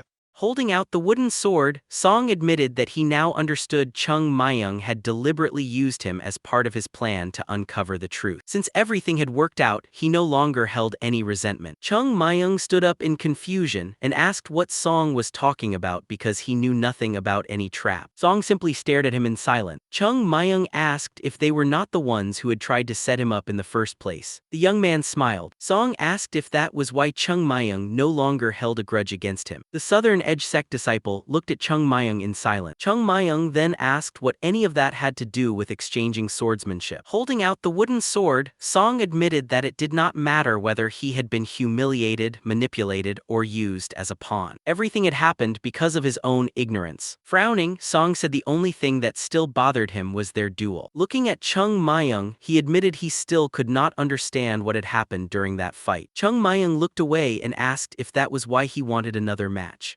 Song nodded, saying that although it was difficult to believe, he knew Chung Myung's skill was above his own. He simply wanted to understand the truth. Chung Myung looked at him and realized that Song knew he had been manipulated, yet still wanted another duel. Since he was not fighting out of pride alone, Chung Myung found the reaction rather interesting. Smiling, he asked whether Song was not afraid he would regret it. Song only smiled and agreed without hesitation. The two soon faced each other in the training arena. Song frowned in anticipation. Chung Myung rested the wooden sword on his shoulder while Song thought about the boy standing before him, someone nearly 10 years younger. As a second-generation disciple, he should have been capable of guiding a third-generation disciple. Yet his hands trembled uncontrollably. Sweat rolled down his face as an overwhelming pressure bore down on him. Faint blue aura surrounded Chung Myung. Song felt as though he were facing the sect leader himself. Unsure whether the pressure was real or simply an illusion, he resolved to confirm it with his own sword. Chung Myung noticed Song's keen instinct. Even though he showed no visible killing intent, Song could sense the danger before him. Chung Myung thought that such intuition allowed a swordsman to perceive what ordinary eyes could not and helped unlock true potential. Smiling, he concluded that Song would become an outstanding swordsman. With enough training, Song would surpass most of his peers, and Chung Myung would not be surprised if he one day became the greatest swordsman of the Southern Edge Sect. Amused, Chung Myung wondered if he should give him a few pointers. He casually gestured for Song to attack. Gripping the wooden sword tightly, Song spun it in circles, creating countless illusions. A moment later, the blade began to shine. Chung Myung frowned, wondering when the Southern Edge Sect had started using such an illusion sword technique. Song warned him to be careful before launching his attack. Claiming he had already discovered Chung Myung's weakness, he attacked with everything from the very beginning. Despite the countless illusions, Chung Myung immediately recognized the real blade. Song unleashed a relentless series of strikes with the Southern Edge Sect's new sword technique. Watching the attacks, Chung Myung's expression darkened. He immediately criticized the technique. Song leaped forward again. In the next instant, Chung Myung struck once. The wooden sword shattered. Song was knocked unconscious before he even realized what had happened. As he fell through the air, Chung Myung rushed forward and caught him by his clothes before he hit ground. Blood spilled from the Southern Edge Sect disciple's mouth. Chung Myung caught Song with one hand before he hit the ground. Frowning, he called him a fool. His eyes burned with anger as he demanded to know where Song had learned that sword style. Still gripping his clothes, Chung Myung noticed the technique felt strangely familiar. Clenching his fist, he recalled the movements and realized he knew them better than anyone. A whirlwind of plum blossom petals flashed through his mind. It was one of the forms of the 24 plum blossom sword palm technique. Standing in the arena, Chung Myung realized that the original 24 plum blossom sword palm had long been lost, even within the sect. His anger flared. He could not understand why someone like Song would be using that technique. Song breathed heavily, barely conscious. His hand trembled uncontrollably as fear filled his heart. The gap between them was simply too great. A crimson aura surrounded Chung Myung, making Song feel as though he were facing an evil spirit. His vision faded, and he finally lost consciousness. By the time he awoke, night had fallen. He slowly opened his eyes in another room. His body was wrapped in bandages, yet he felt almost completely recovered. Raising his hand in surprise, he looked at Chung Myung standing nearby. Chung Myung calmly explained that he had stabilized Song's rampaging internal energy and that his injuries would heal quickly. Still confused, Song asked what had happened. Chung Myung turned around and asked whether that had truly been the new sword style. Song hesitated before confirming that it was called the 12 snowflake style. Veins bulged across Chung Myung's forehead as rage surged through him. He realized they believed no one in the sect remained who remembered the original 24 plum blossom sword palm, allowing them to alter enter it without consequence. To him, it was nothing less than an insult to the sect. Lowering his head, he asked who was taught the style. Song answered that every second-generation disciple learned it. Chung Myung immediately asked whether the first-generation disciples and the sect leader also knew it. Song explained that he had heard the sect leaders themselves had never learned the technique. Only the first and second generations had mastered it. Hearing that, Chung Myung let out a slow breath. If one of the sect leaders had created the 12 snowflake style, it made sense that it would first be passed down through the first generation before reaching the second. Clenching his fist, he realized that the person who had created the style was still alive within the Southern Edge sect. His thoughts drifted back to the past. A village burned before his eyes. He remembered how, after the Heavenly Demon sect invaded the sect, most of it had been destroyed, while the remaining disciples were wiped out at Huashan-Sekte's hand. The disciples of the sect had fought desperately against the invading enemy. Flames raged behind the disciple. One of them shut his eyes in fear, while most of the survivors were only children. Suddenly, a man shouted that they had to help the sect and stop the Heavenly Demon sect. The young disciple looked up and saw streaks of blue aura crossing the sky. It was the warriors of the Southern Edge sect. Chung Myung lowered his gaze, knowing they had come because the sect would never stand by while the Heavenly Demon sect destroyed a neighboring sect. His thoughts shifted to the sect's stolen martial arts manual. Someone had stolen them while pretending to be righteous. Looking at the sect's crest engulfed in flames, Chung Myung began to doubt that the sect's destruction had been caused solely by the Heavenly Demon sect. He remembered the battlefield covered with corpses. 100 years earlier, the disciples of the sect had sacrificed their lives to protect the Southern Edge sect from disaster. Yet the Southern Edge sect had repaid that sacrifice like an enemy. Grinding his teeth, Chung Myung thought that even if someone had been blinded by greed and made a mistake, it was the duty of a sect to correct. Instead, they had renamed the stolen technique and presented it as their own, mocking the sect in the process. Song looked at him in confusion. Chung Myung suddenly turned to him and firmly warned him never to practice that technique again. Surprised, Song asked why. Without another word, Chung Myung smacked him on the head and shouted that if he said not to practice it, then he should simply obey. Silence followed. After calming down, Chung Myung explained that the technique would never allow him to reach the highest level. Holding his head, Song still could not understand. Looking down at him, Chung Myung admitted to himself that although he wanted to beat every disciple of the Southern Edge sect, he could not harm the one who had revealed the 12 snowflake style to him. Song looked at him in surprise as Chung Myung explained that the Southern Edge sect's swordsmanship was built upon laying a solid foundation step by step. Its essence was steady refinement. Although slow and difficult to master, it grew stronger the more it was polished. That was the true path of the Southern Edge sect's swordsmanship. Pointing at Song, Chung Myung explained that the 12 snowflake style violated those principles. Its footwork was inconsistent, its formations shifted chaotically, and it simply did not fit the Southern Edge sect's martial art. The two silently stared at each other. After a long pause, Song frowned in confusion, unable to understand what Chung Myung meant. Looking at him through his fingers, Chung Myung wondered how a disciple of the Southern Edge sect could fail to grasp the very foundations of his own swordsmanship. He could not understand why anyone would pursue such an unstable technique. Then a sudden realization struck him. Sweat formed on his forehead. Looking at his own hand, he remembered how mercilessly he had hunted the Southern Edge sect's disciples in the past. By constantly driving them into a corner, he might have been the very reason they abandoned their original path and created the 12 snowflake style. As one of the 10 great sect, the Southern Edge sect had always placed absolute confidence in the strength of its sword. Then Chung Myung appeared and defeated them again and again, shattering their confidence in their own swordsmanship. Clutching his head, he realized that if he had been in their position, he also would have tried to strengthen the sect's swordsmanship. In the end, people did not value martial arts for their traditions, but for the power they provided. Opening his eyes, he wondered whether Song had been practicing the new style without ever questioning. Song quietly looked at his own hand. Chung Myung thought there was no point blaming him. He had never been the one responsible for any of this. Taking a step away from the bed, Chung Myung said he was leaving. Song quickly reached out and asked him to stay. Without turning around, Chung Myung told him to forget everything he had said. No one could force another person to walk a certain path. Advice could only point the way. The choice had to be Song's alone. Whether he followed his sect leader's teachings or Chung Myung's words was entirely up to him. Song stared at him in surprise as Chung Myung told him to find his own answer and discover the path that would truly make him stronger. Immediately getting out of bed, Song followed him. He clasped his fist into his palm, bowed deeply, and thanked Chung Myung for his guidance. Chung Myung simply smiled, let out a quiet sigh, waved his hand, and walked out, closing the door behind him. Song remained bowed for a long moment. When he finally straightened up, he felt an indescribable sensation. Looking ahead, he quietly wondered if he had just met a celestial. Outside, Chung Myung stopped near the entrance. Frowning, he thought about marching straight to the Southern Edge sect and tearing it apart. He remembered the sect leader's face and angrily thought that those ingrates had repaid kindness with betrayal, stealing the sect's legacy instead of honoring it. Then he remembered the sect leader asking what he could accomplish through anger alone. Lowering his head, Chung Myung admitted that rage by itself would solve nothing. Clenching his fist, he resolved to grow stronger even faster. In Murim, only the words of the strong carried weight. Looking up at the sky, he swore that the Southern Edge sect had chosen the wrong enemy. For what they had done to the sect, he would make them pay without mercy. As the sun disappeared behind the mountains and night approached, the scene shifted back to the sect. Someone tapped their foot anxiously. Ghoul nervously bit his fingernails, insisting that Chung Myung was not the type to disappear without a reason. Jong clutched the note in his hand and said he was certain Chung Myung had a very important reason for being gone for 7 days. Ghoul replied that whatever the reason was, it had better be convincing enough for the mentors to believe it. He added that Mentor Angam had already been summoned by the sect leader again, which could lead to serious trouble. Meanwhile, Angam sat in the conference hall. Hyeon angrily declared that a third-generation disciple disappearing without permission for an entire week was completely unacceptable. Hyeonjang listened in silence as Hyeon insisted that the matter could not be ignored, especially now that the sect had only just begun rebuilding its foundation. Hyeonsen calmly raised his head and asked everyone to remain patient, reminding them that they still did not know whether the child had encountered some kind of danger. The teacher raised his hand and argued that even if Chung Myung had been in trouble, he should have informed the elders instead of making everyone search for him. Hyeonsen replied that Chung Myung might have simply injured himself on the mountain. Turning to the sect leader, he asked whether they should organize a search of the mountain. Hyeonjang answered that they could not rule out the possibility. Hunan then questioned why a third-generation disciple had been granted permission to travel freely to Huon. The sect leader calmly replied that he had a good reason. Hunan slammed his hand on the table, insisting that anyone could come up with a reason. Standing up, he argued that the rules should come before personal judgment. Frowning, he declared that granting special privileges to a third-generation disciple would shake the foundation of the sect. Such exceptions should never be made, especially for someone so young. Hyeonjang quietly closed his eyes. After a long silence, he opened them and said it was enough. The teacher froze in surprise. He slowly sat back down and apologized, admitting he had gone too far. Taking a deep breath, Hyeonjang wondered whether he had misjudged this child. Remembering Chung Myung, he thought that the boy he knew would never have caused trouble without a reason. Angam then suggested gathering a search party to search both the sect grounds and Huom for Chung Myung. At that moment, everyone turned toward the entrance as someone shouted that Chung Myung had returned. The sect leader immediately rushed outside. His eyes widened when he saw Chung Myung standing there. The elders hurried toward him, relieved to see he had returned safely. Unum remained where he was as the sect leader rushed past him, determined to check on the boy himself. Before he could reach him, Hunan raised a hand and asked him to wait. The sect leader stopped and asked what was wrong. Hunan respectfully said he understood how much Hyeonjang cared about Chung Myung. The sect leader looked at him in confusion. Hunan asked him not to spoil the child with excessive concern. Reward and punishment according to merit were the foundation of managing a sect, and proper discipline was what allowed disciples to grow. Hyeonjang silently smiled as Hunan continued. If a child made a mistake and was never punished, he would never understand his own faults. The more a sect leader cared for a disciple, the stricter he should be. Hyeonjang let out a quiet sigh. Seeing this, Hunan relaxed slightly. The sect leader replied that he already understood. He asked Hunan not to worry because no one wished for Chung Myung's growth more than he did. If the boy had returned unharmed, he intended to confine himself in seclusion for half a month instead. Hyeonjang's eyes widened. Before anyone could respond, Unum interrupted, saying that would not be appropriate. Angam stepped forward and declared that Chung Myung had disobeyed orders by leaving the sect and remaining absent without permission. It was a serious offense. He insisted that Chung Myung should be confined to the Repentance Hall for at least 6 months. The sect leader argued that Chung Myung was only a third-generation disciple. Angam calmly replied that if he had been a second-generation disciple, the punishment would have been even harsher. The elder frowned and urged the sect leader to punish Chung Myung according to the severity of his offense. Otherwise, Angam declared that he would discipline the boy himself. A bead of sweat rolled down the sect leader's cheek as he asked the other elders whether they agreed. All three nodded without hesitation. The sect leader slowly closed his eyes before looking ahead in silence. Unum quietly watched him, then lowered his head. He wondered what could have driven Chung Myung to disobey orders. Just then the sect gates opened. Chung Myung walked inside and immediately froze. The sect leader and the elders were waiting for him. He respectfully bowed and greeted them. The sect leader silently observed him before calling his name. Smiling calmly, Chung Myung raised his head. Standing before him, the sect leader asked why he had left the main mountain without permission. Chung Myung answered that the situation had been urgent. Hyung immediately exploded in anger, shouting that Chung Myung had better provide a proper explanation or face a severe beating. The sect leader remained calm. He asked Chung Myung to explain everything, adding that if his reason was not convincing, punishment would be unavoidable. A drop of sweat rolled down Chung Myung's face. Before he could answer, everyone turned toward the entrance after hearing someone call out for them not to be angry. Hyen looked over in surprise. A man in a yellow robe stepped through the gate. It was Chief Huang. Smiling warmly, he asked them not to blame the child. He then greeted everyone and asked how they had been. Hyenjang quickly walked over to welcome him. Surprised, he said he had received a letter only a week earlier stating that Chief Huang was gravely ill, so he could not understand how he had recovered so quickly. Chief Huang smiled and replied that it was all thanks to the young swordsman. Hyenjang stared at him in shock as Chief Huang explained that Chung Myung had saved his life. For that reason, he hoped the sect would not be too harsh on him. He continued by saying that Chung Myung had not only saved him but had also rescued the entire Yunhe trade guild. Chung Myung simply smiled and shrugged. A short time later, everyone gathered inside the office. Hyenjang asked Chung Myung how he had managed to cure Chief Huang's mysterious illness. Raising both hands, Chung Myung explained that there was a poisonous herb called yuan grass. Although it looked similar to mugwort, it was actually highly toxic. Sitting before the elders, Chung Myung explained that he had once lived among wanderers. He recalled seeing homeless people mistake a poisonous herb for an edible plant, leading to fatal poisoning. According to him, the poison caused a long, lingering illness that eventually claimed the victim's life. Remembering how he had treated those cases, Chung Myung explained that the antidote was surprisingly simple. Crushed radish was enough to neutralize the herb's effect. Although even skilled physicians failed to discover the cure, anyone who consumed crushed radish would recover almost immediately. The elders listened attentively. Chung Myung continued, saying that Chief Huang's symptoms had closely matched those cases, so he decided to try the remedy. Fortunately, the treatment worked. Hyensen raised his hand and remarked that he had heard of something similar before. Many people had believed such cases were caused by poison. Chung Myung smiled to himself. He knew the real cause had been the monster cinnabar hand, something he had personally encountered during the war. However, no one needed to know that. As long as both he and Chief Huang told the same story, the explanation only had to sound believable. Angam folded his arms and admitted that, under those circumstances, Chung Myung could not have simply ignored the situation and returned. Turning to the sect leader, he declared that if everything was true, Chung Myung deserved a reward rather than a punishment. Unum immediately objected. Frowning, he argued that although Chung Myung's actions had been righteous, leaving the mountain without permission after disobeying the sect leader remained a serious offense. Such behavior could not be overlooked. The sect leader listened quietly before raising an eyebrow. A bead of sweat rolled down Unum's face as Hyenjang calmly asked whether punishing Chung Myung was truly more important than saving a person's life. The sect leader reminded everyone that the sect followed the righteous path. Hyensen quietly listened as the sect leader continued. He asked what could possibly be more important than saving a life. Turning toward the elders, he questioned whether his own orders were more important than preserving both person's life and an important relationship. Unum immediately admitted that he had spoken rashly. Closing his eyes in embarrassment, he lowered his head. A bead of sweat rolled down his face. He realized the discussion was over. Looking at the other elders, Unum understood that he had been the first to challenge the sect leader and had only drawn his anger. The others would no longer press asked Chung Myung about his offense. With his back turned, the sect leader had protected both the authority of the elders and Chung Myung at the same time. Standing from his seat, the sect leader called Chung Myung forward. Still kneeling, Chung Myung raised his head. The sect leader patted him on the shoulder and praised him for doing an excellent job. Chung Myung smiled outwardly, though inwardly he grumbled about being treated like a child by someone much younger than himself. As the setting sun bathed the rooftops in golden light, Chief Huang sat with the elders. He explained that both he and the Yunha Trade Guild owed a great debt to the sect. Looking toward Chung Myung, he admitted that the young swordsman had been the one who saved him, but he had intentionally credited the entire sect instead. Closing his eyes, Chief Huang declared that he wished to repay the sect by making a major investment. Hanning cried out in surprise. Chief Huang smiled and clarified that investments expected returns, whereas what he intended to offer was genuine support without asking for anything in return. Haiyan widened his eyes and replied that they were already grateful for everything the Yunha Trade Guild had done. Chief Huang shook his head. If he had intended to stop there, he would never have come personally with members of the guild. He declared that he intended to place everything he had behind the sect. The sect leader looked at him in surprise. Chief Huang continued, saying that since the guild members were already present, they should thoroughly discuss everything the sect needed and everything the Yunha Trade Guild provide. Haiyan closed his eyes and sincerely thanked him. He then looked at Chung Myung and said that by saving Chief Huang, he had brought great fortune to the sect and further elevated its reputation. Smiling warmly, the sect leader praised Chung Myung's boundless virtue. The remaining elders began leaving the room after Haiyan instructed only the finance pavilion leader and Unum to remain. Before leaving, Haiyan slapped Chung Myung on the back and loudly praised him. Chung Myung insisted he had done nothing extraordinary. Haiyan laughed and replied that saving a man's life, especially Chief Huang's, was more than remarkable. Just then, Chung Myung turned around after hearing someone call his name. Ungam quietly approached him. He acknowledged that Chung Myung had done a good deed but said it had been reckless, especially leaving the sect without informing anyone. Lowering his head, Chung Myung admitted he had been in too much of a hurry to think things through. Ungam replied that although Chung Myung had disobeyed the sect leader's orders for a good reason, he could not use having no choice as an excuse every time. Suddenly, Chung Myung noticed something. A faint smile crossed Ungam's face. Without another word, Ungam turned and walked away, telling him to always stay focused. Watching him leave, Chung Myung narrowed his eyes. He realized the elders had protected him not because of luck, but because they had chosen to. Standing alone in the courtyard, Chung Myung looked around the sect and vowed to restore it to its former glory. Looking up at the sky, he smiled faintly as he imagined the sect leader, realizing he would have to work even harder from now on. The next morning, beneath a bright sky filled with drifting clouds, the sect's senior members gathered in the main hall. Chief Huang addressed everyone, announcing that the Yunha Trade Guild would take over managing the sect's businesses, ensuring they would no longer have to worry about money. However, he had two conditions. Surprised, Haiyan asked him to explain. Chief Huang raised one finger and said that first condition was that every coin they earned must be reinvested into developing the sect rather than saved. Haiyan nodded in agreement, saying the sect was not yet in a position to accumulate wealth and should instead focus on growth. Chief Huang then raised a second finger. His second condition was that special privileges be granted to the third-generation disciple, Chung Myung. Haiyan folded his arms thoughtfully. The word privileges was rather vague. Closing his eyes, he reflected that Chung Myung already enjoyed authority beyond that of an ordinary third-generation disciple, and wondered what additional privileges could possibly be granted. Haiyan then suggested allowing Chung Myung to study the sect's martial arts and secret manuals ahead of schedule. Imagining the sect's martial arts manuals, Haiyan clarified that he meant the Sword of Fallen Petals and the Seven Plum Sword, though Chung Myung could only be allowed to learn them after the elders had mastered them themselves. Hearing the proposal, Haiyan nodded and said it sounded reasonable. Before anyone could agree, Hyun immediately objected. Everyone turned toward the elder as he folded his arms in displeasure. Haiyan sighed and asked what was wrong this time. Hyun argued that such a reward could hardly be called a reward. Chung Myung was already busy mastering the sect's martial arts, so giving him even more techniques was simply adding to his workload. Calling that a reward was no different from punishment. Slamming his palm on the table, he declared that a true reward had to cost the sect something valuable. It had to be something difficult to part with, not something they already intended to give away. After demanding whether everyone understood his point, the room fell silent. Hyeonjang looked at him in confusion, remembering that the same elder had insisted on punishing Chung Myung during the previous meeting. Suddenly, Hyun jumped to his feet and shouted that the situation was completely different now. Because Chung Myung had saved Chief Hwang,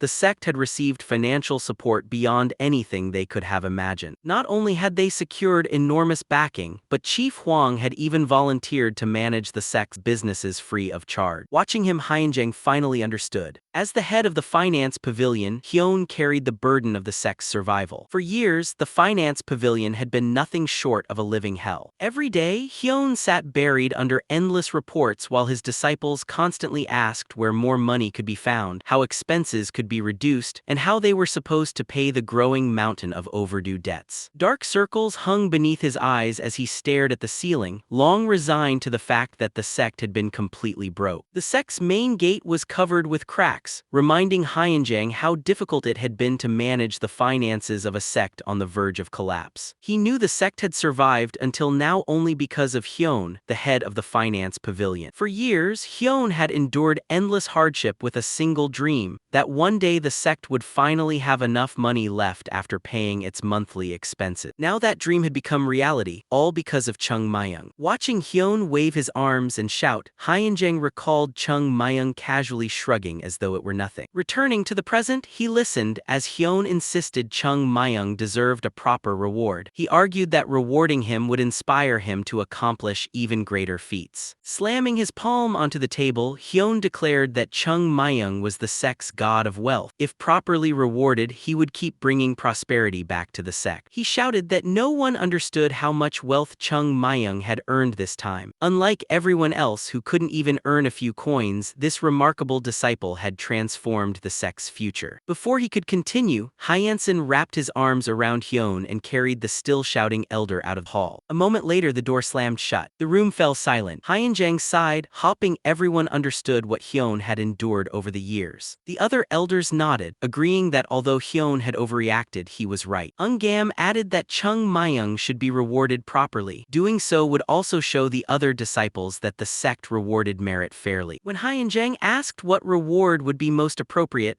Eungam suggested appointing Chung Myung as the sect's official messenger to the Yunha Trade Guild, since he already enjoyed Chief Hwang's trust and would always be welcomed with honor. Hyeonjang nodded thoughtfully. He then proposed granting Chung Myung permission to learn the Plum Blossom Sword ahead of schedule since it was the sect's signature technique, or allowing him unrestricted access to the library. The remaining elders exchanged thoughtful glances. Just then, the finance pavilion chief burst back into the hall, threw open the door, and shouted that they should simply give Chung Myung money. He complained that everyone was overthinking the matter when the answer was obvious. Money was the best reward. Before he could continue, Hyeonsen hurried over and covered his mouth. The door slammed shut once again. Hyeonjang quietly stared at the closed door, thinking that the sect seemed to grow stranger with each passing day. High atop a steep mountain, Chung Myung stood beside Chief Hwang. Looking down at the sect, Chung Myung remarked that the old merchant had become quite the actor. Chief Hwang smiled and asked whether they were now in the same boat. Chung Myung looked back at him and scoffed, asking who he thought he was to share a boat with him. He had only happened to save his life, and now Chief Hwang should speak with the sect leader instead. Chief Hwang calmly replied that he had no interest in sharing a boat with the sect. Surprised, Chung Myung looked at him. The merchant explained that he was only interested if Chung Myung was on it. Chuckling, Chung Myung said the old man was overestimating him. Chief Hwang gazed toward the sect before saying that he had lived his entire life as a merchant and intended to remain one until his last breath. A merchant's greatest weapon, he said, was the ability to judge people. Meeting Chung Myung's eyes, he explained that if his judgment had been poor, he would have failed long ago. Even if everything that had happened were merely luck, he would eventually pay the price for believing it. If that day came, he would have no regrets. Narrowing his eyes, Chief Hwang asked whether, if his judgment was correct, only good things awaited both the Yunha Trade Guild and the sect. Chung Myung raised raised an eyebrow before slowly lifting a hand to his face. He admitted that he agreed. Then he told Chief Huang never to use phrases like "we're in the same boat again" because he disliked them. Closing his eyes, he explained that people who casually spoke of loyalty were often the first to betray others. Looking into the distance, he remembered walking beside his comrades as countless people praised them and shed tears when they volunteered to save the world. Yet when they truly needed help, no one reached out. Everyone only watched, shouted, and complained. Returning to the present, Chung Myung glanced at Chief Huang. The merchant smiled faintly and admitted that he disliked such words as well. Looking toward the horizon, he said that a merchant could leave the boat whenever he wished. Then he turned slightly toward Chung Myung. However, as long as they shared the same destination, there was no reason to abandon the journey. If two people rode together, they would simply reach it faster. Hearing that, Chung Myung raised an eyebrow in surprise. After a brief pause, Chung Myung looked away and admitted that Chief Huang was right. There was nothing wrong with working toward the same goal. Hearing that, Chief Huang lowered his gaze, convinced they shared the same way of thinking. He believed supporting the sect would ultimately benefit the Yunha Trade Guild, but only if they maintained their relationship with Chung Myung. In his eyes, the sect had already begun rising from its knees. The old merchant looked at the young swordsman who was quietly gazing into the distance, then turned his own eyes toward the same horizon. The mountain was peaceful beneath drifting clouds. Breaking the silence, Chief Huang declared that the Yunha Trade Guild would devote all its strength to supporting the sect. He then asked whether Chung Myung understood what that meant. Chung Myung glanced at him and asked if that meant the guild would become an enemy of the Southern Edge sect. Chief Huang calmly admitted that it did. Frowning slightly, Chung Myung told him not to expect repayment for something no one had asked him to do. Chief Huang closed his eyes and replied that he expected no repayment. He simply wanted Chung Myung to know the consequences of his decision. Smiling, Chung Myung answered that he understood. The two laughed together. Deep down, however, each regarded the other cautiously. Chief Huang thought that Chung Myung was an incredibly cunning snake, while Chung Myung wondered whether the merchant truly believed he could outsmart him. Outwardly, they continued smiling at one another. After a moment of silence, Chief Huang turned toward Chung Myung. He said the young swordsman was extraordinary and that there was no one else his age like him anywhere in the world. Expressionless, Chung Myung thought that the merchant was right. There truly could never be another person like him. After all, who else had died once and returned to life? Chief Huang then warned him to conceal his true ability. The world, he said, was a frightening place filled with greed and evil. He imagined countless people willing to betray, deceive, or even sell another person's life for profit. Once Chung Myung revealed his talent, countless people would try to approach him for their own gain. Chuckling, Chung Myung smiled and insisted the old merchant was overestimating him. He was only an ordinary boy. Chief Huang merely smiled to himself. After a brief pause, he bowed politely and said it was time for him to leave. After saying that, Chief Huang turned to leave. Before he could go, Chung Myung called out to him. Smiling, he said there was something he wanted Chief Huang to look into and asked if it was possible. Sometime later, Chief Huang descended the mountain, leaving the sect. He stopped for a moment and looked back at Chung Myung, who still stood at the mountain peak. Without taking his eyes off him, the merchant thought that the young swordsman was a true monster. Although he could not see what was going on inside Chung Myung's mind, it was hard to believe he was really just a child. Chung Myung silently watched the sect below. Chief Huang looked back once more and thought that place might as well be called a dragon's lake. In his mind, he imagined a dragon hidden beneath calm waters. He believed he was the first person to realize that such a dragon was concealed within the seemingly insignificant sect. If he made proper use of that knowledge, the Yunha Trade Guild could become the greatest merchant guild in the world. Just then, his son approached and asked whether the conversation had gone well. Chief Huang looked at him before quietly saying that he had changed his plans again. Glancing back toward Chung Myung, he added that they had much more work to do. It was time to lay the foundation for the future. His son immediately followed him. Chief Huang entered his palanquin, and soon he and his attendants departed from the sect. Watching them leave, Chung Myung thought that the old merchant was far sharper than he appeared. Dealing with him was completely different from dealing with Hyenjang and the other elders of the sect. Keeping his eyes on the departing palanquin, he reflected that the world of merchants was filled with endless schemes and rivalry. Anyone who had survived in that world for a lifetime could never be as straightforward as a Taoist. Even so, he let out a quiet breath. The greatest obstacle to reviving the sect, poverty, had finally been removed. There was no longer any reason to waste time dwelling on the Southern Edge sect. If they had forgotten the foundations of their own swordsmanship while coveting that of others, then the sect would surpass them by preserving its own. With that thought, Chung Myung looked up at the sky and quietly closed his eyes. After a brief pause, Chung Myung opened his eyes and decided it was finally time to focus on martial arts. The streets were soon bustling with activity. The influence of the Yunha Trade Guild was astonishing.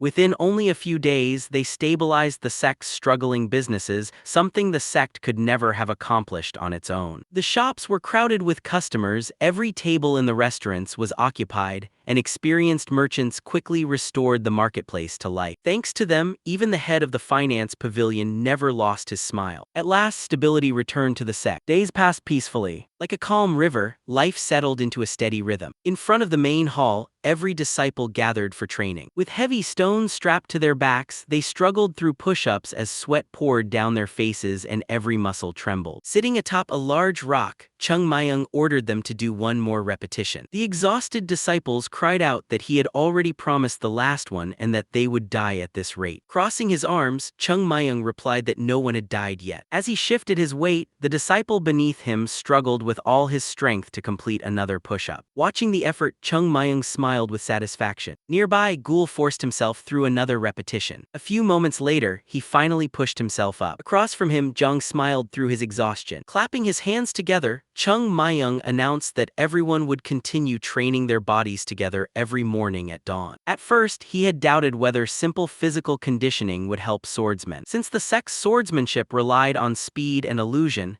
he had feared that building raw strength might only hinder their techniques. Instead, the results had exceeded his expectations. As their bodies grew stronger, their sword strikes became faster, sharper, and more powerful. The disciples gripped their wooden swords with renewed confidence while Zhang unleashed increasingly powerful attacks. Even while carrying heavy stones, the disciples ran through the forest, their steady improvement visible with each passing day. Before, everyone counted the minutes until dawn training ended. Now, some of them voluntarily stayed behind to train even longer. The disciples, carrying buckets filled with weights, raced up the stairs before challenging each other to sprint to the summit and back before breakfast, all competing for first place. By the time the sun rose, they had changed completely. Their bodies had become lean and muscular. They flexed their biceps proudly, laughing that it was all thanks to their training and even asking for heavier boulders. Watching them, Zhang wondered whether this was still a sect or a band of outlaws. He told everyone to clean up, eat breakfast, and then return for morning training. The disciples quickly agreed and hurried off. Zhang then asked Gul if Chung Myung had shown up that morning. Gul replied that Chung Myung had rarely attended training lately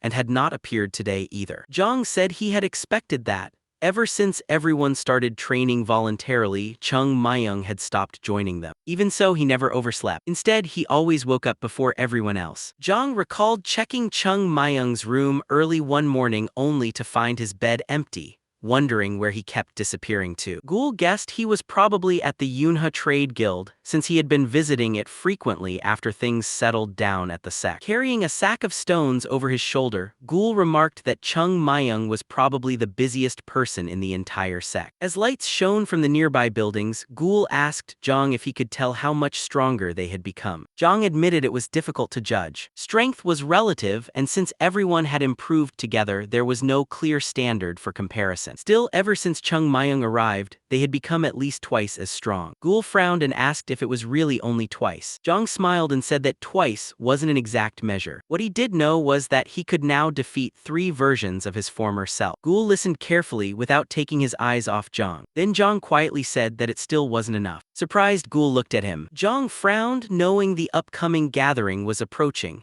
Tightening his grip on the bag over his shoulder, he said they needed to become much stronger. He looked at Gul for a moment before smiling. Zhang said he finally understood. As soon as Chung Myung returned, they would ask him for even harsher training. Dark clouds drifted across the sky. Chung Myung slowly opened his eyes, sat up, and let out a long yawn. A short while later, he walked alone through the forest with his sword on his back. Even if it was all for the sake of growing stronger, he wondered why he had to avoid everyone every morning. As he climbed higher, he reflected that this training wasn't even part of his responsibility. All he was doing was reducing the imbalance between his body and spirit through endless sword sword practice, using the simplest possible method. Moonlight illuminated his path as strong winds bent the treetops. He continued thinking about the state where swordsman and sword become one. Although his sword was already perfectly synchronized with the body he had possessed in his previous life, his current body still couldn't fully match it. Leaping onto a cliff, Chung Myung realized that while his movements looked complete from the outside, they were still imperfect compared to the past,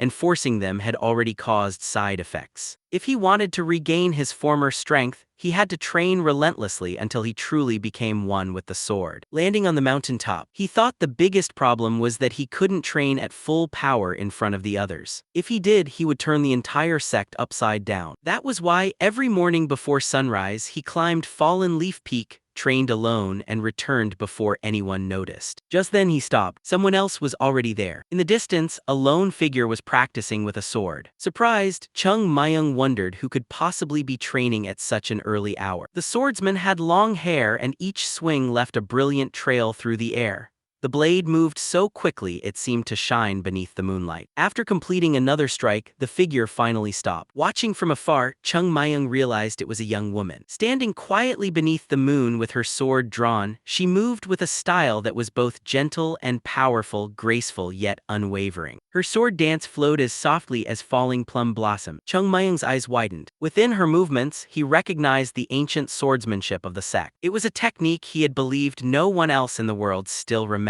As the young woman resumed her training, Chung Myung silently watched, realizing that the long-forgotten art of the sect was unfolding before his eyes once again. Smiling, Chung Myung realized that what mattered wasn't the technique itself, but the meaning contained within the sword. Before he could finish the thought, the girl's eyes flashed. In an instant, she charged toward him, shouting to know who was there as her sword slashed past his head. She stopped directly in front of him. Chung Myung's expression changed as he sighed to himself. His mood was ruined. He had allowed a mere disciple to notice his presence, leaving no trace of the great swordsman he once was. The girl glared at him and demanded to know who he was, saying she had never seen him before. Frowning, Chung Myung wanted to ask the same question. At first, he assumed she was a disciple of the sect. Looking closer, he spotted the sect's emblem on her robe. Then his eyes widened. He couldn't help staring at her face. She possessed a beauty capable of captivating anyone. Even with a sword pressed against his neck, he found himself thinking that during more than 50 years of his previous life, he had traveled across the world and rarely met someone so beautiful. If he had truly been an ordinary young man, he might have frozen on the spot. Crossing his arms, he simply admitted to himself that she was beautiful. At that moment, the girl pressed her sword closer, leaving a thin cut on his neck as she demanded an answer. Calmly, Chung Myung replied that he was wearing the sect's uniform. Surprised, she slowly eased the blade away. Chung Myung pointed at the emblem on his robe. The girl said she had never seen him before and asked if he was really a third-generation disciple. He answered without hesitation that he was. She kept her sword raised and pointed out that third-generation disciples were forbidden to leave the sect after sunset. Chung Myung calmly replied that he had permission from the sect leader. The girl stared at him in disbelief and asked if the sect leader had truly given such permission to a third-generation disciple. He answered yes. Frowning, she accused him of lying. Without the slightest fear, Chung Myung told her she was free to verify it herself. He then asked whether any disciple would dare use the sect leader's name in a lie. Using 2 fingers, he gently moved the blade away from his neck and remarked that it was remarkably sharp. The girl immediately withdrew her sword. Dark clouds drifted across the night sky as she sheathed her weapon and told him that no one was allowed to watch her training. Chung Myung touched the cut on his neck and replied that until yesterday this had been his training ground, yet she had appeared out of nowhere and was now acting as if he were the one at fault. He asked what he was supposed to say to that. She answered that he should have left the moment he noticed her. Keeping his eyes on her, Chung Myung replied that a stranger wandering near the sect naturally deserved to be investigated. He asked if that wasn't common sense. The girl frowned. Seeing her reaction, Chung Myung realized she was genuinely angry. She bit her lip before suddenly turning away. Watching her, Chung Myung concluded that while her sword was well honed, her tongue was not.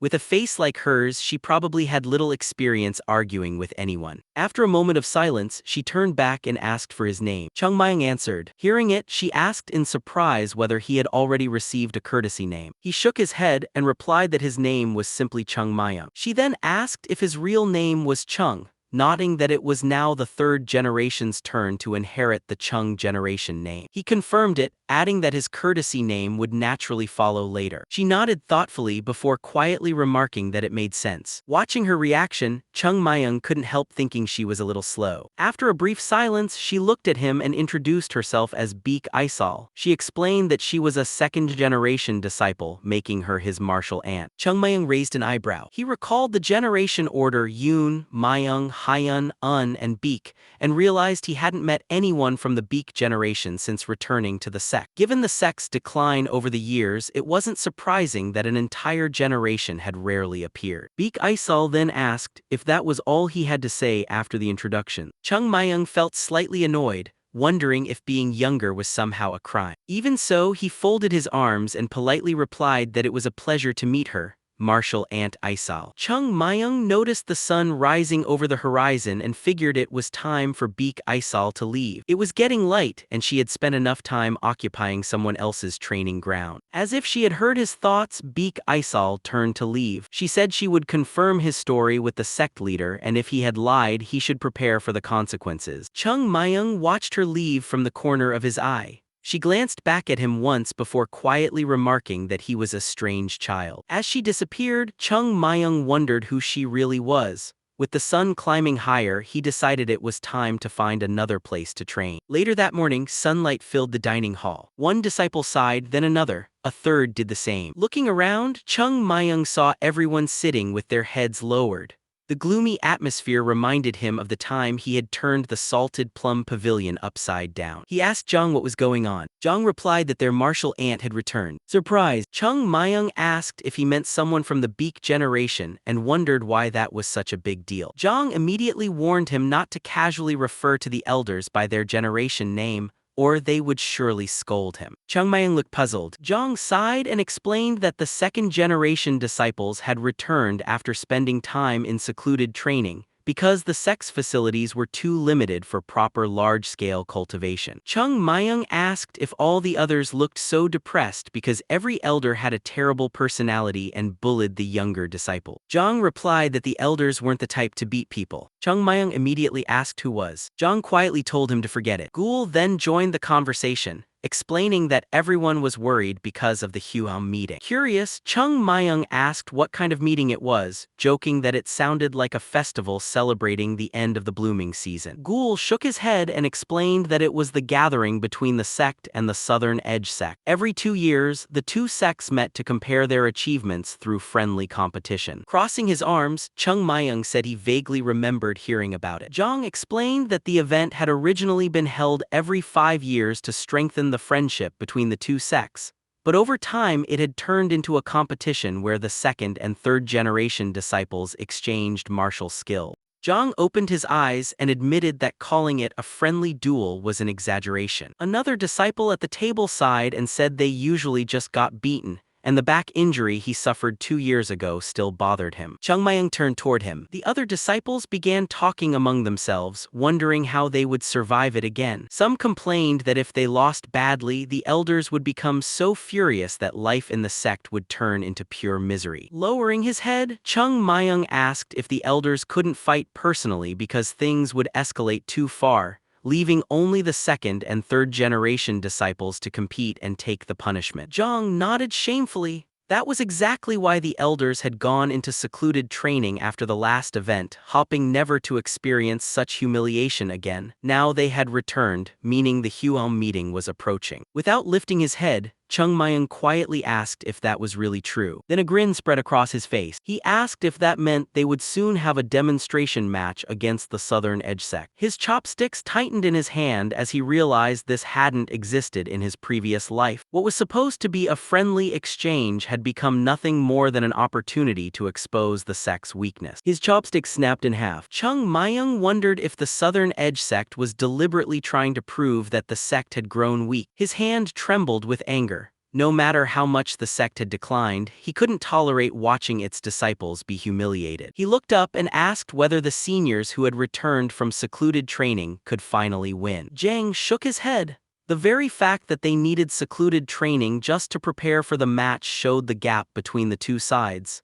Even after all that training, there was no guarantee of victory. After hearing that, Chung Myung stood up. Clenching his fist, he declared that if the seniors couldn't guarantee victory, then they would have to win as well. He turned to the others and asked whether they were willing to do whatever it took to win, even if it meant enduring poison or breaking their arms and legs. The disciples turned toward him one after another. With burning determination, Chung Myung declared that they would defeat the Southern Edge Sect, restore the sect's honor, and that he would personally lead them to victory. High above them, birds drifted peacefully across the clear sky. The sun shone brightly over the buildings of the sect as an announcement echoed through the main hall that the second-generation disciples were returning. Some had already arrived in Huam, while the rest were on their way. Inside the main hall, Unum frowned and asked why the Huam meeting, which was still 6 months away, had suddenly been moved up. The sect leader set down his cup and explained that the Southern Edge Sect had requested an earlier meeting. Unum asked whether it truly couldn't be postponed. Closing his eyes, the sect leader quietly replied that it would be difficult. Unum also fell silent. After a moment, he pointed out that the sect had finally regained some stability. Their major problems had been resolved,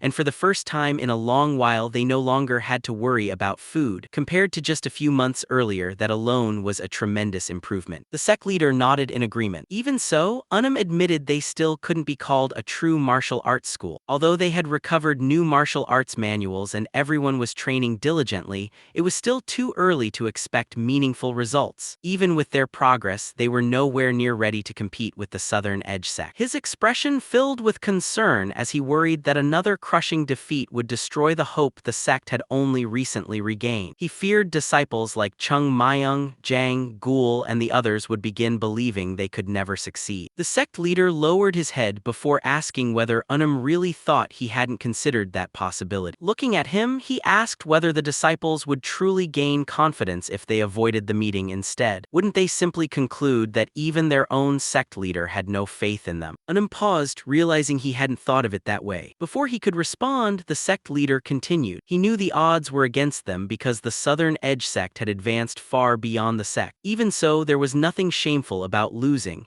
If they fought with everything they had and still lost, then they would simply train harder and come back stronger. With a calm but firm expression, he added that avoiding a battle simply to escape defeat was something he could never accept. Seeking temporary peace through fear would only leave deeper scars than any loss on the battlefield. After hearing the sect leader's reasoning, Unum lowered his head and admitted that he had been thinking too narrowly. The sect leader replied that the disciples had already endured enough hardships, so they should prepare a proper feast and bring out the wine to welcome the returning second-generation disciple. As evening approached, Unum assured him everything would be ready before leaving. Once the hall was empty, the sect leader walked to the window and opened the shutters. His eyes rested on the blooming red flowers outside as he quietly reflected that every breath felt as though thorns were piercing his heart. He feared the pain would only deepen with time before silently lowering his head. Mist drifted through the mountains while the training grounds remained empty. Inside the disciples' quarters, everyone discussed whether they could defeat the Southern Edge Sect. Gul confidently declared that they had all grown much stronger. Chung Myung agreed but jokingly showed only a tiny gap between his hands to describe their progress. After the room fell silent, he laughed and widened the gap by only a few more millimeters. Gul protested in frustration, arguing that they had nearly trained themselves to death yet had improved so little despite how much stronger their bodies felt. Chung Myung explained that a few months of training could never erase such a massive gap. Even if an acorn grew several times larger, it still could not compare to a fully grown oak. His expression turned serious as he evaluated everyone. The third-generation disciples were improving at an astonishing pace, faster than any previous generation, but they were still nowhere near the level of the sect's former disciples, let alone the Southern Edge Sect. Jang and Gul lowered their heads in disappointment. After judging everyone's abilities, Chung Myung concluded that if the Southern Edge Sect's strength had remained the same, none of the third-generation disciples could reliably defeat them. Gul might stand a chance against the right opponent, and Jang could also win with favorable circumstances, but beyond those two, the gap was simply too great. Gul finally asked how they were supposed to win. Chung Myung answered that there was only one solution: they had to become much stronger. Zhang reminded everyone that the Huo meeting was only about 2 weeks away. If months of training had not been enough to catch the Southern Edge sect, it seemed impossible to close the gap in such a short time. Smiling, Chung Myung explained that this was exactly why he had gathered them. He then asked whether they were prepared to risk everything for the sake of victory. Outside, night had fully fallen, and a bright moon illuminated the mountains. The disciples gathered at the training grounds, wondering why Chung Myung had suddenly changed their training schedule and insisted on meeting in the middle of the night. They suspected the training would be even harsher than before, but considering how much they had improved, no one complained. Chung Myung arrived and confirmed that everyone was present. Zhang stepped forward, reporting that the group had assembled as instructed before asking what kind of training awaited them. Instead of answering, Chung Myung struck the ground with a wooden sword before calmly drawing a real sword from its sheath. The disciples froze in surprise. They stared at the weapon, wondering why he had brought out a real blade and what he intended to do. Chung Myung casually remarked that the training itself was nothing unusual. Then he rested the sword on his shoulder, his expression suddenly turning serious as he explained that they would have to train as if they were risking their lives. The disciples instinctively stepped back, convinced he had lost his mind. Ignoring their reactions, Chung Myung lowered the sword and declared that he would rather risk everything than watch the sect lose to the Southern Edge sect again. The second-generation disciples might be able to win on their own, but the third generation also had to claim victory, and he intended to make that happen. Ghoul nervously stepped forward and admitted that he was willing to endure any training if it meant becoming stronger. Even so, he couldn't understand what Chung Myung meant by risking their lives. Chung Myung called him forward. Ghoul looked helplessly at Zhang and the other disciples, but they all quietly avoided his gaze. Feeling completely abandoned, he reluctantly stepped toward Chung Myung. Stopping a few steps away, Ghoul confirmed that he truly wanted to become stronger. Chung Myung replied that, strange as it sounded, all of them had already become considerably stronger.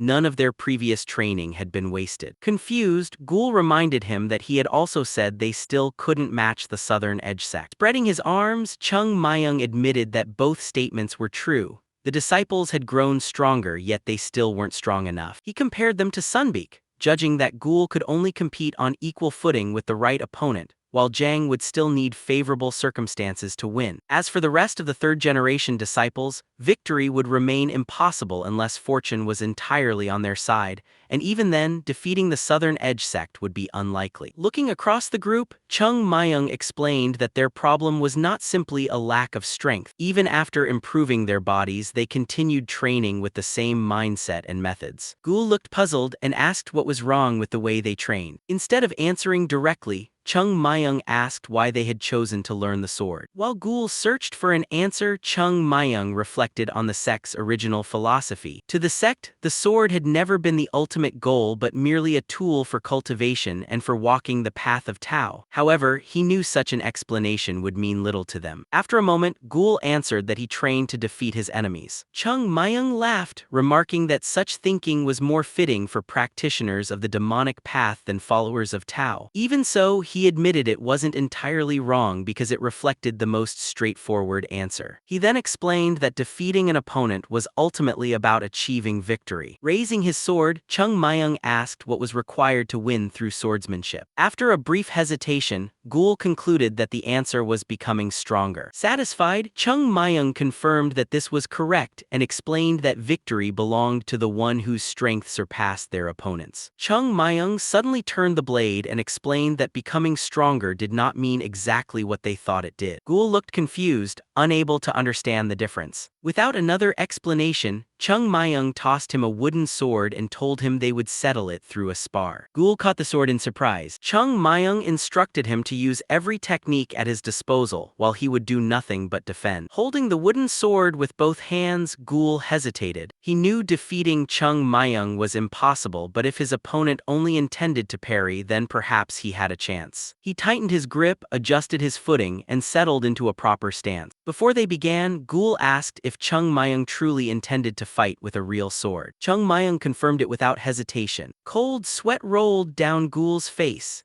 He wanted reassurance that the blade wouldn't actually cut him, but Chung Myung only laughed instead of answering. That vague response made Ghoul even more uneasy. Unable to get a clear promise, he finally asked for permission to begin. Chung Myung looked at him with slight amusement, surprised by his confidence after all the harsh training they had endured. At that moment, he noticed Ghoul's left hand trembling ever so slightly from nervousness, causing a faint smile to appear on his face. Taking a deep breath, Ghoul charged. In a single leap, he closed the distance while recalling every humiliating defeat Chung Myung had put him through during training. Putting those emotions aside, he immediately unleashed the Fallen Flower Sword technique. Chung Myung calmly dodged while inwardly remarking that the attack looked far more personal than Ghoul claimed. Without slowing down, Ghoul used the 7-star step to shorten the distance again before following with another strike from the Fallen Flower Sword technique. Watching the sequence, Chung Myung nodded inwardly. Ghoul had skillfully combined the 7-star step with the Fallen Flower Sword technique to maintain constant pressure.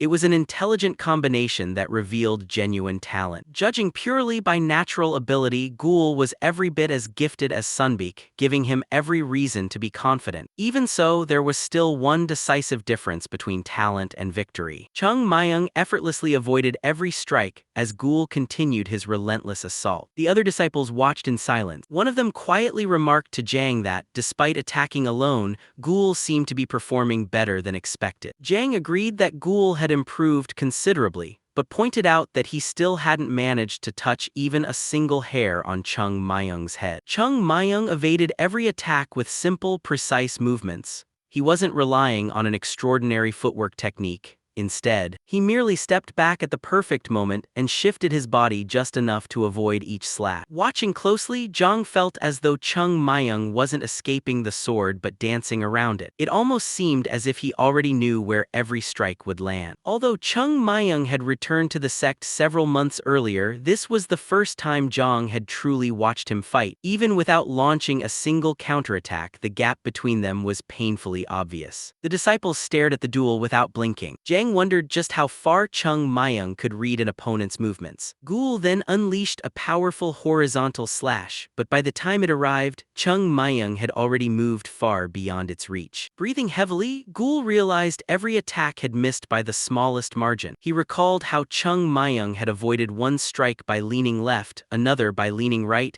and yet another simply by bending backward. It was as though he knew every attack before it was launched. Stopping briefly, Ghoul gripped his sword with trembling hands. After all the brutal training he had endured, he had believed he was finally becoming strong. Yet now he felt as though none of that progress mattered. Sweat poured down his face as frustration consumed him. Surrounded by despair, he refused to accept reality. His sword and hands shook violently before rage finally overtook him. The blade suddenly became enveloped in sword chi. Without hesitation, Ghoul gathered all his strength and unleashed the most powerful strike he had ever performed. The resulting shockwave tore across the training grounds, reaching the walls of the sect. The watching disciples stood frozen in disbelief. A massive trench split the ground, a deep crater scarred the wall, and towering clouds of dust rose into the night sky. As Ghoul's attack ended, Chung Myung calmly raised his sword behind his head. Ghoul glared at him while the moonlight reflected off the blade. With an emotionless expression, Chung Myung judged that the duel was over. In the next instant, he swung a razor-thin slash shot toward Ghoul's face before stopping just short of his forehead. Even without making contact, the force of the strike rippled across the training grounds. The ground trembled and dust exploded in every direction. Ghoul collapsed where he stood, his body trembling uncontrollably. Resting the sword on his shoulder, Chung Myung asked whether he had finally experienced the feeling of standing on the edge of death. Still shaken, Ghoul admitted that he had felt completely helpless. Smiling, Chung Myung told him to rest before calling for the next disciple. Everyone instinctively stepped back. Jang looked around, hoping someone else had been chosen, only to realize the next opponent was him. Chung Myung warned them not to think they could escape the training. If they refused to step forward, he would personally drag them into it. Without waiting for a response, he charged. Before long, cries echoed throughout the sect under the bright moon. After defeating every disciple, Chung Myung gathered them together and asked Ghoul why he had failed to block an attack that had been launched openly in front of him. Ghoul clenched his teeth and admitted that the strike had simply been too fast and too powerful. Everything had happened before he even had time to think, making it impossible to react. Chung Myung nodded and pointed out that they already understood the problem.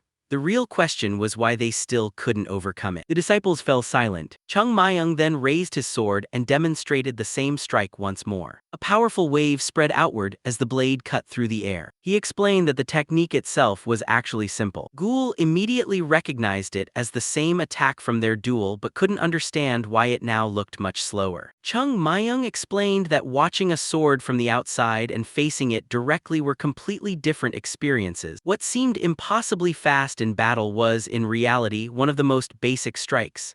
Anyone who trained their body to the proper level could perform it. Chung Myung tapped the ground with his foot and explained that everything begins with proper footwork. A stable stance keeps the body balanced and allows power to flow correctly. He demonstrated the movement, showing how force travels from the legs through the body, combines with internal energy, and is released through the sword. With a single clean swing, a powerful shockwave spread across the training ground. Ghoul stared at the blade in disbelief. There was no flashy technique or impossible speed. Chung Myung had simply delivered a fast, precise downward strike without wasting a single movement. Recalling their duel, Zhang suddenly realized what Chung Myung had been trying to teach them. Instead of chasing complicated techniques, they should focus on combining solid fundamentals with a well-trained body. Chung Myung confirmed that their goal was to defeat an opponent with a single decisive strike. They had to fight as if there would never be a second chance, because failing to end the battle immediately could cost them their lives. Zhang finally understood why Chung Myung had sparred with them every day. Feeling the killing intent behind a real sword taught far more than words ever could.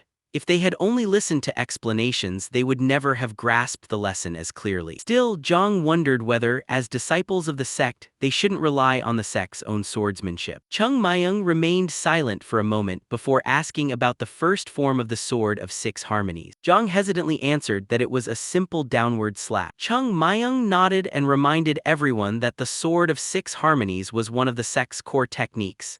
Its principles formed the very foundation of the sect's swordsmanship, with every technique beginning and ending from those fundamental. He planted his sword into the ground and explained that they had not even mastered the Sword of Six Harmonies yet, so there was no point in chasing advanced techniques like the Fallen Petals Sword or the Seven-Star Step. Gripping the hilt firmly, he compared swordsmanship to a building, explaining that without a solid foundation, everything would collapse. Every sword art of the sect was built upon the principles of the Sword of Six Harmonies, so mastering those fundamentals had to come before anything else. The students silently accepted his word. Ghoul stood up and admitted that he finally understood why Chung Myung kept emphasizing the Sword of Six Harmonies. However, he also confessed that only Chung Myung could display such overwhelming power with it. What they truly wanted was enough strength to avoid another humiliating defeat against the Southern Edge sect. Hearing this, Chung Myung looked at him in surprise.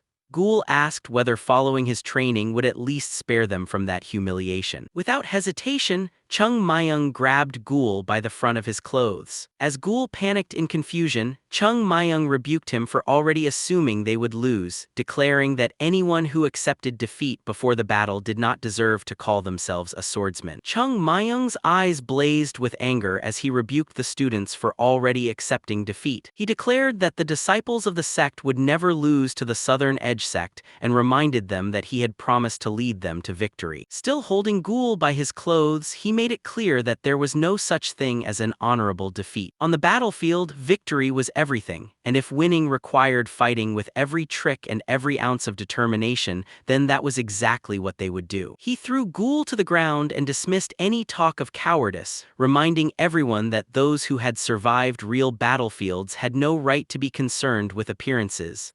They had to do whatever it took to win. The students stared at him in stunned silence as Chung Myung clenched his fist and declared that he would first beat that defeatist mindset out of them before teaching them how to defeat the Southern Edge sect. Chung Myung turned to the rest of the students and ordered everyone to pick up wooden swords. Their new training would begin with 10,000 slashes. The students were stunned by the number, but Chung Myung made it clear that enduring harsh training now was better than suffering defeat later. His thoughts drifted to the past, when the elders had once discussed whether he should take disciple. Although they acknowledged that his swordsmanship was too valuable to disappear, they also believed his brutal training methods were more like punishment than instruction. They joked that he believed anyone could improve if they were pushed hard enough, making him the last person who should teach children. Remembering how he had overheard the entire conversation only soured his mood. Returning to the present, Chung Myung climbed the mountain, reflecting that raising disciples was very different from teaching someone to walk by guiding every step yourself. If he wanted the sect to truly recover, he could not simply create talented individuals who depended on him. As he walked deeper into the forest, he realized he wasn't trying to grow flowers that would wither after his death. He wanted to restore the very soul of the sect so it would remain strong even without him. To him, blossoms were beautiful but fleeting, while roots remained hidden beneath the earth, silently sustaining the entire tree. Even so, he knew understanding that truth in words alone was not enough. With that thought, he came to a stop. Chung Myung returned to his usual training spot and looked around, wondering if the second-generation disciple would come back. Considering the early hour, he doubted she would appear. He looked at his reflection in the blade, drew his sword, adjusted his footing, and settled into a fighting stance. His only thought was to grow stronger, not to reclaim his former strength, but to surpass it because his past power had not been enough. Closing his eyes, he recalled the battle against the Sky Demon. Even as the Plum Blossom Sword Saint, he had never been able to defeat that enemy alone. Without the combined efforts of countless warriors who had weakened the Sky Demon first, victory would have been impossible. He lowered his gaze and clenched his fist, wondering whether everything could have been different if he had possessed greater strength. When he opened his hand, he imagined it stained with blood. Memories of the sect leader, the elders, and his fellow disciples filled his mind. If he had been stronger, perhaps they all could have survived and continued their peaceful lives. Those memories reminded him that there was no guarantee another enemy like the Sky Demon would never appear. The next threat could be even more terrifying. If he wanted to protect the sect, he had to become stronger than anyone in the world, stronger than his former self and strong enough to surpass even the Sky Demon. In his mind, waves of demonic energy rushed toward him once again. Chung Myung opened his eyes without hesitation and cut through every attack with swift, precise strike. As the Sky Demon launched another barrage, Chung Myung leaped forward, rising to meet his greatest enemy head-on. In the next instant, Chung Myung cut down the Sky Demon with a single decisive strike. The illusion split in two before dissolving into a shower of pink light, leaving him alone in the silent clearing. He reflected on how the Sky Demon's martial arts had shattered everything he once believed, challenging his conviction that virtue alone was enough to overcome any obstacle. Landing lightly on the ground, he watched plum blossom petals drift through the air and realized that the only path forward was to surpass his own limits. Unbeknownst to him, Issel had been watching from behind a large tree. She stared in astonishment as the petals fell around. Looking at his sword, Chung Myung realized he needed to create a style of his own, one that would surpass his current limits and open the path to a new realm. He felt he was close to grasping it, yet it remained just out of reach. Forging a new sword style also meant reaching a higher level of mastery, and he knew it would not be easy. As he opened his eyes, Issel was suddenly standing inches away, staring directly at him. Startled, Chung Myung instinctively leaped several steps backward. Shock filled his face as he realized she had approached without leaving the slightest trace of her presence. Even while deep in thought, he should have sensed someone getting that close, yet this had happened twice. Faint aura he sensed from her only made him wonder who she really was. The two silently studied each other. Chung Myung wondered how much she had witnessed and considered how to deal with the situation. Issel quietly mentioned the plum blossom. Realizing she had seen everything, Chung Myung tried to act as though nothing unusual had happened. He casually shifted his sword, but Issel immediately reached for her own weapon, assuming he intended to silence her. Chung Myung quickly denied it, only to realize he had spoken too hastily. An awkward silence followed. Sweat formed on Chung Myung's forehead as he realized his reaction had only made things more suspicious. Seeing no better option, he sheathed his sword, clapped his hands together, forced a smile, and announced that it was time to leave. Before he could go, Issel reached out to stop him. Chung Myung immediately pushed off the ground and vanished, leaving only a cloud of dust behind. Left alone in the clearing, Issel slowly lowered her hand and quietly repeated the words, "Plum Blossom." Meanwhile, Chung Myung hurried down the mountain, admitting to himself that she had genuinely startled. Since she was the only witness, he doubted anyone would believe her. Still, he knew repeated rumors could eventually become accepted as truth, so once the Beck generation returned, he would have to be far more careful. Halfway down the mountain, he suddenly came to a stop, remembering there was still something he needed to finish before they arrived. Remembering he still had something to do before returning to the sect, Chung Myung changed direction and ran off. By morning, the streets were crowded with people. He entered a busy tavern, ordered a cold drink and some food, then settled at a table by himself. As he enjoyed the meal, he reflected that life had almost returned to normal since the wine from the cave had run out. Now he intended to make full use of the freedom the sect leader had granted him whenever he had the chance. He happily sampled the food, washed it down with another drink, and wondered why the sect leader insisted he not leave the mountain too often when enjoying enjoying a simple drink required so much effort. His thoughts drifted to his previous life. Having lived for more than a century, he found it amusing that the stolen wine had always tasted better than anything else. He had never felt the need to share a drink with anyone, yet now he found himself sitting alone in a lively tavern. Looking around, he realized every other table was filled with companions. He smiled to himself, remembering the old elders who constantly joked with one another. Despite being revered Taoists and martial saints, they had simply been ordinary old men who enjoyed each other's company. With a faint blush from the alcohol, Chung Myung emptied another cup and decided this place was far more enjoyable than any lofty ideal of ascension. He resolved to stay a little longer and let the elders enjoy their own company without him. Just then, 3 figures in black robes entered the tavern. Relieved to finally eat proper food after living on fasting pills, they took a nearby table. From the corner of his eye, Chung Myung observed them. Judging by their uniforms and appearance, they were martial artists in their 30s, making him immediately more cautious. Chung Myung soon noticed Plum Blossom emblem on one of their robes and immediately recognized them as second-generation disciples of the Beck generation. After finishing another cup, he decided that getting involved with them would only bring trouble, so he planned to finish his meal and leave quietly. Listening from the side, he overheard them talking about Issel. Apparently, she had already gone ahead to the sect because she rarely listened to anyone, meaning the elders likely already knew they had returned. The others laughed it off, saying that everyone knew she always did things her own way. They ordered the tavern's best dishes and several drinks while Chung Myung watched them from the corner of his eye. He couldn't help shaking his head. They had barely returned, yet their first stop was a tavern in the middle of Huon. In his previous life, anyone caught doing that would have spent a week in the Cave of Reflection, swinging a sword until they learned their lesson. His attention eventually settled on the disciple sitting in the middle, who appeared to be the eldest of the group. As drinks were poured, the others praised him for working harder than anyone else during their training. He accepted the compliments with a warm smile and thanked them sincerely. Seeing him up close, Chung Myung was genuinely surprised. Even from another man's perspective, the disciple possessed an extraordinary presence, carrying himself with the elegance and dignity of a legendary nobleman. As they raised their cups, the eldest reminded everyone that he had personally paid for the drinks, so they should enjoy themselves after all their hard work as long as they didn't overdo it. Chung Myung continued eating, while silently lamenting how much the sect had changed. Their conversation soon shifted to the upcoming gathering. One of the disciples wondered whether their secluded training would be enough to achieve good results. The eldest admitted he couldn't say for certain. He acknowledged the Southern Edge sect's strength and reputation, explaining that although the sect had once stood among the 10 great sects, its current reputation did not necessarily reflect its true strength. Reputation and ability, after all, were not always the same. The others looked at the eldest in surprise, but he showed no fear or hesitation. Although they had lost the previous gathering, he believed the gap between the sect and the Southern Edge sect was not as great as everyone thought. Holding up his calloused hands, he reminded them of everything they had endured during their secluded training. They had pushed themselves to the limit without giving up, and he believed sincere effort would never betray them. Because of that, he was confident they could stand against the Southern Edge sect. He went on to explain that the Southern Edge sect had not always been powerful, just as the sect had not always been weak. If they continued training without fearing hardship, they could one day surpass the Southern Edge sect and become the strongest. Hearing those words, Chung Myung couldn't help laughing. The sound immediately drew everyone's attention. Realizing they were staring at him, Chung Myung awkwardly waved his chopsticks and tried to brush it off, pretending it was nothing. The eldest wasn't convinced. Setting down his cup, he stood up and walked over, politely asking who Chung Myung was because he couldn't remember ever seeing him before. He then asked him to introduce himself. Chung Myung immediately sensed he had attracted trouble. As the two exchanged silent glances, the eldest finally understood the faint sense of unease he had felt ever since entering the tavern. It had all come from the young boy sitting before him. Looking more closely, he noticed that despite appearing no older than 15, Chung Myung had ordered expensive dishes and was calmly drinking alone. He couldn't recall any son of a wealthy official or merchant in Huam behaving that way. Chung Myung casually replied that he was only passing through and encouraged them to continue enjoying their meal without worrying about it. The explanation eased the elder's suspicions somewhat. Believing their meeting to be a matter of fate, he carried over a stool, sat across from Chung Myung, and politely introduced himself as Beggar, a second-generation disciple of the sect. Chung Myung turned his head away, inwardly wondering why Beggar insisted on talking to him when he had no intention of getting involved. He simply replied that he had no suitable name to give. Beggar narrowed his eyes, questioning why the boy kept hiding his face, believing such behavior was unworthy of a proper Taoist. A drop of cold sweat ran down Chung Myung's face. Inwardly mocking the elder's ideals, he decided it was best to leave. Covering part of his face, he excused himself and walked past Beggar. Beggar stopped him and tried to continue the conversation, but Chung Myung made it clear that he had no interest in chatting with men. The elder's expression sharpened. Channeling chi into his hand, he suddenly reached out to stop him, but Chung Myung effortlessly slipped past the grab, casually wished them well, and disappeared from the tavern. Beggar stared at his own hand in surprise, unable to understand how the boy had avoided his technique so easily. His companions asked why he had let the boy escape, but Beggar brushed it off, claiming it wouldn't have been proper for a Taoist to trouble a child. Even so, as he looked toward the empty doorway, he couldn't shake the feeling that something about the encounter had been unusual. Meanwhile, Chung Myung hurried through the mountains, grumbling that the Beak generation would become a real headache. Finishing the last of his alcohol, he reflected that one reason life the sect had been peaceful was the large gap between generations. For a new disciple, the most intimidating person was never the sect leader, but the senior standing directly above them. Seeing the bottle was empty, he sighed in disappointment, wishing he had brought more. He also regretted laughing in the tavern but couldn't help scoffing at the Beak generation's confidence. They talked about surpassing the Southern Edge sect despite still lacking the fundamentals. Recalling Beggar's attempt to stop him with the so-called China palm, Chung Myung shook his head in disbelief. Calling such a crude technique by that name was embarrassing, and it left him even more shocked than his first meeting with the sect's third-generation disciples. Thinking of his companions, Chung Myung wondered how far the third-generation disciples could progress. Even with proper martial arts, growth still required time. The second-generation disciples, however, were a different matter. While the third generation was still polishing the fundamentals, warriors like Beggar and Issel were already refining their skills through intensive training. Realizing this, he sighed, deciding there was no point worrying about it now. He set the empty bottle aside and headed back to the sect, wondering when he had started feeling responsible for things like this. By evening, the third-generation disciples were ordered to gather in the main square to welcome the returning senior. Ghoul quickly prepared to leave but first checked on Chung Myung. The room's door was open and a shoe lay by the entrance. Without even changing clothes, Chung Myung had collapsed onto his bed the moment he returned. The strong smell of alcohol filled the room. Ghoul shook him several times, but Chung Myung didn't budge. Losing patience, he shouted at him to wake up. Chung Myung instantly sprang to his feet as though nothing had happened, casually greeting him and asking what he wanted. Caught off guard, Ghoul nervously brushed it off. Chung Myung simply stretched, claiming he had only dozed off for a moment, while Ghoul wondered how someone could call collapsing fully dressed a nap. Covering his nose again, Ghoul reminded him that the returning elders had gathered everyone in the square and urged him to wash because he reeked of alcohol. Before he could finish, Chung Myung covered his own nose. Steam burst from his body and quickly filled the room. When it cleared, Ghoul stared in astonishment as the smell of alcohol had completely vanished and a dark silhouette emerged through the lingering steam. Chung Myung stepped out of the steam as if nothing had happened, insisting that alcohol was beneath a proper Taoist. He called Ghoul to hurry, reminding him they would be punished if they were late. As they headed toward the training grounds beneath the darkening sky, Chung Myung questioned why they had to welcome the returning second-generation disciples. Ghoul explained that they had endured months of secluded training and deserved proper reception. Internally, Chung Myung scoffed. To him, true secluded training meant surviving in the cave of remorse with nothing but moss to eat and endless sword practice. Spending a few months training, taking pills, and then celebrating with alcohol hardly qualified. Ghoul excitedly explained that the returning elders were determined to defeat the Southern Edge sect this time and that even the sect leader had fully supported their training. He also warned Chung Myung to behave himself because Baekjin was known to be strict. Chung Myung casually agreed, though Gul remained convinced he would eventually get himself into trouble. By the time they reached the sect entrance, the other disciples had already gathered. As the announcement spread that the second-generation disciples had returned, the massive gates slowly opened. The returning elders entered to warm smiles and applause from the disciples. Everyone welcomed them enthusiastically. While Chung Myung watched in silence, his gaze settled on Baekjin. He had to admit the man was exceptionally handsome, even more than the stories from his previous life had suggested. With looks like that, Chung Myung thought the women in any town would line up to see him. Before he could finish the thought, memories of his former sect leader briefly crossed his mind, making him dismiss the comparison. Just then, Baekjin spotted him. He stopped, stepped away from the group, and walked straight toward Chung Myung. Seeing Baekjin approach, Chung Myung raised an eyebrow. Instead of confronting him, Baekjin simply raised a hand in greeting while holding the edge of his robe. Chung Myung frowned, but Baekjin smiled as if they were already acquainted. Calling him a younger brother, he remarked that the boy's expression made it seem as though they had known each other for a long time. Inside, Chung Myung's irritation flared. He had no idea what Baekjin was talking about and wondered if he should simply teach the elder a lesson. Baekjin calmly observed him before asking when he had joined Mount Hua. Zhang explained that Chung Myung had entered the sect during the second generation's secluded training, so the two could not have met before. Although satisfied with the explanation, Baekjin found it interesting how close the younger disciples had already become. He praised the bond between seniors and juniors before asking Chung Myung for his name. Without lifting his head, Chung Myung quietly introduced himself. Baekjin repeated the name with a gentle smile, but before the conversation could continue, an elder called for him from the main hall, reminding him that everyone was waiting. As he left, Baekjin told Chung Myung to remember his name since they would likely meet again. The disciples watched him depart, while Chung Myung continued staring after him with visible displeasure. Zhang then asked whether the two had met before, but Chung Myung firmly denied it. Looking toward Baekjin's retreating figure, Zhang explained that he was considered Mount Hua's greatest talent and the disciple expected to restore the sect to its former glory. Surprised, Chung Myung asked if Baekjin was truly considered the sect's greatest genius. The title reminded him of his own childhood, before his former sect leader jokingly claimed his greatest talent was drinking and arguing. Shaking off the memory, Chung Myung wondered aloud whether Gul wasn't actually the most talented disciple instead, leaving the others staring at him in disbelief. Gul immediately blushed and nervously told Chung Myung to lower his voice before someone overheard him. Confused by his reaction, Chung Myung asked why he was so nervous. Gul admitted that Baekjin was someone he would never dare compare himself to. Hearing that, Chung Myung frowned. To him, accepting defeat so easily only made people unnecessarily humble. Looking at Baekjin, he admitted the elder stood out among the others, but only because he was like a crane among chickens. A true genius belonged among other geniuses, not in a crowd that made him appear exceptional by comparison. Meanwhile, Baekjin walked toward the sect leader's residence, naturally taking the lead while the other second-generation disciples followed behind him. Just then, Issel suddenly appeared and calmly took her place beside the returning disciple. Seeing her, Chung Myung immediately wondered where she had come from and whether she had already told the others about what she had witnessed on the mountain. Gul noticed him starring and assumed he was captivated by Issel's beauty. With a grin, he explained that everyone reacted that way the first time they saw her and casually mentioned that she was already devoted to Baekjin. Both Chung Myung and Zhang reacted with obvious disbelief. Embarrassed, Gul wondered if he had said something wrong and continued praising Issel as the greatest beauty in Shanxi. With a tired sigh, Chung Myung pointed out that Gul had just called Baekjin Mount Hua's greatest genius and Issel Shanxi's greatest beauty. If someone overheard him, they would think the entire region revolved around those two. Patting Gul on the shoulder, Chung Myung remarked that if he spent as much time training as he did worrying about other people's relationships, he would already be a proper swordsman. Gul could only lower his head, admitting that the comment hit a sore spot. At that moment, Baekjin formally greeted the sect leader, and the rest of the second-generation disciples followed with the same respectful salute. Haiyan Zhang looked at them warmly, welcomed them back, and praised them for enduring their secluded training before asking how it had gone. on. Beggar humbly replied that their training had not been especially difficult, explaining that the sect had invested so much in them that they had no right to complain. When asked about their progress, he admitted they had only achieved modest improvements and had come to realize that there was no end to the path of the sword. Pleased with the response, Huashan-Sekte suggested holding a feast to welcome the returning disciples. The head of the finance pavilion grumbled that preparing such a feast was hardly a small expense, but after a moment reluctantly agreed, pointing everyone toward the dining hall while muttering about how much it would cost. Watching him leave, Huashan-Sekte couldn't help thinking that ever since the Milky Way Guild began supporting Mount Hua, the old man had started complaining in very unusual ways. The sect leader then asked Unum to help the returning disciples relax after their long training before calling Chung Myung over. From across the courtyard, Huashan-Sekte asked him to come to his residence because he had something to discuss.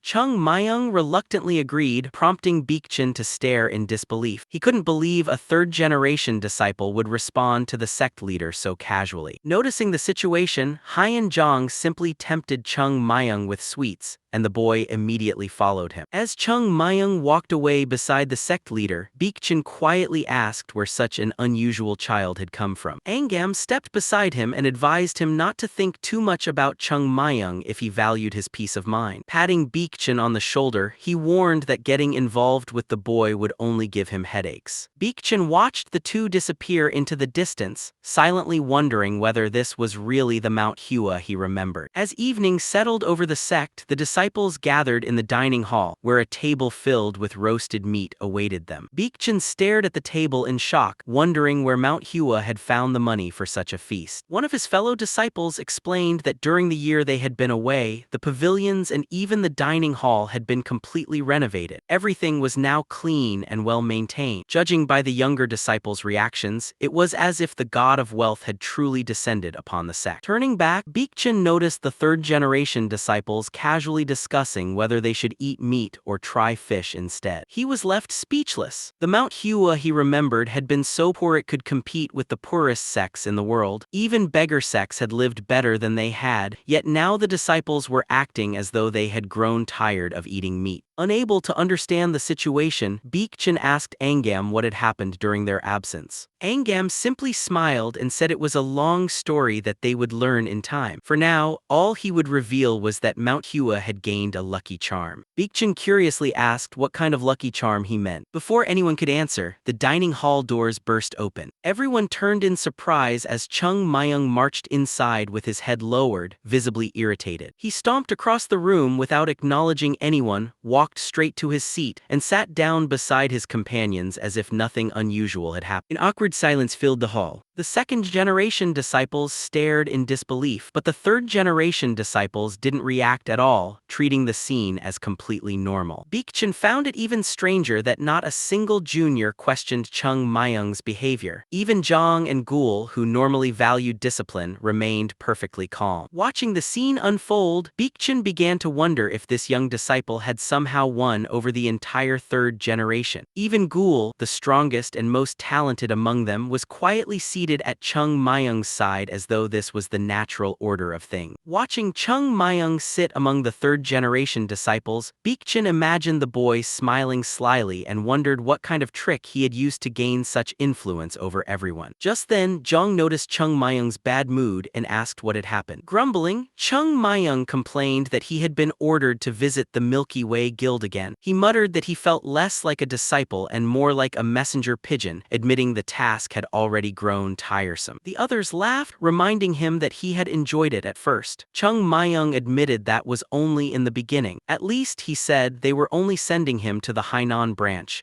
If they started sending him farther away, he would truly be exhausted. From across the room, Beggar watched the exchange with growing curiosity. He couldn't understand how every third-generation disciple naturally followed Chung Myung's lead. Even Zhang, who normally respected hierarchy above all else, treated him as an equal. Beggar decided he would eventually find an opportunity to uncover the truth. Just then, one of his companions asked why he wasn't eating. Realizing his plate was still untouched, Beggar reached for the food. Before taking a bite, he suddenly noticed someone was missing and asked where Issel had gone. His companions explained that she had walked with them to the dining hall but had disappeared somewhere along the way. Beggar frowned and and suggested they should look for her instead of eating without her. The other second-generation disciples only smiled helplessly. They reminded him that if Issel didn't want to be found, no one could find her, so searching would only waste time. Hearing that, Baekjin could only sigh. His companions quietly remarked that he was reasonable in every matter except when it came to his junior sister. Setting down his chopsticks, Baekjin had just decided to stop worrying when footsteps echoed through the dining hall. He turned toward the entrance and immediately brightened. Issel had arrived. Baekjin raised his hand to call her over, but instead of responding, she calmly looked around the dining hall as though searching for someone else. Ignoring her fellow disciples, Issel looked around the dining hall before walking straight toward the third-generation table. She stopped beside Chung Myung. Feeling someone behind him, he turned in surprise as Issel quietly asked if she could sit with him. The entire second generation froze. None of them could believe Issel had willingly approached someone first. Chung Myung glanced at her familiar face before immediately refusing. Even when she politely asked to speak with him, he repeatedly turned her down, insisting he had no interest in talking and telling her to leave him alone. The second-generation disciples could only watch in disbelief. Gul was equally stunned. In all his time at Mount Hua, he had never seen a junior casually reject a senior, especially someone like Issel. Undeterred, Issel calmly explained that she only needed a short conversation, but Chung Myung remained firm, saying they had nothing to discuss and asking if she would just let him eat in peace. After a brief silence, Issel simply sat down beside him and quietly decided to wait until he finished eating. Chung Myung frowned even more, reminding her that he had already refused and had no intention of going anywhere. Issel answered that she had come specifically to see him. By then, nearly all of the second-generation disciples had gathered around the table to watch the unusual scene. A loud cough suddenly echoed through the hall. Everyone turned to see Baekjin rising from his seat. Looking directly at Chung Myung, he confirmed the boy's name and remarked that he had heard Chung Myung frequently traveled on the sect leader's behalf, so he understood he must be busy. At this time, Issel points at herself questioningly. Chung Myung raises an eyebrow and tells her to apologize because the elder is scolding her for being distracted by personal matters during the celebration welcoming the second generation back. Issel immediately bows to the elder and asks for forgiveness, but he waves his hand, explaining that is not what he means. Chung Myung then tells her to apologize to the seniors instead because she made a mistake in front of them. Issel bows to the seniors, apologizes, and admits she's being narrow-minded. AM laughs it off, saying there is nothing wrong with it, while Baekjin silently lowers his head. Angry, he digs his nails into the table, leaving scratch. Chung Myung notices with a slight smirk and wonders if he should stop. Jang places his hands on the table and congratulates the returning seniors for their hard work. Gul raises his fist and agrees that it is a wonderful day, adding that since even the eldest, Issel, is present, they should begin the celebration. Everyone laughs and starts eating. After a while, the elder lets out a heavy sigh. Without looking at Chung Myung, he asks if he remembers his name correctly. Gul senses trouble and quietly urges Chung Myung to stay polite just this once. Chung Myung looks at the elder in silence before commenting that they have traveled a long way and must be tired. He then casually suggests that if the elder keeps dwelling on the same matter, he should go and rest. Without lifting his head, the elder says he has only one question. Looking at Chung Myung with anger, he asks whether they truly did not meet earlier that day and tells him to answer honestly. Chung Myung smiles and repeats that it is the first time he has seen him, then asks whether the elder was really fooled. Baekjin frowns in anger. Deciding he cannot let the matter continue, he respectfully turns to the mentor and says he has a question. The mentor looks at him in surprise and asks what it is. Baekjin explains that, as far as he knows, third-generation disciples are forbidden from leaving the Mount Hua sect without a special assignment, and wearing civilian clothes instead of the sect uniform is not allowed. He says that earlier that afternoon, he saw a disciple from the Mount Hua sect walking around without a uniform. AM quietly listens as Baekjin identifies Chung Myung as that disciple. Realizing someone has reported him, Chung Myung raises an eyebrow. The mentor frowns and asks if it is true. Baekjin confirms it, calling it a serious violation and suggesting that the mentor investigate Chung Myung's movements that day. To his surprise, AM calmly says there is nothing to worry about. Chung Myung raises his head in surprise while the mentor continues eating and repeats that everything is fine. Hearing this again, Baekjin rubs his ears and wonders if something is wrong with his hearing. After a brief pause, he questions whether the mentor, who is usually strict about the rules, is truly overlooking a third-generation disciple's violation of discipline. Closing his eyes, the mentor explains that Chung Myung is allowed to leave the Mount Hua Sect without permission from the older generation. Beggar is surprised and asks who could possibly grant such authority to a third-generation disciple. Am raises his head and explains that the sect leader gave the order before asking if there is a problem. Beggar rests his fist against his palm and asks if that is really true. Silence fills the dining hall as everyone looks between the mentor and the elder. Suddenly, loud chewing breaks the silence. Beggar turns around and sees Chung Myung greedily eating chicken while casually commenting that the meat is a little tough. Everyone turns to look at him and the elder's face tightens with anger. At that moment, Finance Elder enters the dining hall with his hands behind his back. He walks forward, stops, and calmly looks around. The elder sees him and decides to pursue the matter without backing down. He stands, walks over, and greets the Finance Elder respectfully. The Finance Elder waves away the formalities, saying he only comes to check on everyone and is glad to see them enjoying themselves. He then asks Am to keep an eye on everyone without letting the celebration go too far. Beggar then says he has something to report, surprising the Finance Elder, who asks what happened. Beggar says he is embarrassed to mention it, but earlier that day he saw a third-generation disciple drinking at the inn. As soon as the Finance Elder hears this, he narrows his eyes in disbelief. He repeatedly questions whether a third-generation disciple was really drinking, asks if Beggar is certain, and wants to know which disciple he saw. Beggar confidently confirms that he witnessed it himself despite Chung Myung denying it. Thinking Chung Myung started the provocation, he points him out as the disciple involved. Chung Myung continues eating while glancing at him from the corner of his eye. After seeing who it is, the Finance Elder immediately calms down and asks if the disciple is Chung Myung. Beggar confidently confirms it and repeats that he saw him drinking. To his surprise, the Finance Elder simply asks what is wrong with that. When Beggar repeats that a third-generation disciple was drinking outside the Mount Hua Sect and considers it a violation,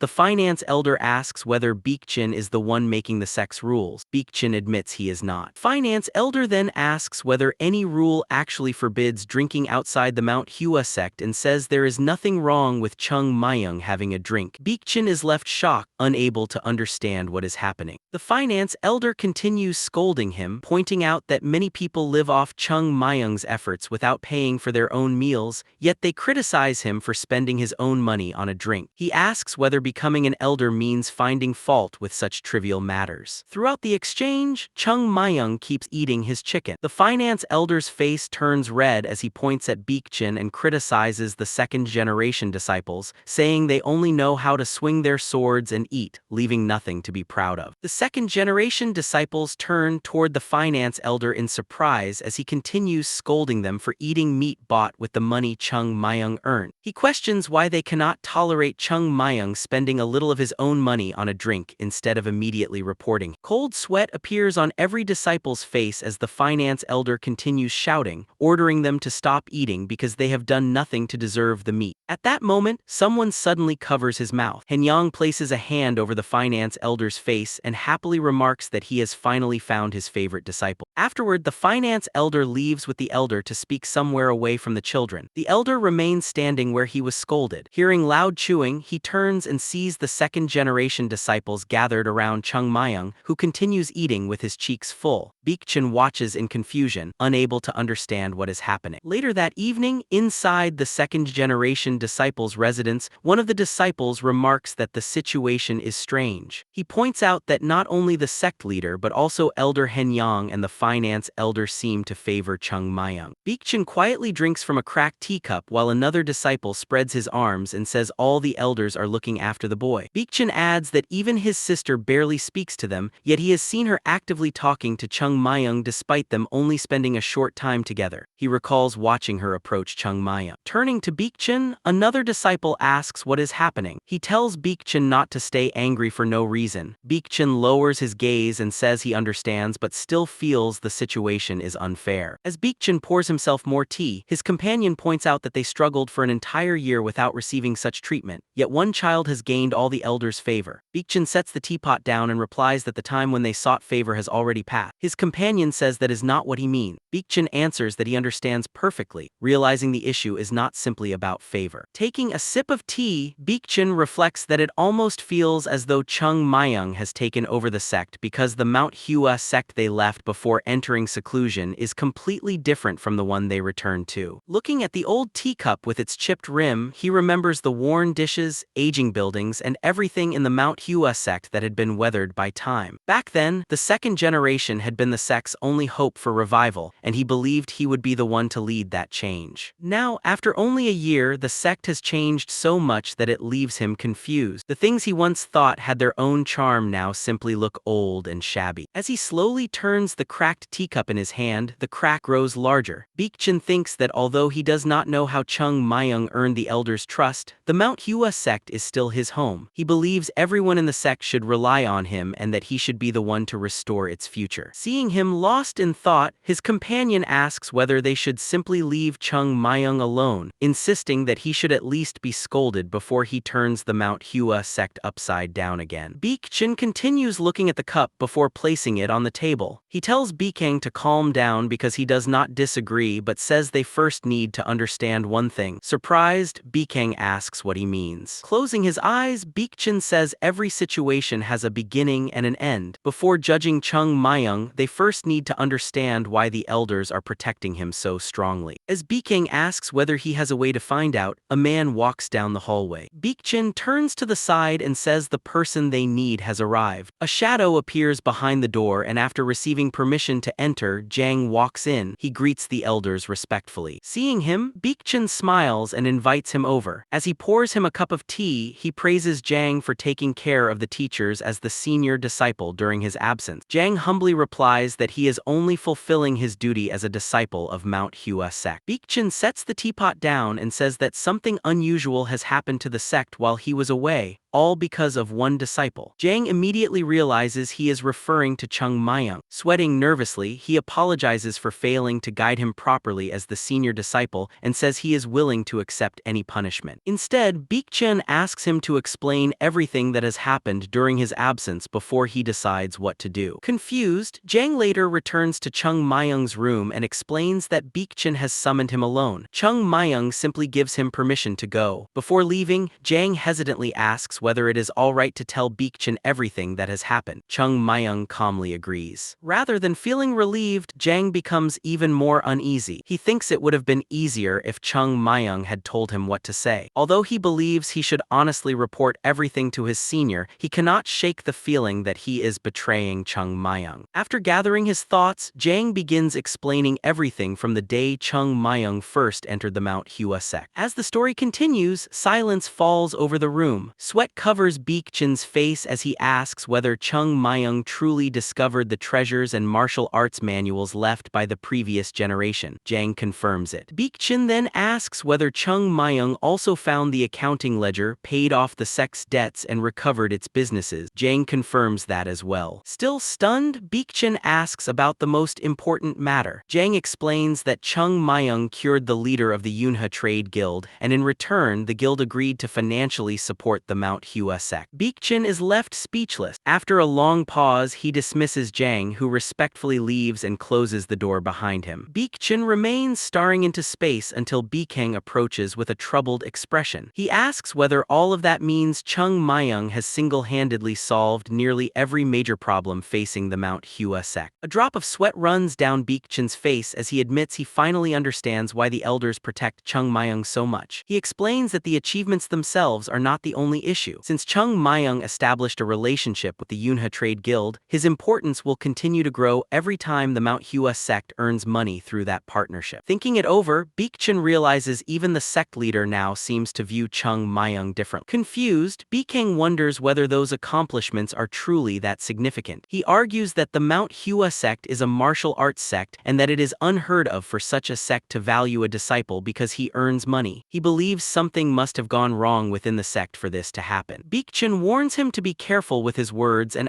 asks whether he is criticizing their elders and teachers. Baekjin immediately lowers his head and says he never intended that. After a moment, Baekjin admits there is some truth to Baekjin's opinion. He agrees that the Mount Hua Sect is a martial arts sect, not a trade guild, no matter how much money Chung Myung earns. Martial training remains the sect's highest priority. Picking up his cup, Baekjin points out that the Huadong meeting is approaching. He says that once the elders begin preparing for it, they will no longer have time to focus on the younger generation. They will have no choice but to return their attention to martial training and the sect's original purpose. Baekjin looks at Baekjin, who asks whether not only the second generation but also the third generation will participate in the upcoming meeting. Baekjin says that if so, the younger disciples also need proper training, and as elders they should protect the third generation from disgrace rather than focus only on themselves. Baekjin nods and tells him to continue. Baekjin explains that while it is important for the second generation to train, they also have a responsibility to guide the next generation. With a slight smile, he suggests personally overseeing the third generation's martial arts training. Baekjin praises Baekjin for caring about and protecting the Mount Hua sect more than anyone else. At the same time, he realizes that simply drawing the elders' attention will not be enough. Thinking of Chung Myung, he concludes that if things continue this way, the third generation will eventually surpass the second. Before that happens, however, they need to be properly taught why they should respect their senior. Striking the table with a trembling hand, Baekjin strengthens his resolve. Baekjin smiles and says he hopes Chung Myung's martial arts are as impressive as his achievements. Otherwise, he believes Chung Myung will have a difficult time. The next morning, sunlight shines over the Mount Hua Sect. Chung Myung is still asleep in bed. Jang looks at him, relieved that he had worried for nothing. As Chung Myung turns over in his sleep and quietly mutters something, Jang wonders where all of his dignity has gone. Gul asks how the meeting went. Sitting on the bed, Jang explains that Baekjin made him recount everything Chung Myung has done since joining the Mount Hua sect. Gul asks whether he really told him everything, and Jang confirms that he did. When Gul asks if anything happened afterward, Jang says nothing did and wonders what would have been the point of hiding anything. Gul then asks how Baekjin reacted. Looking at the sleeping Chung Myung, Jang says the reaction is exactly what anyone would expect and thinks Chung Myung is completely reckless. He cannot understand how anyone would dare inconvenience not only the elders but even the mentor. Jang reflects that Baekjin has never been especially strict with the third generation, but now that their relationship has become strained, everyone knows things will change. Gul sighs, saying the others will end up suffering for it as well. Both of them let out a heavy sigh. Jang says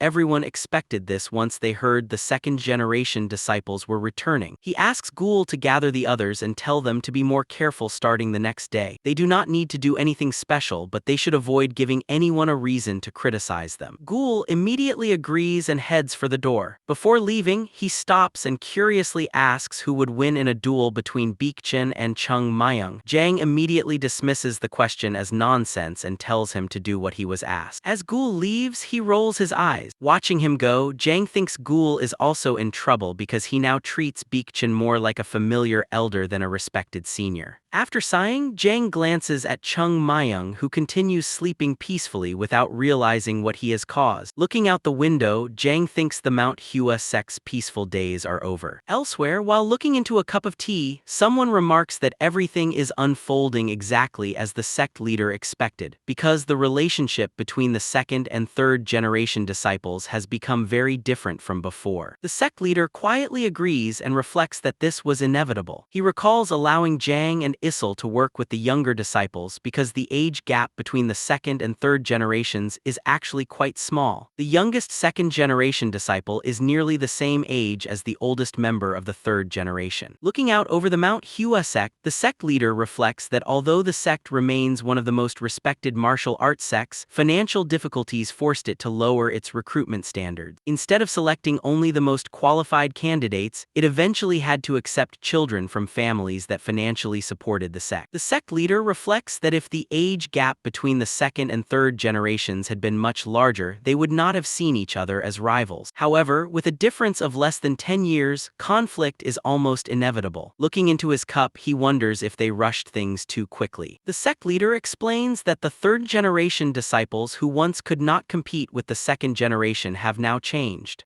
AM agrees. The sect leader realizes his concerns are becoming reality and believes the recent recent changes are all centered around one key person. Looking at his reflection in the tea, he remembers that Jang and Ghoul were once ordinary third-generation disciples. After they began spending time with Chung Myung, however, they started improving and accomplishing far more than before. Am lowers his head, blaming himself for not handling the situation better. The sect leader reassures him that it is not his fault. He explains that the White Hall was established as a separate building because they anticipated this problem when they accepted the third generation earlier than planned. Their intention was to separate the second generation so they could continue training among their peers while the third generation developed independently, since there was little for them to learn from one another at the time.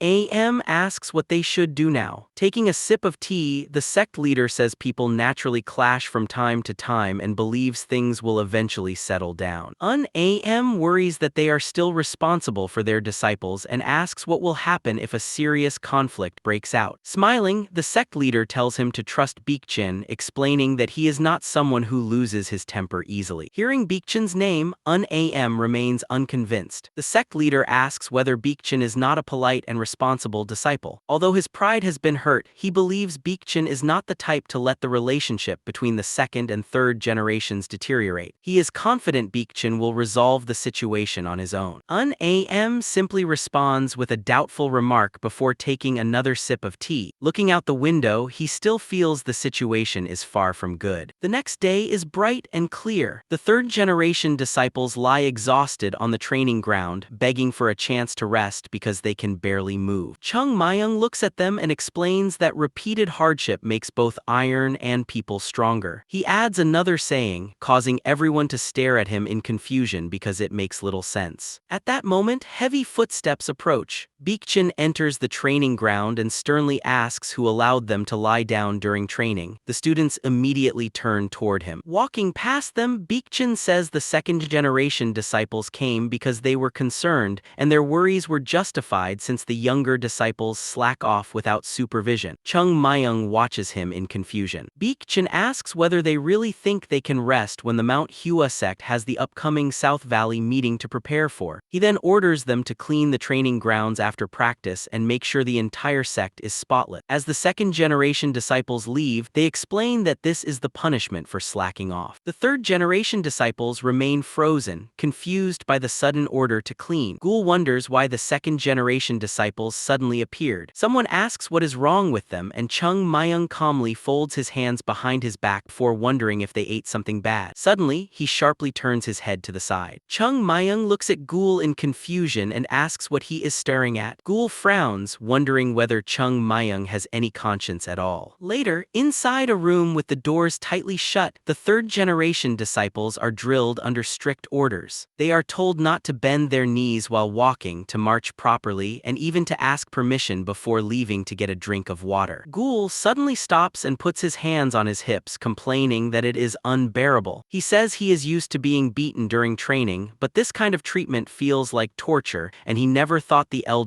would act this way. Jang frowns and says the elders seem determined to bring back the old rules. Ghoul complains that there used to be a rule requiring Mount Hua Sect disciples to never let go of their swords, wondering whether that means carrying them to meals, the bathroom, and even while sleeping. He also points out that everyone gets punished even when only one person makes a mistake. Ghoul asks Jang whether they should do something about it. Folding his arms, Jang asks what they could possibly do. Ghoul argues that the elders are going too far, openly humiliating them, and should not be allowed to continue treating the students this way. Jang sighs and turns to Chung Myung, asking whether they should do something. Chung Myung asks what exactly they should do. Jang explains that the elders clearly want the younger disciples to submit to them. He says he knows Chung Myung well enough not to expect him to bow, but if he simply gives them what they want, the situation might improve. Chung Myung interrupts and asks what exactly they want. Jang begins clarifying his point, but Chung Myung cuts him off again. Standing up with his hands on his knees, he says he has a much better solution that will settle everything. As he confidently walks toward the door, Jang grows suspicious and asks what he means. Smiling, Chung Myung opens the door and casually announces that he will simply beat up the elders. The hallway is packed with people. Jang's expression changes instantly as he shouts for everyone to stop Chung Myung before he gets away. Chung Myung's eyes light up as he dashes through the hallway. The others grit their teeth and rush after him, convinced they will be in serious trouble if they fail to stop him. He sprints past everyone at incredible speed, knocking one disciple to the floor. Someone shouts that Chung Myung is too fast to catch this way. Another disciple jumps in front of him to block his path, but Chung Myung effortlessly ducks and slips past everyone trying to grab him. With the exit in sight, he races toward the doors, but they suddenly swing open as more elders rush inside. Several of them seize his arms while others pile on, shouting for everyone to help hold him down. More disciples jump into the struggle. One grabs Chung Myung's leg and the others quickly latch onto him as well. Just as Chung Myung tries to leap free, Ghoul charges in and tackles him face first onto the floor. Chung Myung struggles and demands to be released, but Ghoul shouts for everyone to ignore him and not let go under any circumstances. Still trying to break free, Chung Myung complains that these lunatics are using methods that were unacceptable even 1,000 years ago. He kicks his legs and tries to push himself up on his hands, but someone immediately shouts for everyone to hold him even tighter. Ghoul grabs Chung Myung by the shoulders and warns that attacking an elder will get him expelled from the Mount Hua Sect. Jang steps forward and says he understands Chung Myung's frustration, but now is not the time. He reminds him that the South Valley meeting is approaching. Still furious, Chung Myung listens as Jang asks him to think about the situation. Baekjin is responsible for leading the second-generation disciples, and if Chung Myung beats him now, how will he be able to represent the sect afterward? Chung Myung immediately says he only intends to beat Baekjin enough that he can still fight, since controlling his strength is his specialty. Jang sighs, knowing from experience that Chung Myung is capable of doing exactly that. Even so, Jang insists that he cannot allow it. He asks Chung Myung to consider whether the elders would have any dignity left if one of the third-generation disciples defeated them. He then urges him to endure the situation a little longer, saying that no matter how difficult things are now, it is still better than being humiliated by the South Valley disciple. Hearing the South Valley meeting mentioned again, Chung Myung gradually calms down. He lowers his gaze and lets out a breath. Ghoul looks toward Jang, who gives a small nod. Ghoul slowly releases Chung Myung and everyone else lets go as well before stepping back. Sitting on the floor, Chung Myung asks whether he really has to wait until after the South Valley meeting. Jang confirms that he does. Chung Myung agrees, saying he will respect the elders' efforts. Jang closes his eyes in relief, feeling grateful enough to nearly cry. A moment later, Chung Myung asks what he should do if the elders challenge him first. Jang shakes his head, saying he does not think that will happen. However, if it somehow does, he admits he will have no answer and tells Chung Myung he can do whatever he thinks is necessary. Chung Myung smiles, confirms that answer, and finally accepts it. Later, Baekjin is asked how things went. He replies that, surprisingly, Chung Myung remained calm. Although he was obviously angry, he neither resisted nor caused any further trouble. This is completely different from what Baekjin expected. He had assumed Chung Myung would immediately lose his temper if provoked. His original plan had been to use that reaction as an opportunity to discipline him and teach him not to challenge the elders. Thinking back to Chung Myung's restraint, Baekjin wonders if he is not as reckless as he first believed. He then asks Baekjin whether they pushed too hard. Baekjin replies that they already went as far as they reasonably could. If they had gone any further, even they would have been in the wrong. Baekjin continues reflecting before asking about the other third-generation disciples. Baekjin says they briefly observed them and aside from the unusual training, nothing else stood out. Baekjin adds that they cannot wait any longer. The elders could express their dissatisfaction at any time, and with the South Valley meeting approaching, the second generation also needs to begin preparing. Baekjin agrees, saying the time has come to act. Remembering Jang and Ghoul from before they entered closed-door training, he reflects that they were once innocent children. Looking at them now, he is surprised by how much they have changed in only a year. He concludes that people naturally become like those they spend time with. Because of that, he believes there is no reason to punish the entire third generation. Thinking of Chung Myung, Baekjin realizes the real issue lies with only one disciple. When Baekjin asks what they should do, Baekjin replies that they should simply follow the rules of the Mount Hua Sect and take especially good care of their precious Chung Myung. Baekjin looks toward the Mount Hua Sect and says that although Chung Myung is a little difficult, he will become a worthy swordsman. Problem, he believes, is only the method. He says he would rather not use harsh measures, but with so little time left, they have no other choice. Beking smiles and agrees that one day the younger disciples will understand the elder's intention. Beekchin smiles back, believing that even if it is painful now, they will understand in the future. That night, the sect is quiet under the bright moon. No lights are visible inside the building. The door slowly opens and Chung Myung carefully peeks outside. After confirming no one is around, he quietly slips out with his sword. After running for a while, he reminds himself not to return to the same place twice. Walking through the forest, he thinks that although he has already been caught twice, there will not be a third time because no one gets caught 3 times doing the same thing. Letting out a sigh, he finds it ridiculous that he has to avoid a group of youngsters. He remembers Ghoul complaining that the elders invented pointless rules and tried to train everyone with them, thinking that if he wants something done properly, he should handle it himself. He also recalls Jang asking him to be patient. As he continues through the forest, he realizes something has been bothering him lately. Whenever he looks at Jang, he is reminded of the sect leader. Their faces are different, but the worried expression they both wear whenever he causes trouble is almost identical, and unexpectedly it makes him feel a little guilty. Looking up at the night sky, Chung Myung decides to wait until the Huadong meeting is over. Although he originally wanted to beat up the Beak generation, what he truly wants is to deal with the Southern Edge sect. After walking farther into the forest, he finds a suitable clearing. Gripping his sword with both hands, he slowly begins drawing it from its scabbard. A faint rustling suddenly comes from behind him. Chung Myung immediately turns and scans the surrounding. His eyes widen as he cautiously looks in every direction, wondering whether someone is there. Closing his eyes, he complains that he cannot even relax in peace. He immediately thinks of Issel, remembering how she constantly follows him whenever he is alone. She usually keeps her distance when he is with the other third-generation disciples, but somehow appears out of nowhere whenever he is by himself. Since her presence is so difficult to sense, he can never avoid her in advance. Figure gradually appears through the fog. Seeing her glowing eyes, Chung Myung briefly wonders if she is a ghost. Although he has lived for decades, he has never seen one. He slowly reaches for his sword, reminding himself that people with extremely weak Kai can be nearly impossible to detect. Just then, Issel quietly calls out to him. Seeing her reflection in his blade, Chung Myung's pupils shrink in surprise. Under the bright moon, he spins around and angrily complains that she should at least make her presence known because she nearly scared him to death. Issel calmly points to herself, reminding him that she is his senior while he is her junior, and then points out that he should show proper manners toward his elders. Annoyed, Chung Myung asks why she is following him. Issel questions that assumption, causing Chung Myung to awkwardly correct himself. Embarrassed, he thinks that if the sect leader saw him now, he would probably laugh at the sight of a girl young enough to be his granddaughter lecturing him about manners. After letting out a sigh, Chung Myung stares at Issel. Looking into her eyes, he thinks that no matter how beautiful she appears on the outside, it is impossible to know what she is really thinking. Issel notices the sword in Chung Myung's hands, making him tense. Narrowing her eyes, she says it is the sword that creates Plum Blossom. Chung Myung's expression changes. Scratching his head awkwardly, he claims he has no idea what she is talking about. He tells her she is imagining things and insists she should stop wasting his time. Ignoring his denial, Issel asks him to teach her. Chung Myung freezes in shock and asks her to repeat herself. Issel calmly repeats that she wants him to teach her the sword that creates Plum Blossom. Confused, Chung Myung realizes this is the real reason she has been following him. Looking at the sword in her hands, he thinks she would normally question where he learned a technique that does not belong to the Mount Hua Sect or accuse him of using some strange